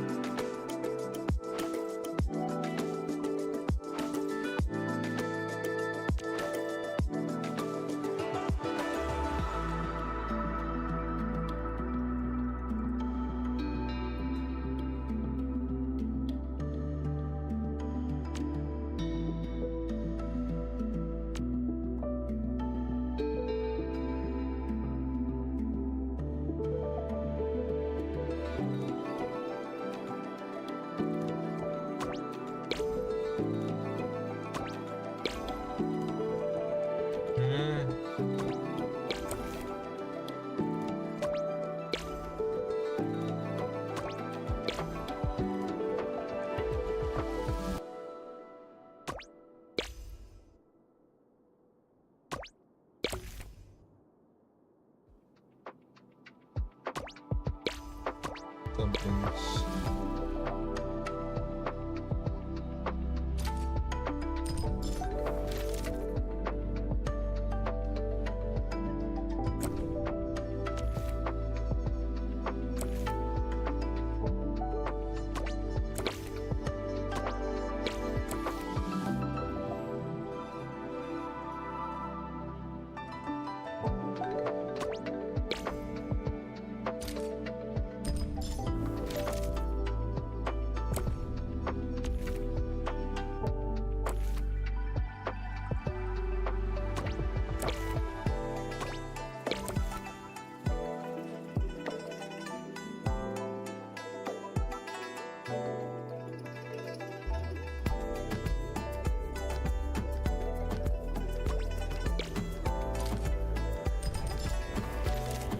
Hey.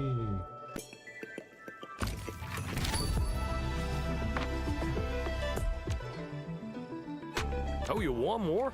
Help yourself. I gotta keep my eyes on the work. There's hangover tea for everyone, so let the drinks run free.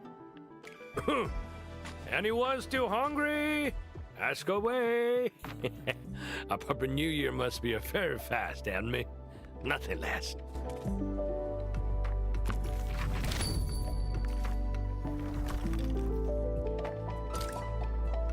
The pen is pretty cool.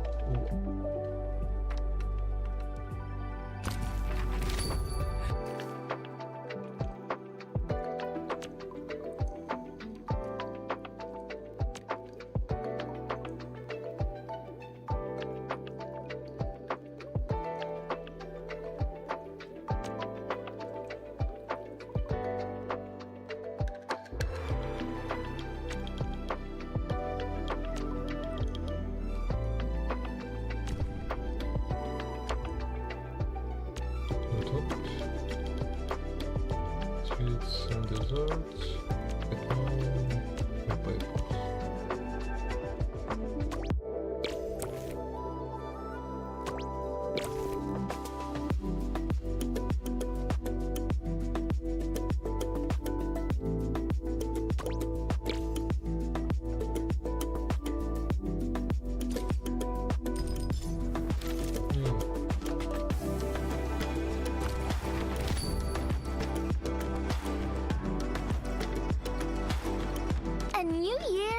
arrived. Endman, how about we spend our holiday at Triglava? To celebrate the new year, the Durans would replace artillery shells with pyrotechnic rounds and fire them off to create the most spectacular fireworks event on Talos 2. Unlike the brilliant displays of Laphantoma, the Triglarvian celebration lasts all night and fills the entire sky with bright, resplendent colors.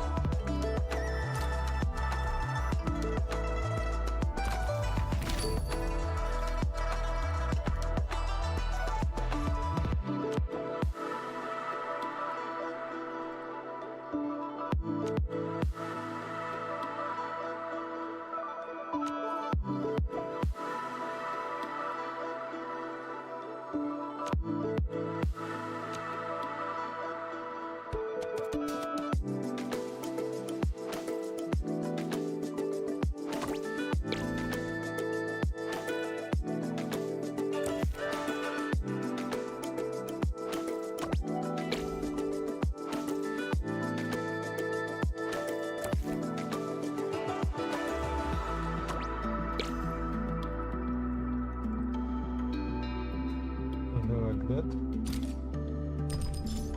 Yay!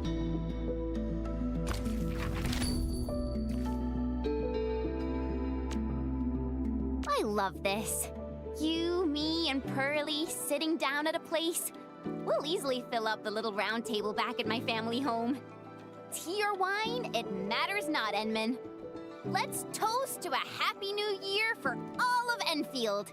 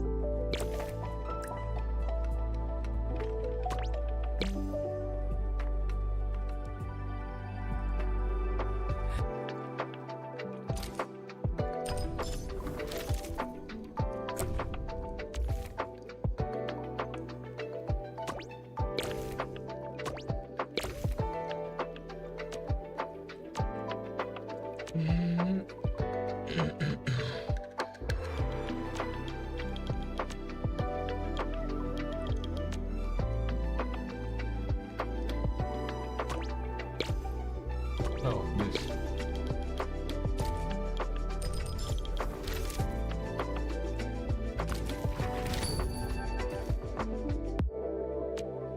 Five, 4, 3, 2, 1.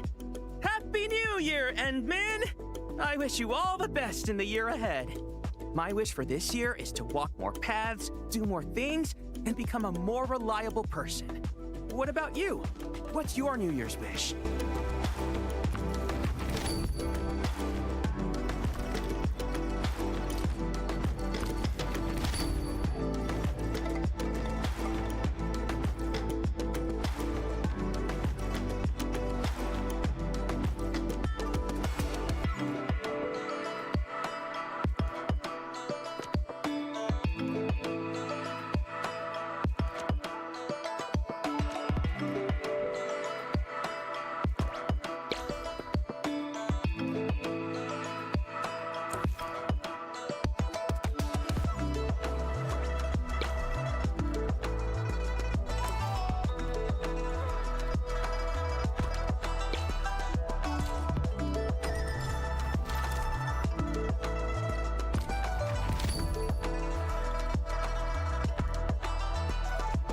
很荣幸，新的一年里。 It gladdens me that I am still walking beside you in this new year. Yes, I know there will come a day when our parting is again demanded. I will not be the first to leave, nor will I ever turn my back on you.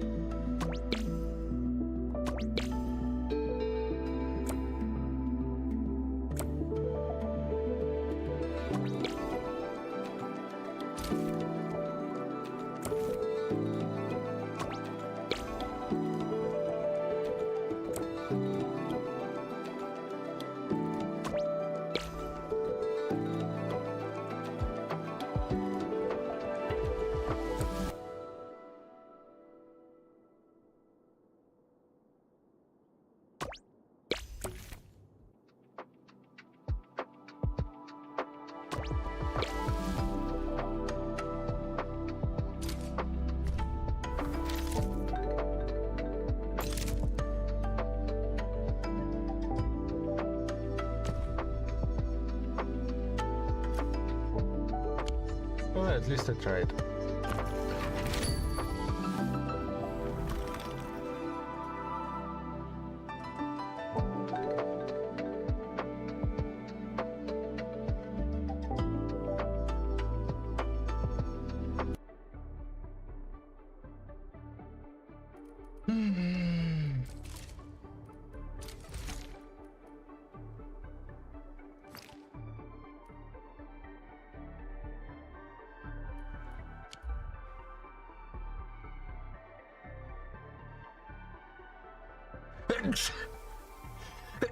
Oh god. Are you listening?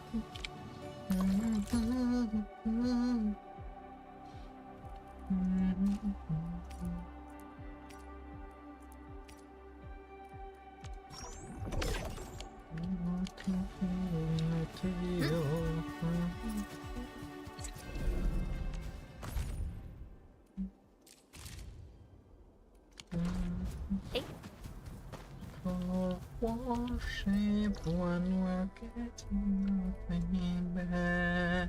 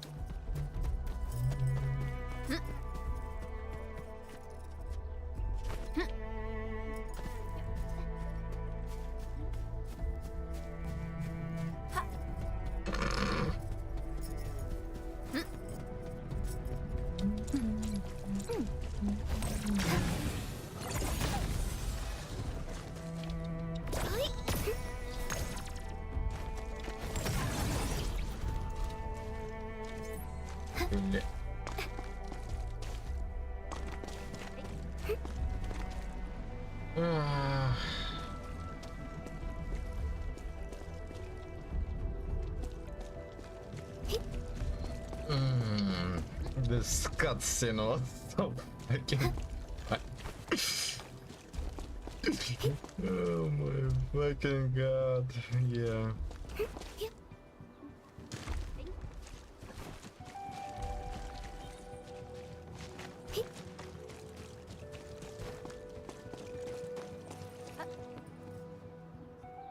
What?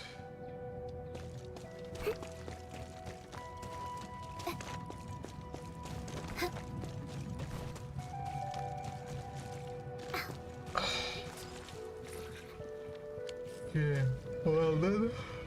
No. Yes, there is not later.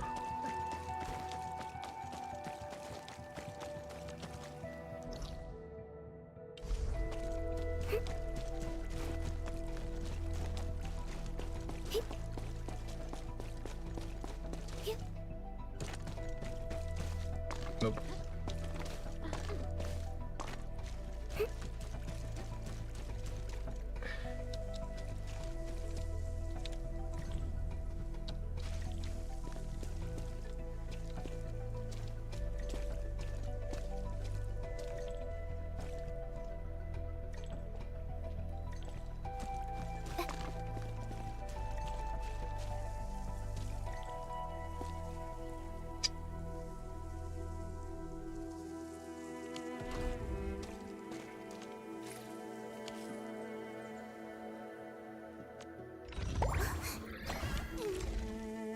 Let me see.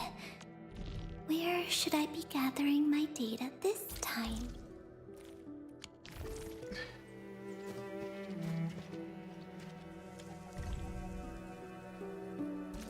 Formation Square.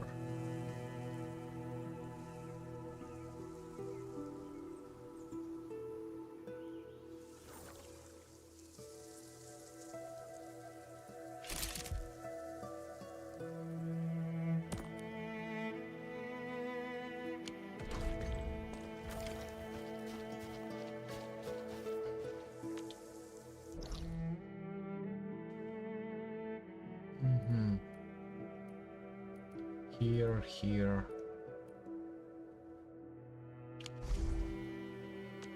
Now let's continue. Yay! Perli.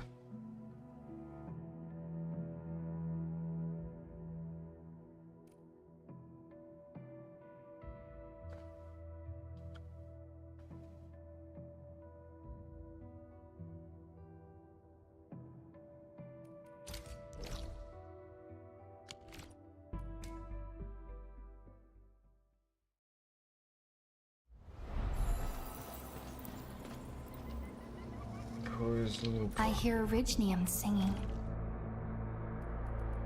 Command is yours.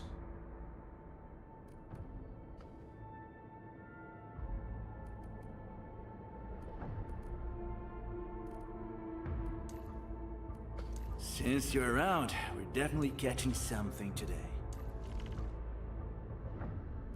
Command is yours. The wind never stops. Neither will I. Command is yours.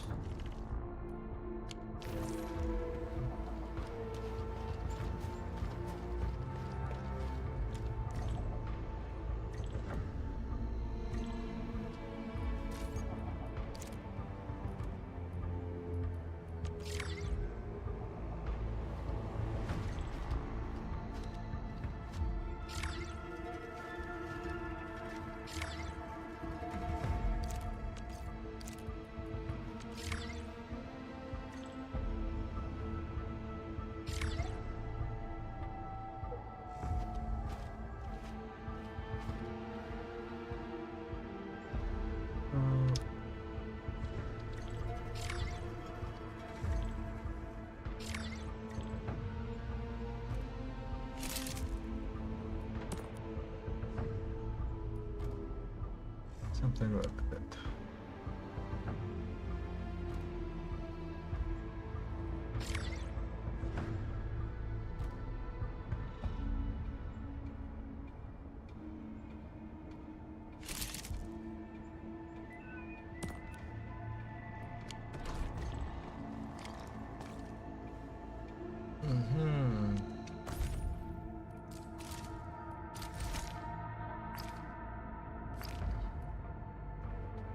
Yay!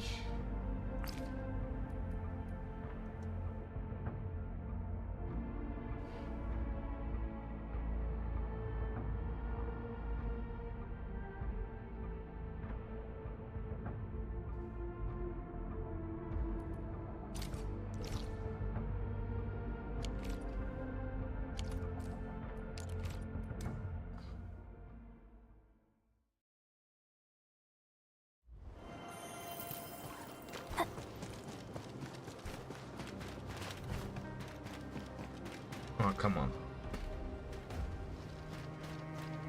Well.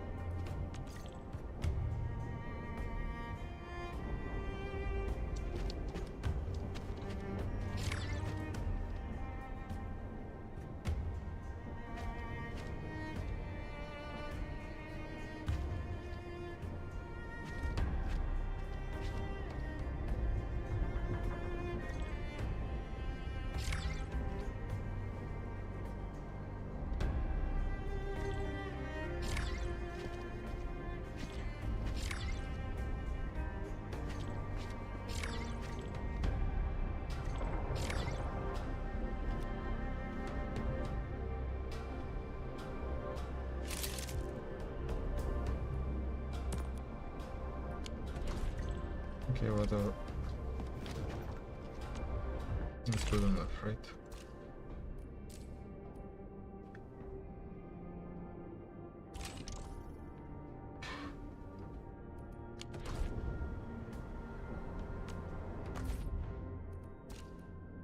You claimed everything here, right?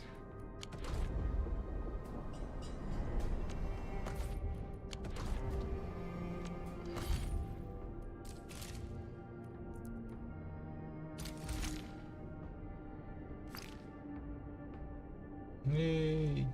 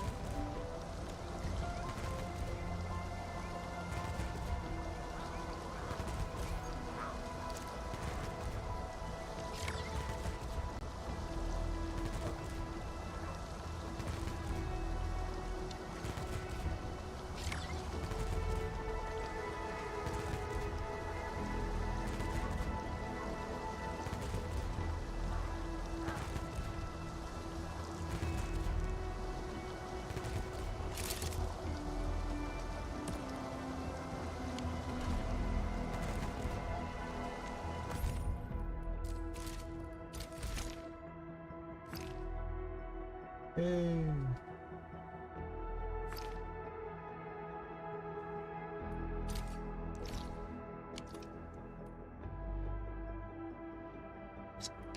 Ah.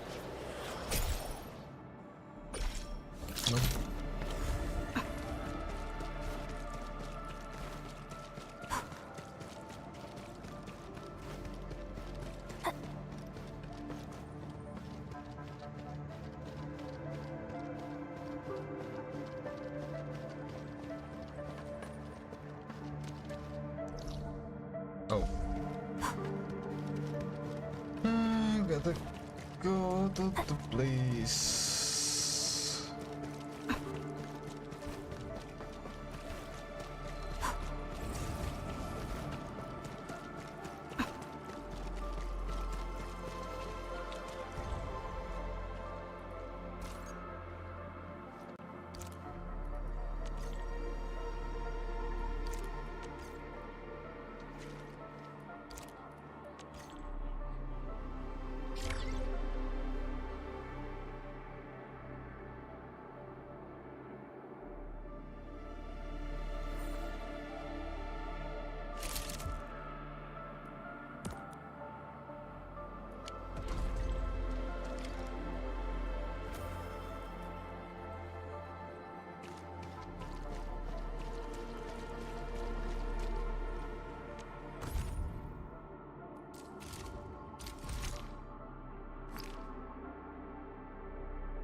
Yay.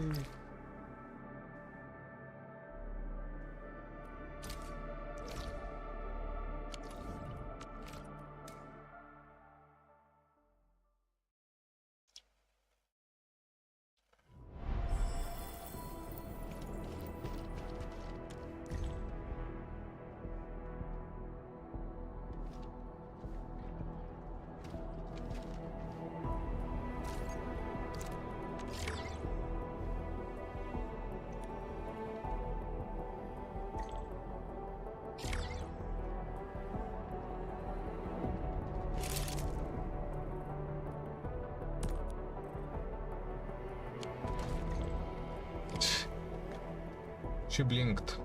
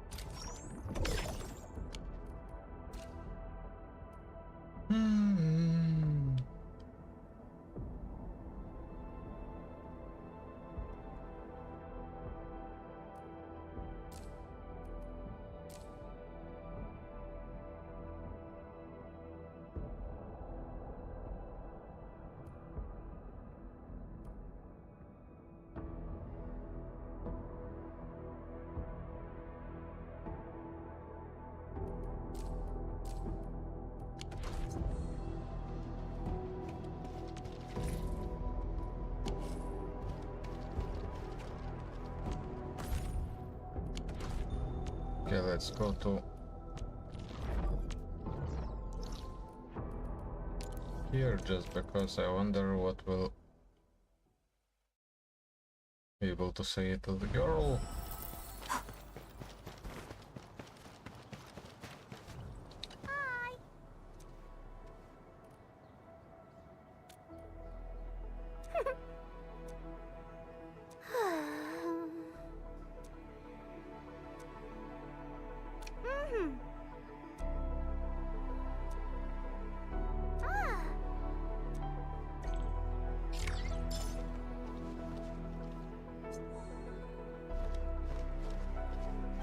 You don't allow me to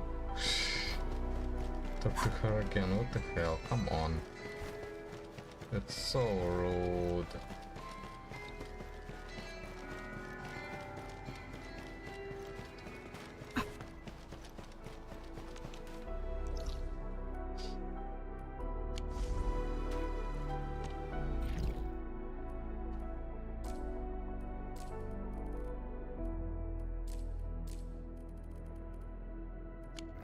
Penny through pond.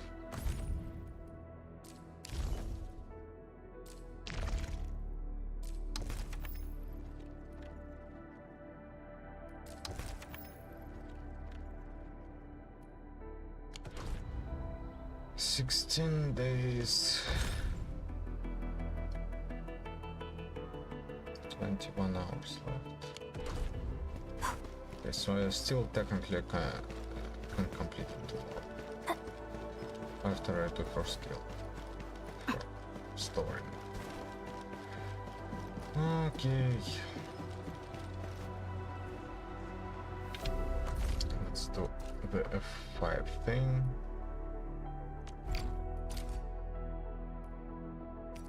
I'll take that. Thank you very much.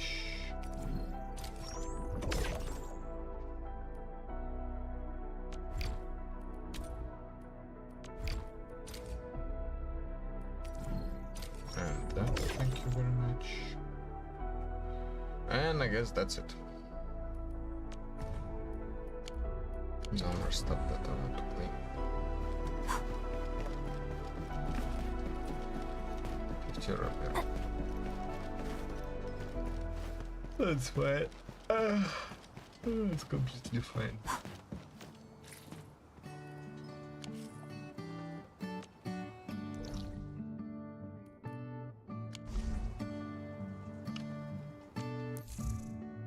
Oh, of course.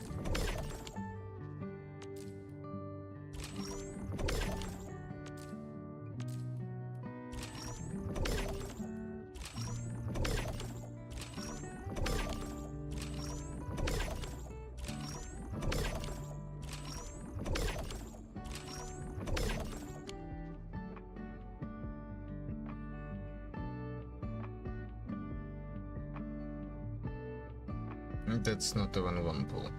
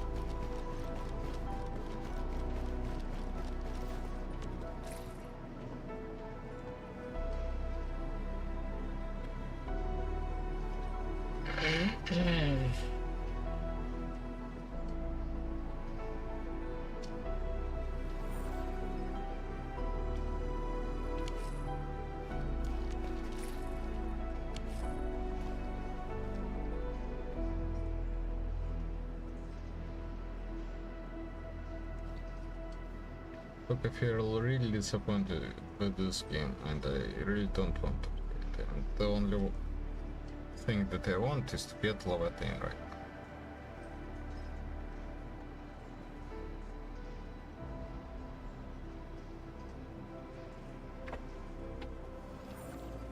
Because besides being a good character,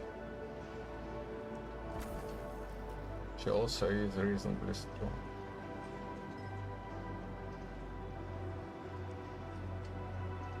And while we're at it,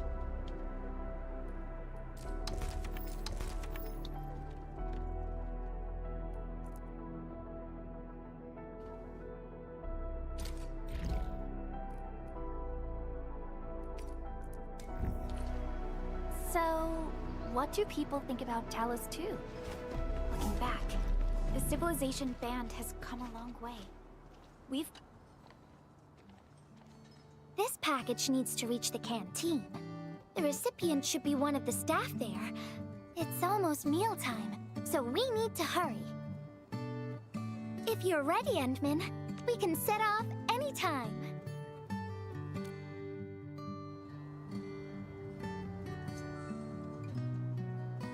I've spent a few days at the Valley. The UWST canteen staff kindly made some meals for me. As for the taste, picky isn't really on the menu in times like this. Everyone's doing their best to bring the good old days back. no, there is a countdown.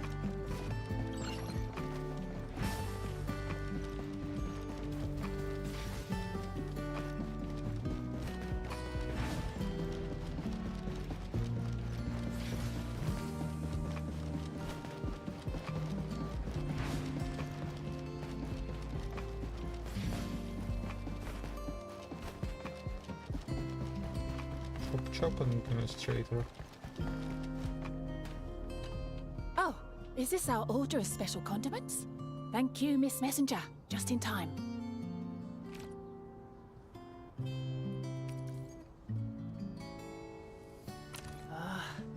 The underground water pipes have been contaminated by the blight.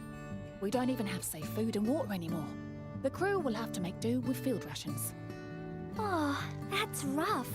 But you're doing an incredible job. Now, with these condiments, field rations will taste far better. Thank you so much for helping us. And that goes double for you, Endmin. If you weren't here, the disaster might have never ended.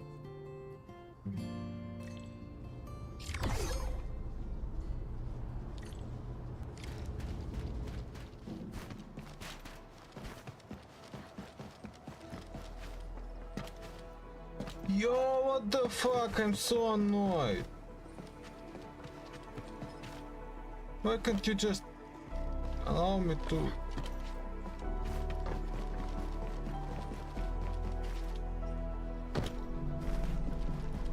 climb on top of this? This game is so...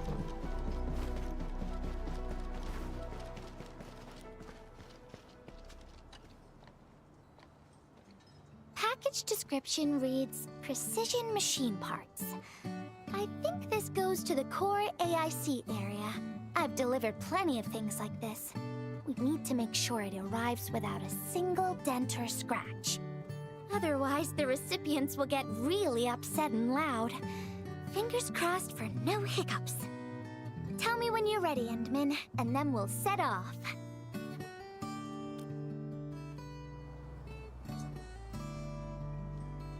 Endmin, have you been back there since the crisis? The area was really devastated by the disaster. I wonder if things got better.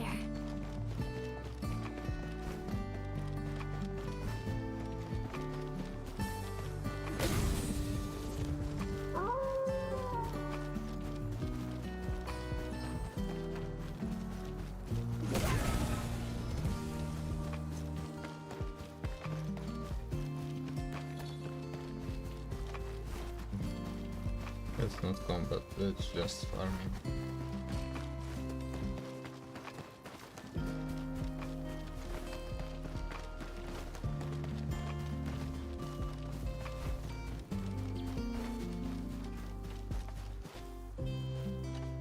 Oh, Endmin, is this a special day? You're personally delivering a package for me.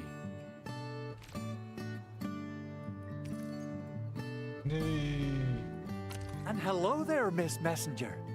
I hope the parts are still in good working order. Don't worry, the package is in pristine condition. Our partnership with the UWST is going well. Getting clean water is our primary concern right now. Yeah, the canteen lady also said that the drinking water has been polluted. Not just drinking water, we're also really low on industrial water.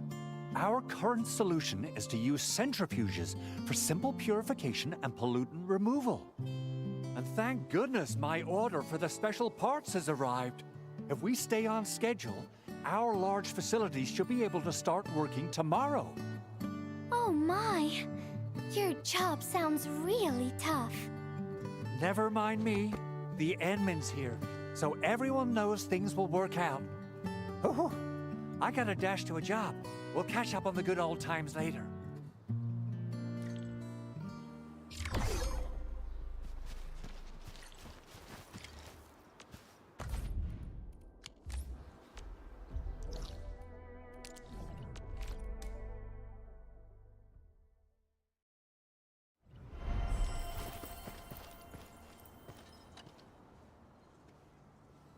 Final package. Description reads... medication. I think this one is meant for the medical bay. Sounds like a lot of vials and bottles. We must be gentle with this one. If you're ready, Endmin, we can set off anytime.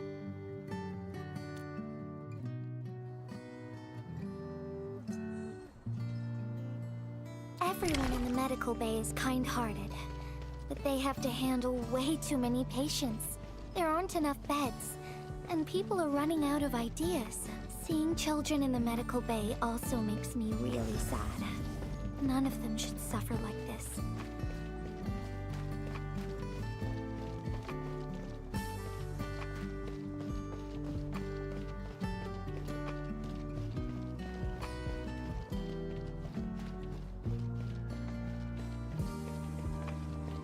Jump or dash.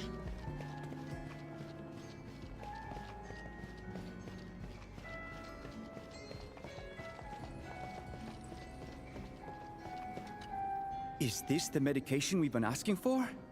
Thank goodness it's finally arrived. We have so many injured and our medical supplies are running low. I can't imagine what things would be like if we didn't get restocked. You two are true lifesavers. Oh, and Gilberta, while you were away, little Carly refused to get her injections again. Again? But I told her she'd get a prize if she took her medication properly. All right, Carly. Miss Gilberta is back. Little Carly must have bounced back. She's been running all over the place. She was just here and now she's gone again. Carly loves playing hide and seek. Gilberta, would you mind playing along and finding her for us? No problem. There's some liquid here. Smells like Carly's favorite orange juice. She probably spilled her drink. Let's try scanning the place, Endman.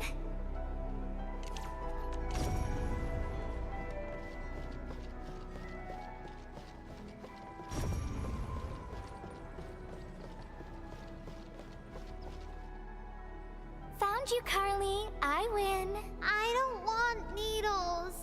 I want to play with cameras. Cameras? So, you weren't just running away from the needles because you were scared? The security guard gave me his old camera. He also told me I'll become a great photographer.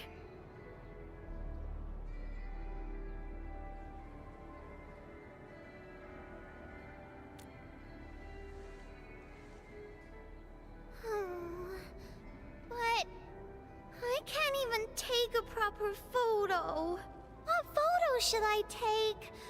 I don't know. My rock photos look ugly.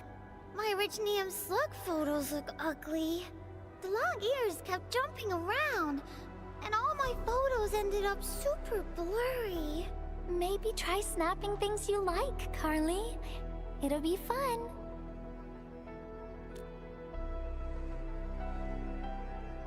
What do I like? I like you, Miss Gilberta. Oh, I like you as well, Carly.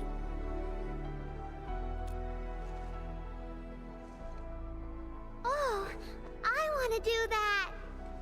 But all my photos look ugly. I want to be in the same photo as Miss Gilberta. That'd be super good.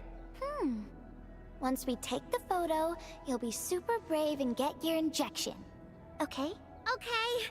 Photo first, then we'll head back for the injection. So, Endman, can I ask you for a little favor?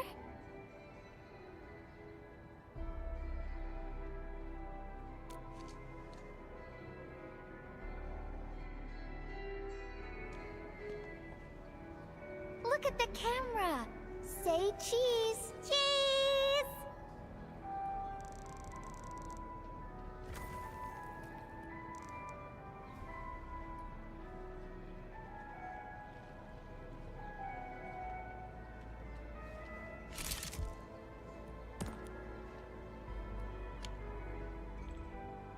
Wow!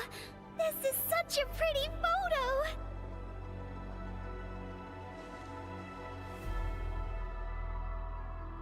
Endman, please teach me how to make the photos look pretty like this.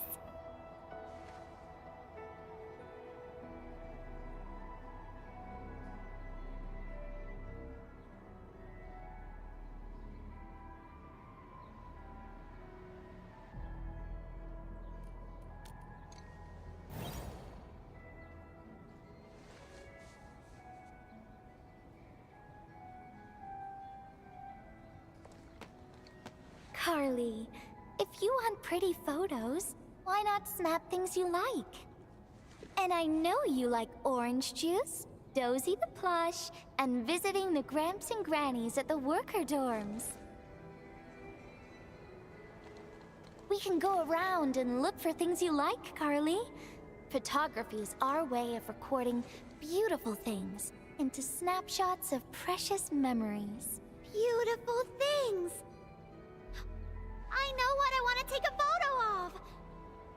I'm gonna get my injection, and I'll take photos of my friends being brave! You're just as brave as your friends, Carly. Thank you, Miss Gilberta! And you too, Endman!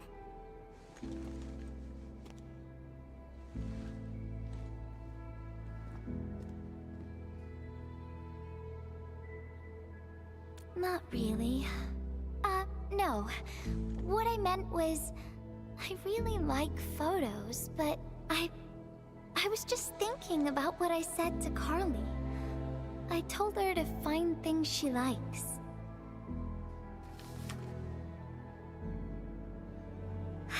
But I'm in a heap of a mess myself. I can't even figure out what to write, and I never found the courage.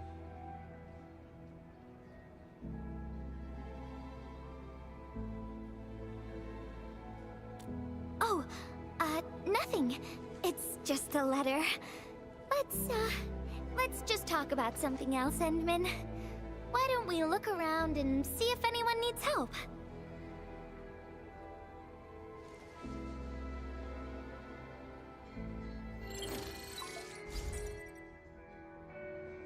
Endman, we got a situation. Remember our water purifier project? Mr. Andre, you've already mentioned this before. Yeah, guess I was getting a little too desperate, and I forgot all about it. Anyway, Supervisor Perlica just replied. She reviewed our asset register. It should be somewhere right outside the Ether test site. Honestly, the place where it's registered seems rather odd. The crewmates of the power plateau should have retreated to the worker dorms already. Can I ask you to check the worker dorms and figure out what happened? What a coincidence! We're right in the worker dorms. We'll ask around right away. Wonderful. Now the thing I need is the filter of that water purifier. I checked the asset register. An Enfield scientist named Rope is in charge of the purifier unit. He was overseeing the project, but then he had an accident. The asset register indicates the item is lost. I'd like to get an update on the filter. Endman, could you please visit Rope for me?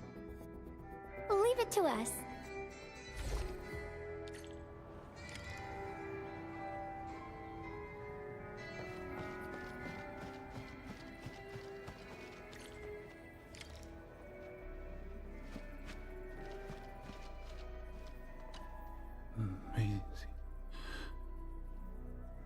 Maisie.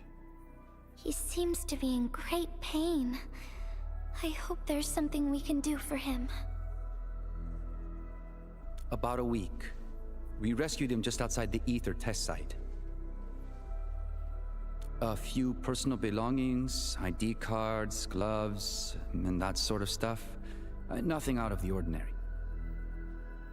Endman, maybe we should leave for a while.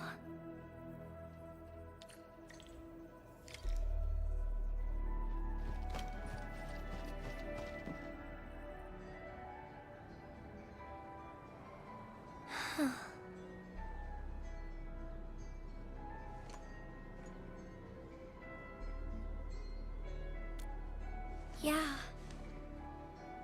I feel like I haven't really helped those who are suffering.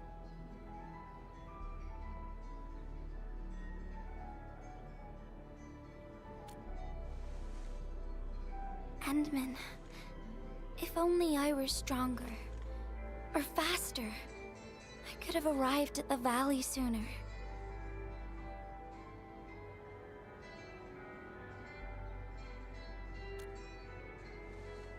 Okay, Endman. I've made up my mind.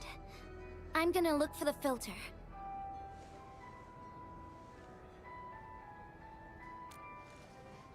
You gotta let me do something.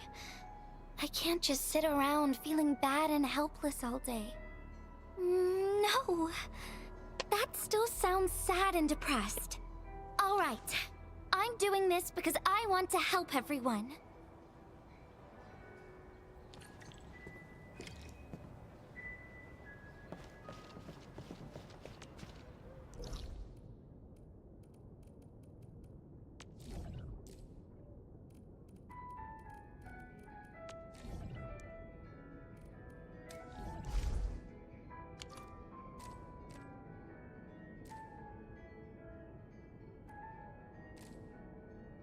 Well, alright.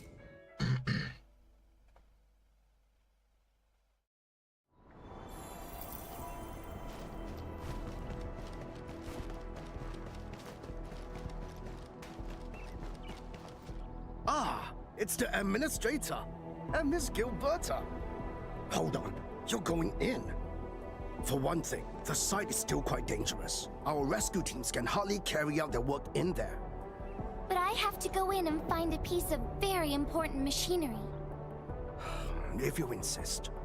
But do you really have to go in there?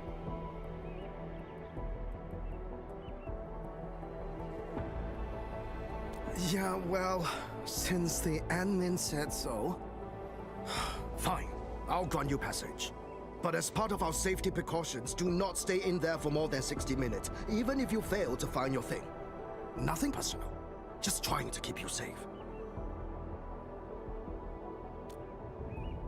Endman, my analyzer can detect residual blight extracts in the filter. This will give us an approximate location of the device. Andre gave me the analyzer before I left for this search. The analyzer has identified several potential locations. I'm sending you the data. I think we should look around this place first. Use the scanner. We should find something.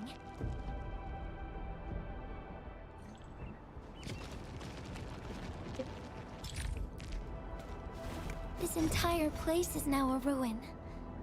It's so upsetting. Oh wow, we can pass through here. Nice.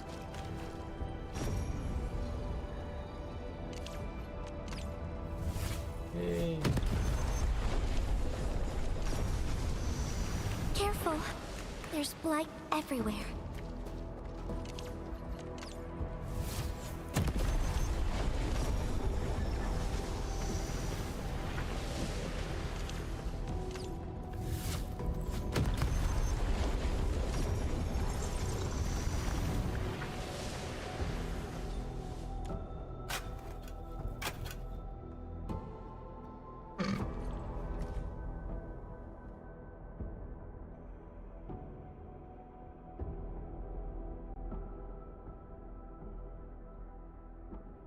What is this?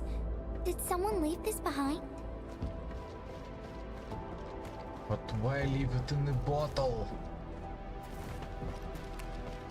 So weird. And funny.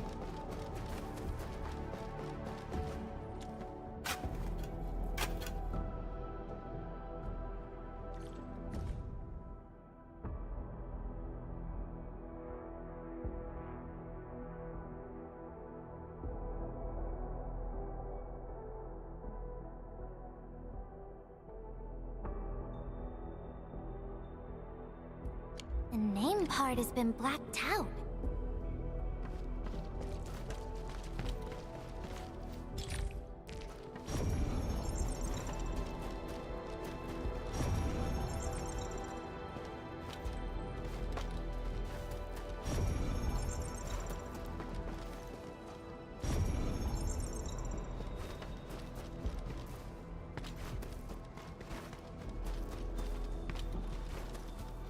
Uh-huh.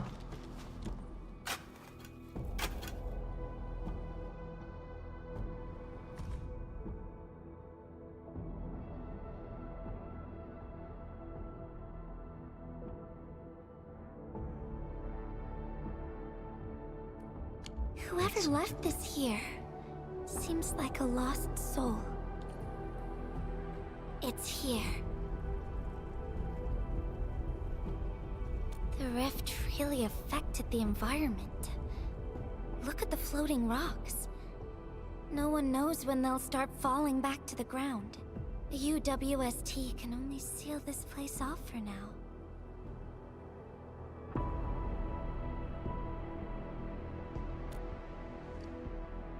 We can only pray that time can heal these wounds. Oh, Endman. The blight seems to get worse the deeper we go. There might be enemies active nearby. We'd better be careful.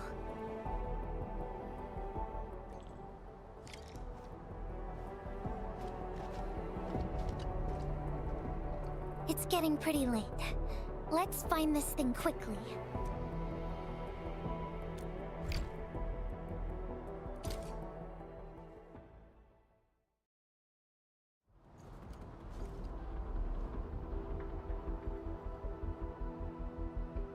Here's a spark of arts to save the day. Messengers always deliver. Incredible, right? Nothing can stop a messenger. Look out, over there! You can do that?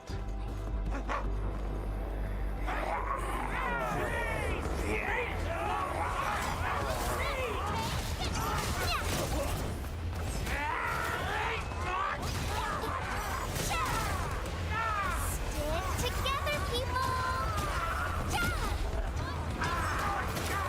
Get crushed!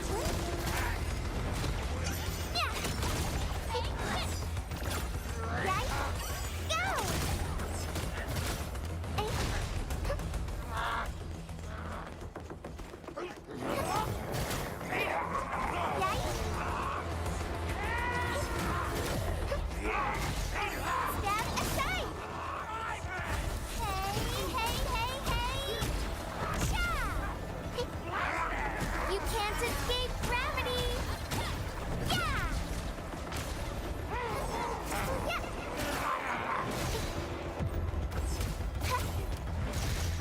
Stab aside! Better watch where you step!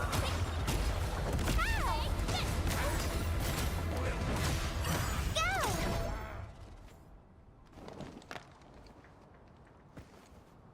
More enemies might be hiding nearby.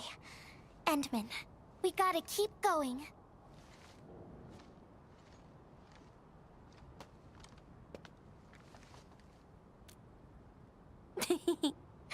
I thought of a clever solution along the way. All right, Endman, close your eyes.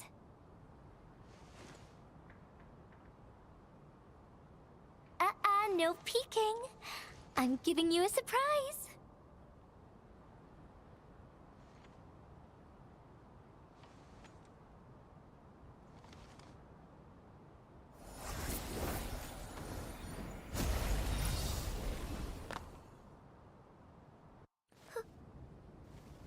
You're feeling much lighter, right? Let's hop on, or they'll really catch up with us.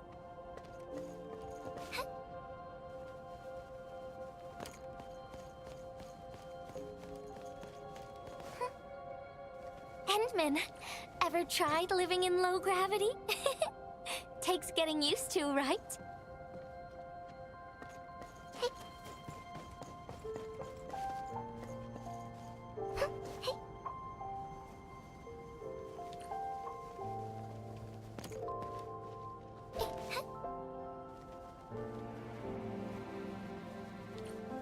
For a courageous messenger, nothing's ever too heavy.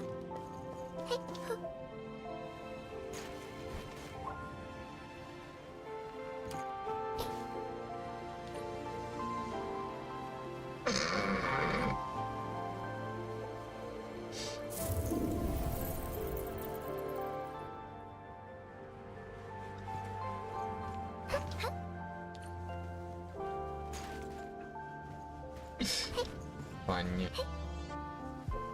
Just imagine yourself as a kite and feel the ephemeral link between your body and the land. And that is the trick of flying.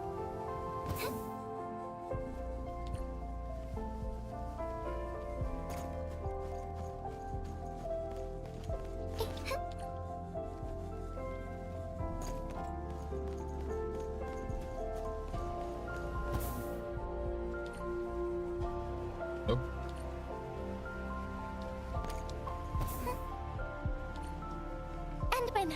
Over here! Is this a UWST safe? Perhaps the filter we're looking for is right inside.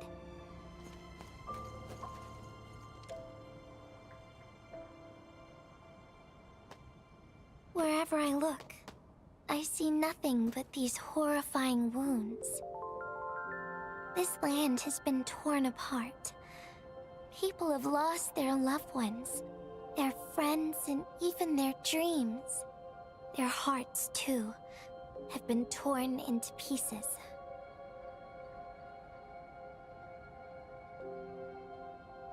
This world has always been so delicate and fragile. It's like a fine, downy feather, and also like a polluted orb of glass.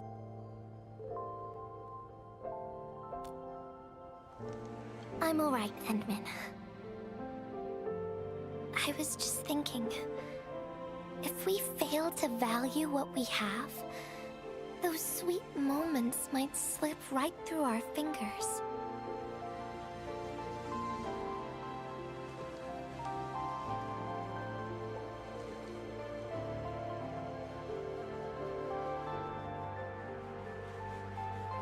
Andman, I want to...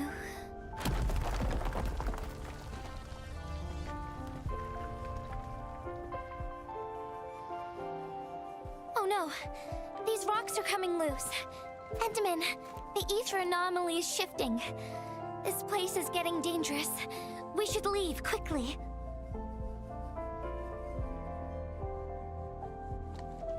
Let's go.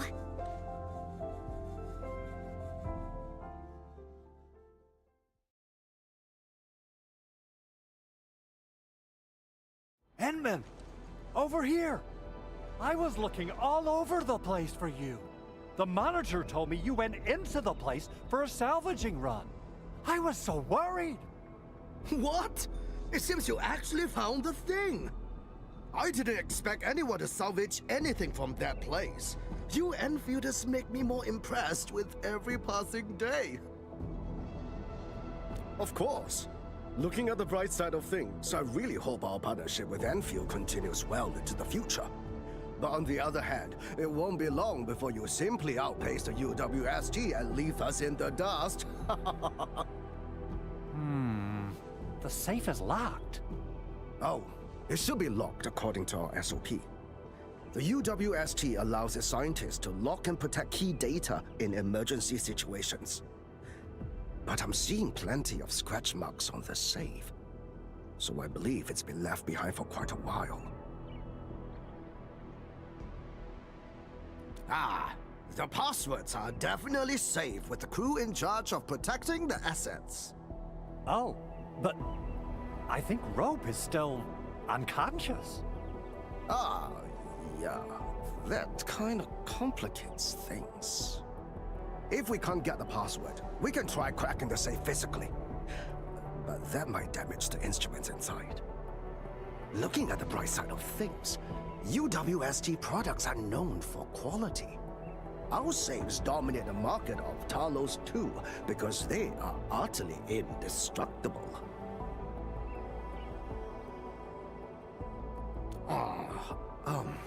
Yeah. Well, this means we should get the password to open the safe properly. All right. Andre, my man.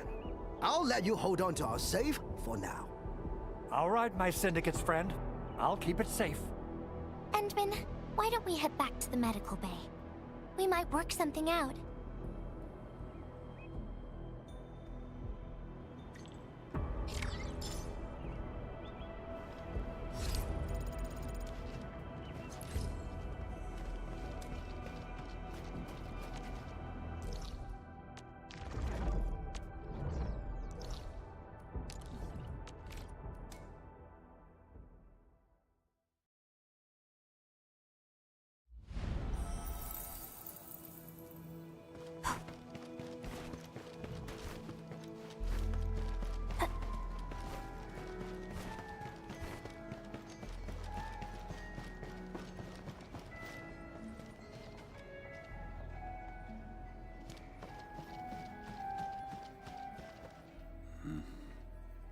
Maisie. I think he's trying to say something. Maybe we should get closer to hear him better. Maisie. Maisie. Is he saying Maisie? He's been unconscious for a few days, but he never stopped mumbling his word. We're thinking that Macy might be a person's name.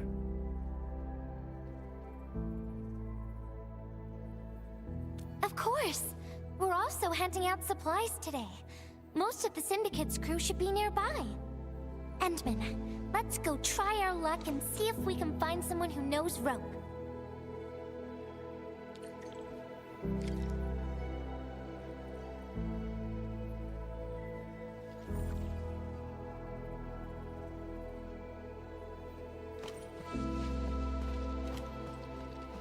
$173 days. That's ridiculous. Okay, I'm closing the game for now. I have other stuff to do. This quest is not urgent.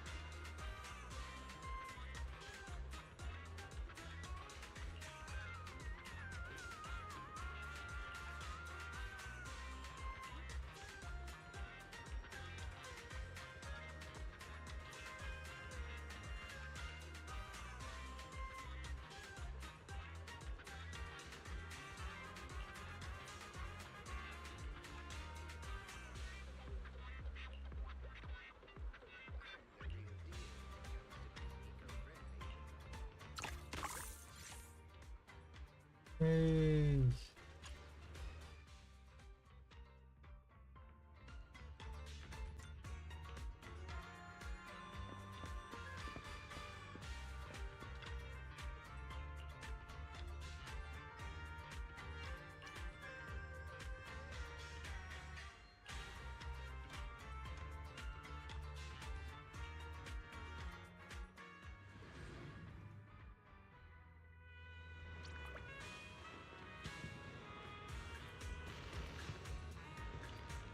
We're back, yeah.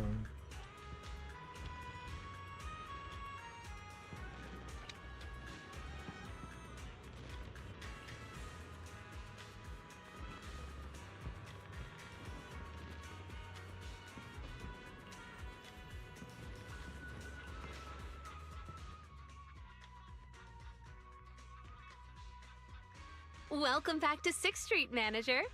Welcome! Welcome!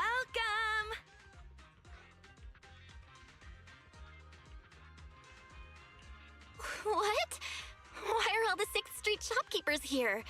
Wait, this is my parking lot. Looks like we gave you quite the surprise, manager. Seems the other manager handled the secret-keeping job pretty well. Wow, just like the reunion dinner the other day. So didn't expect you to team up with everyone and hit me with another huge surprise, Wise. But honestly, I could get surprises like this every day and not get tired of it. Thanks, Wise. And thanks, everyone. All right, manager. Time for the gift-giving part. Here, this is a custom controller case from the arcade. Happy New Year. This bag of soup base is a new flavor I've been working on. It's not even on the noodle shop menu yet. If you miss my cooking while you're away, just boil some noodles with it and give it a try. Of course, coming back to eat it fresh would be even better. A new batch of drip bag coffee came in the other day, so I brought you a box to try. Hope your new year is as rich and smooth as a good cup of coffee. If you don't mind, manager, here's a gotcha from Gadget Store's newest line. I pressed the record myself. Filled it with tracks I think you'd like. Hope music fills your life in the coming year. I didn't really bring anything special. Just grab some parts and maintenance oil for your little bang boo. Hope they come in handy. I told them a simple greeting would be enough, but everyone insisted they couldn't show up empty-handed. So now we'll need to prepare something in return, Belle. Can't believe I got this many presents. You guys are way too sweet. Happy New Year. Belle, I just want you to know, even if our world becomes bigger, this video store will always be the place we can return to. It's home. It is. So, if you've got the time, come back once in a while. I think the people and the neighborhood itself might miss us. It's getting late. Looks like you still have plenty to talk about, so we'll leave you to it. Bye-bye, manager. Drop by the arcade for a few rounds when you're free.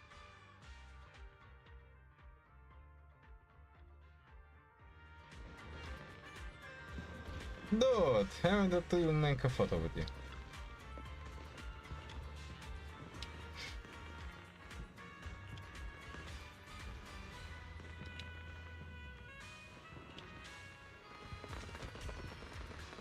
Hey.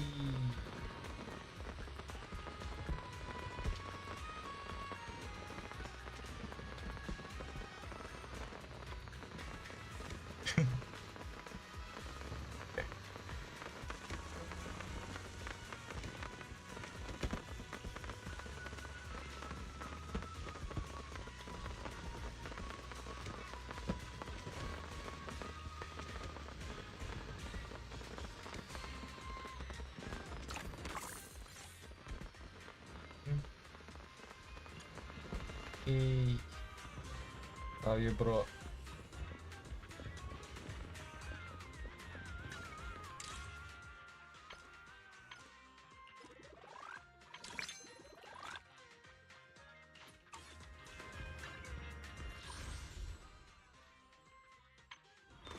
Yep. But what about my inventory? What about this? It's really appropriate. Come on. Puzzle, please, please. Yes, thank you once more. No. Annoying.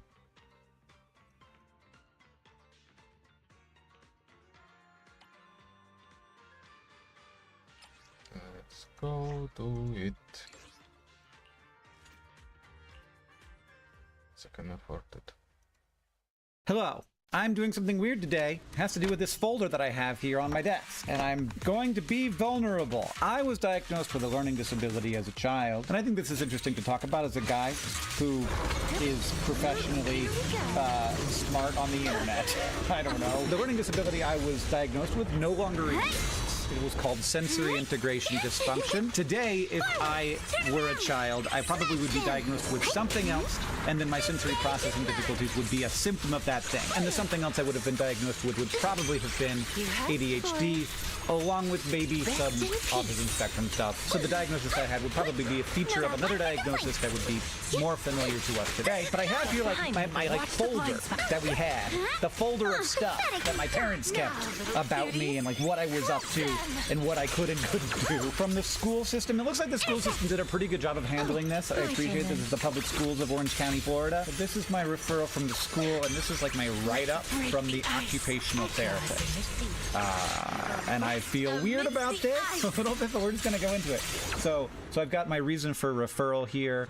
I entered school during 85-86, so this is like second grade. His teacher reports that Hank is disorganized, has difficulty attending in class, and is often distracted. So, I mean, look, what's that but just ADHD? Reading and math skills are above average. Hank still reverses letters and numerals.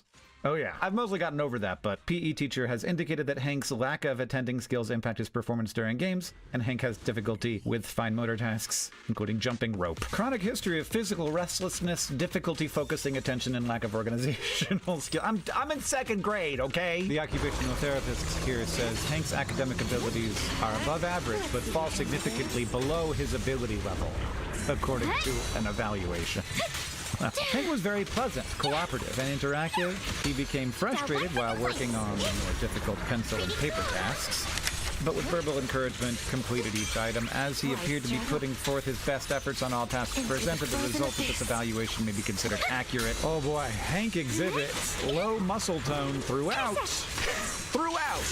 Not throughout anything in particular, just throughout. And has co-contraction of his head and neck, which is vital for stabilizing the head while working on fine motor tasks. Hank is experiencing difficulty in fine motor development, hand and forearm movement. Definitely poor, as was serial thumb finger touching. I can do it now.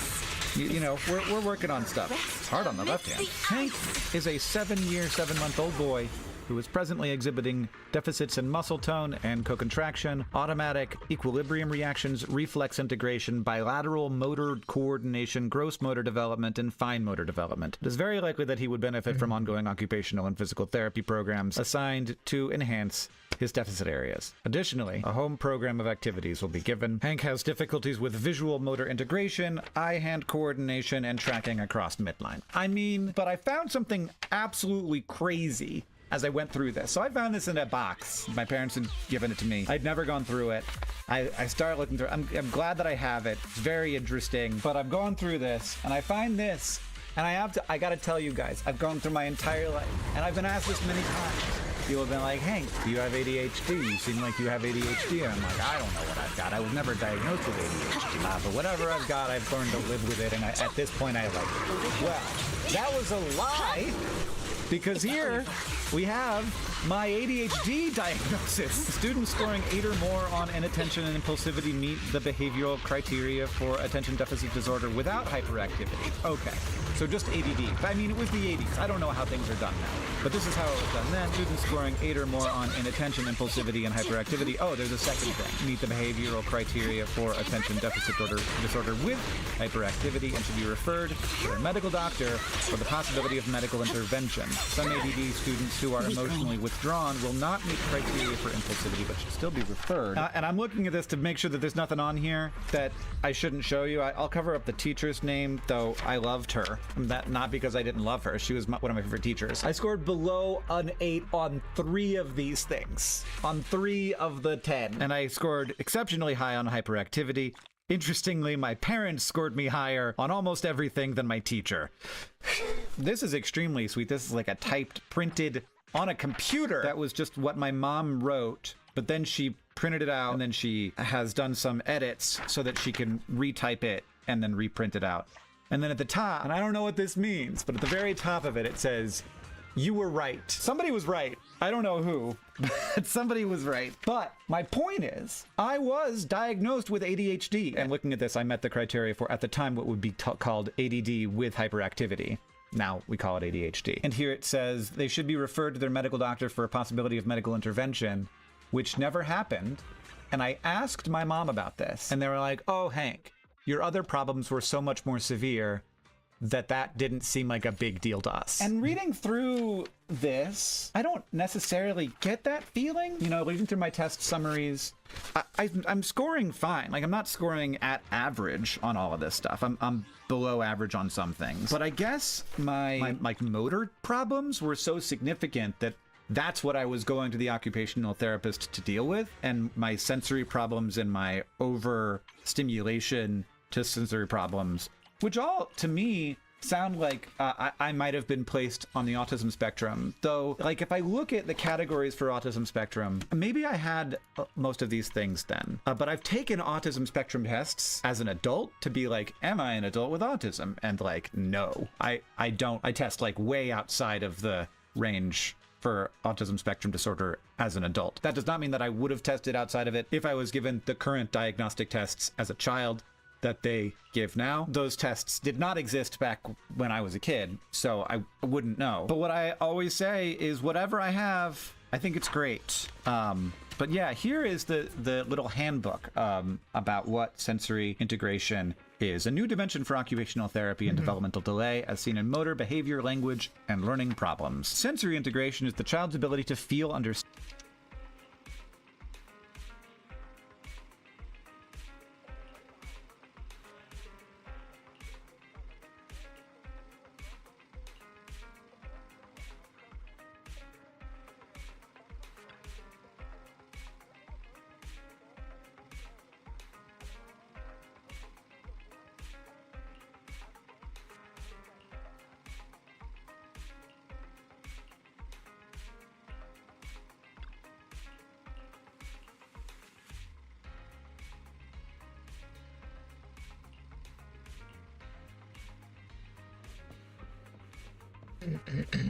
to the same things.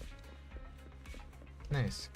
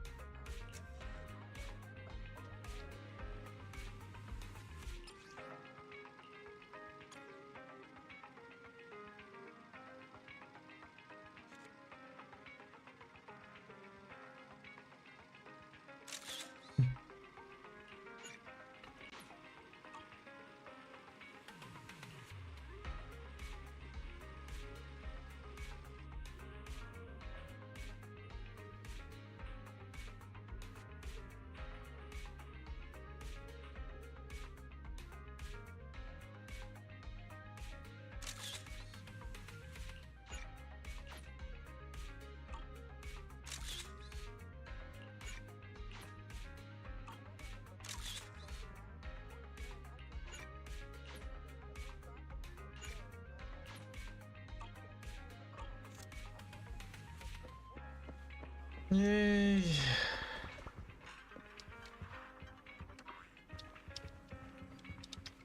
Okay, that's going to be it for the stream. Good luck, fun.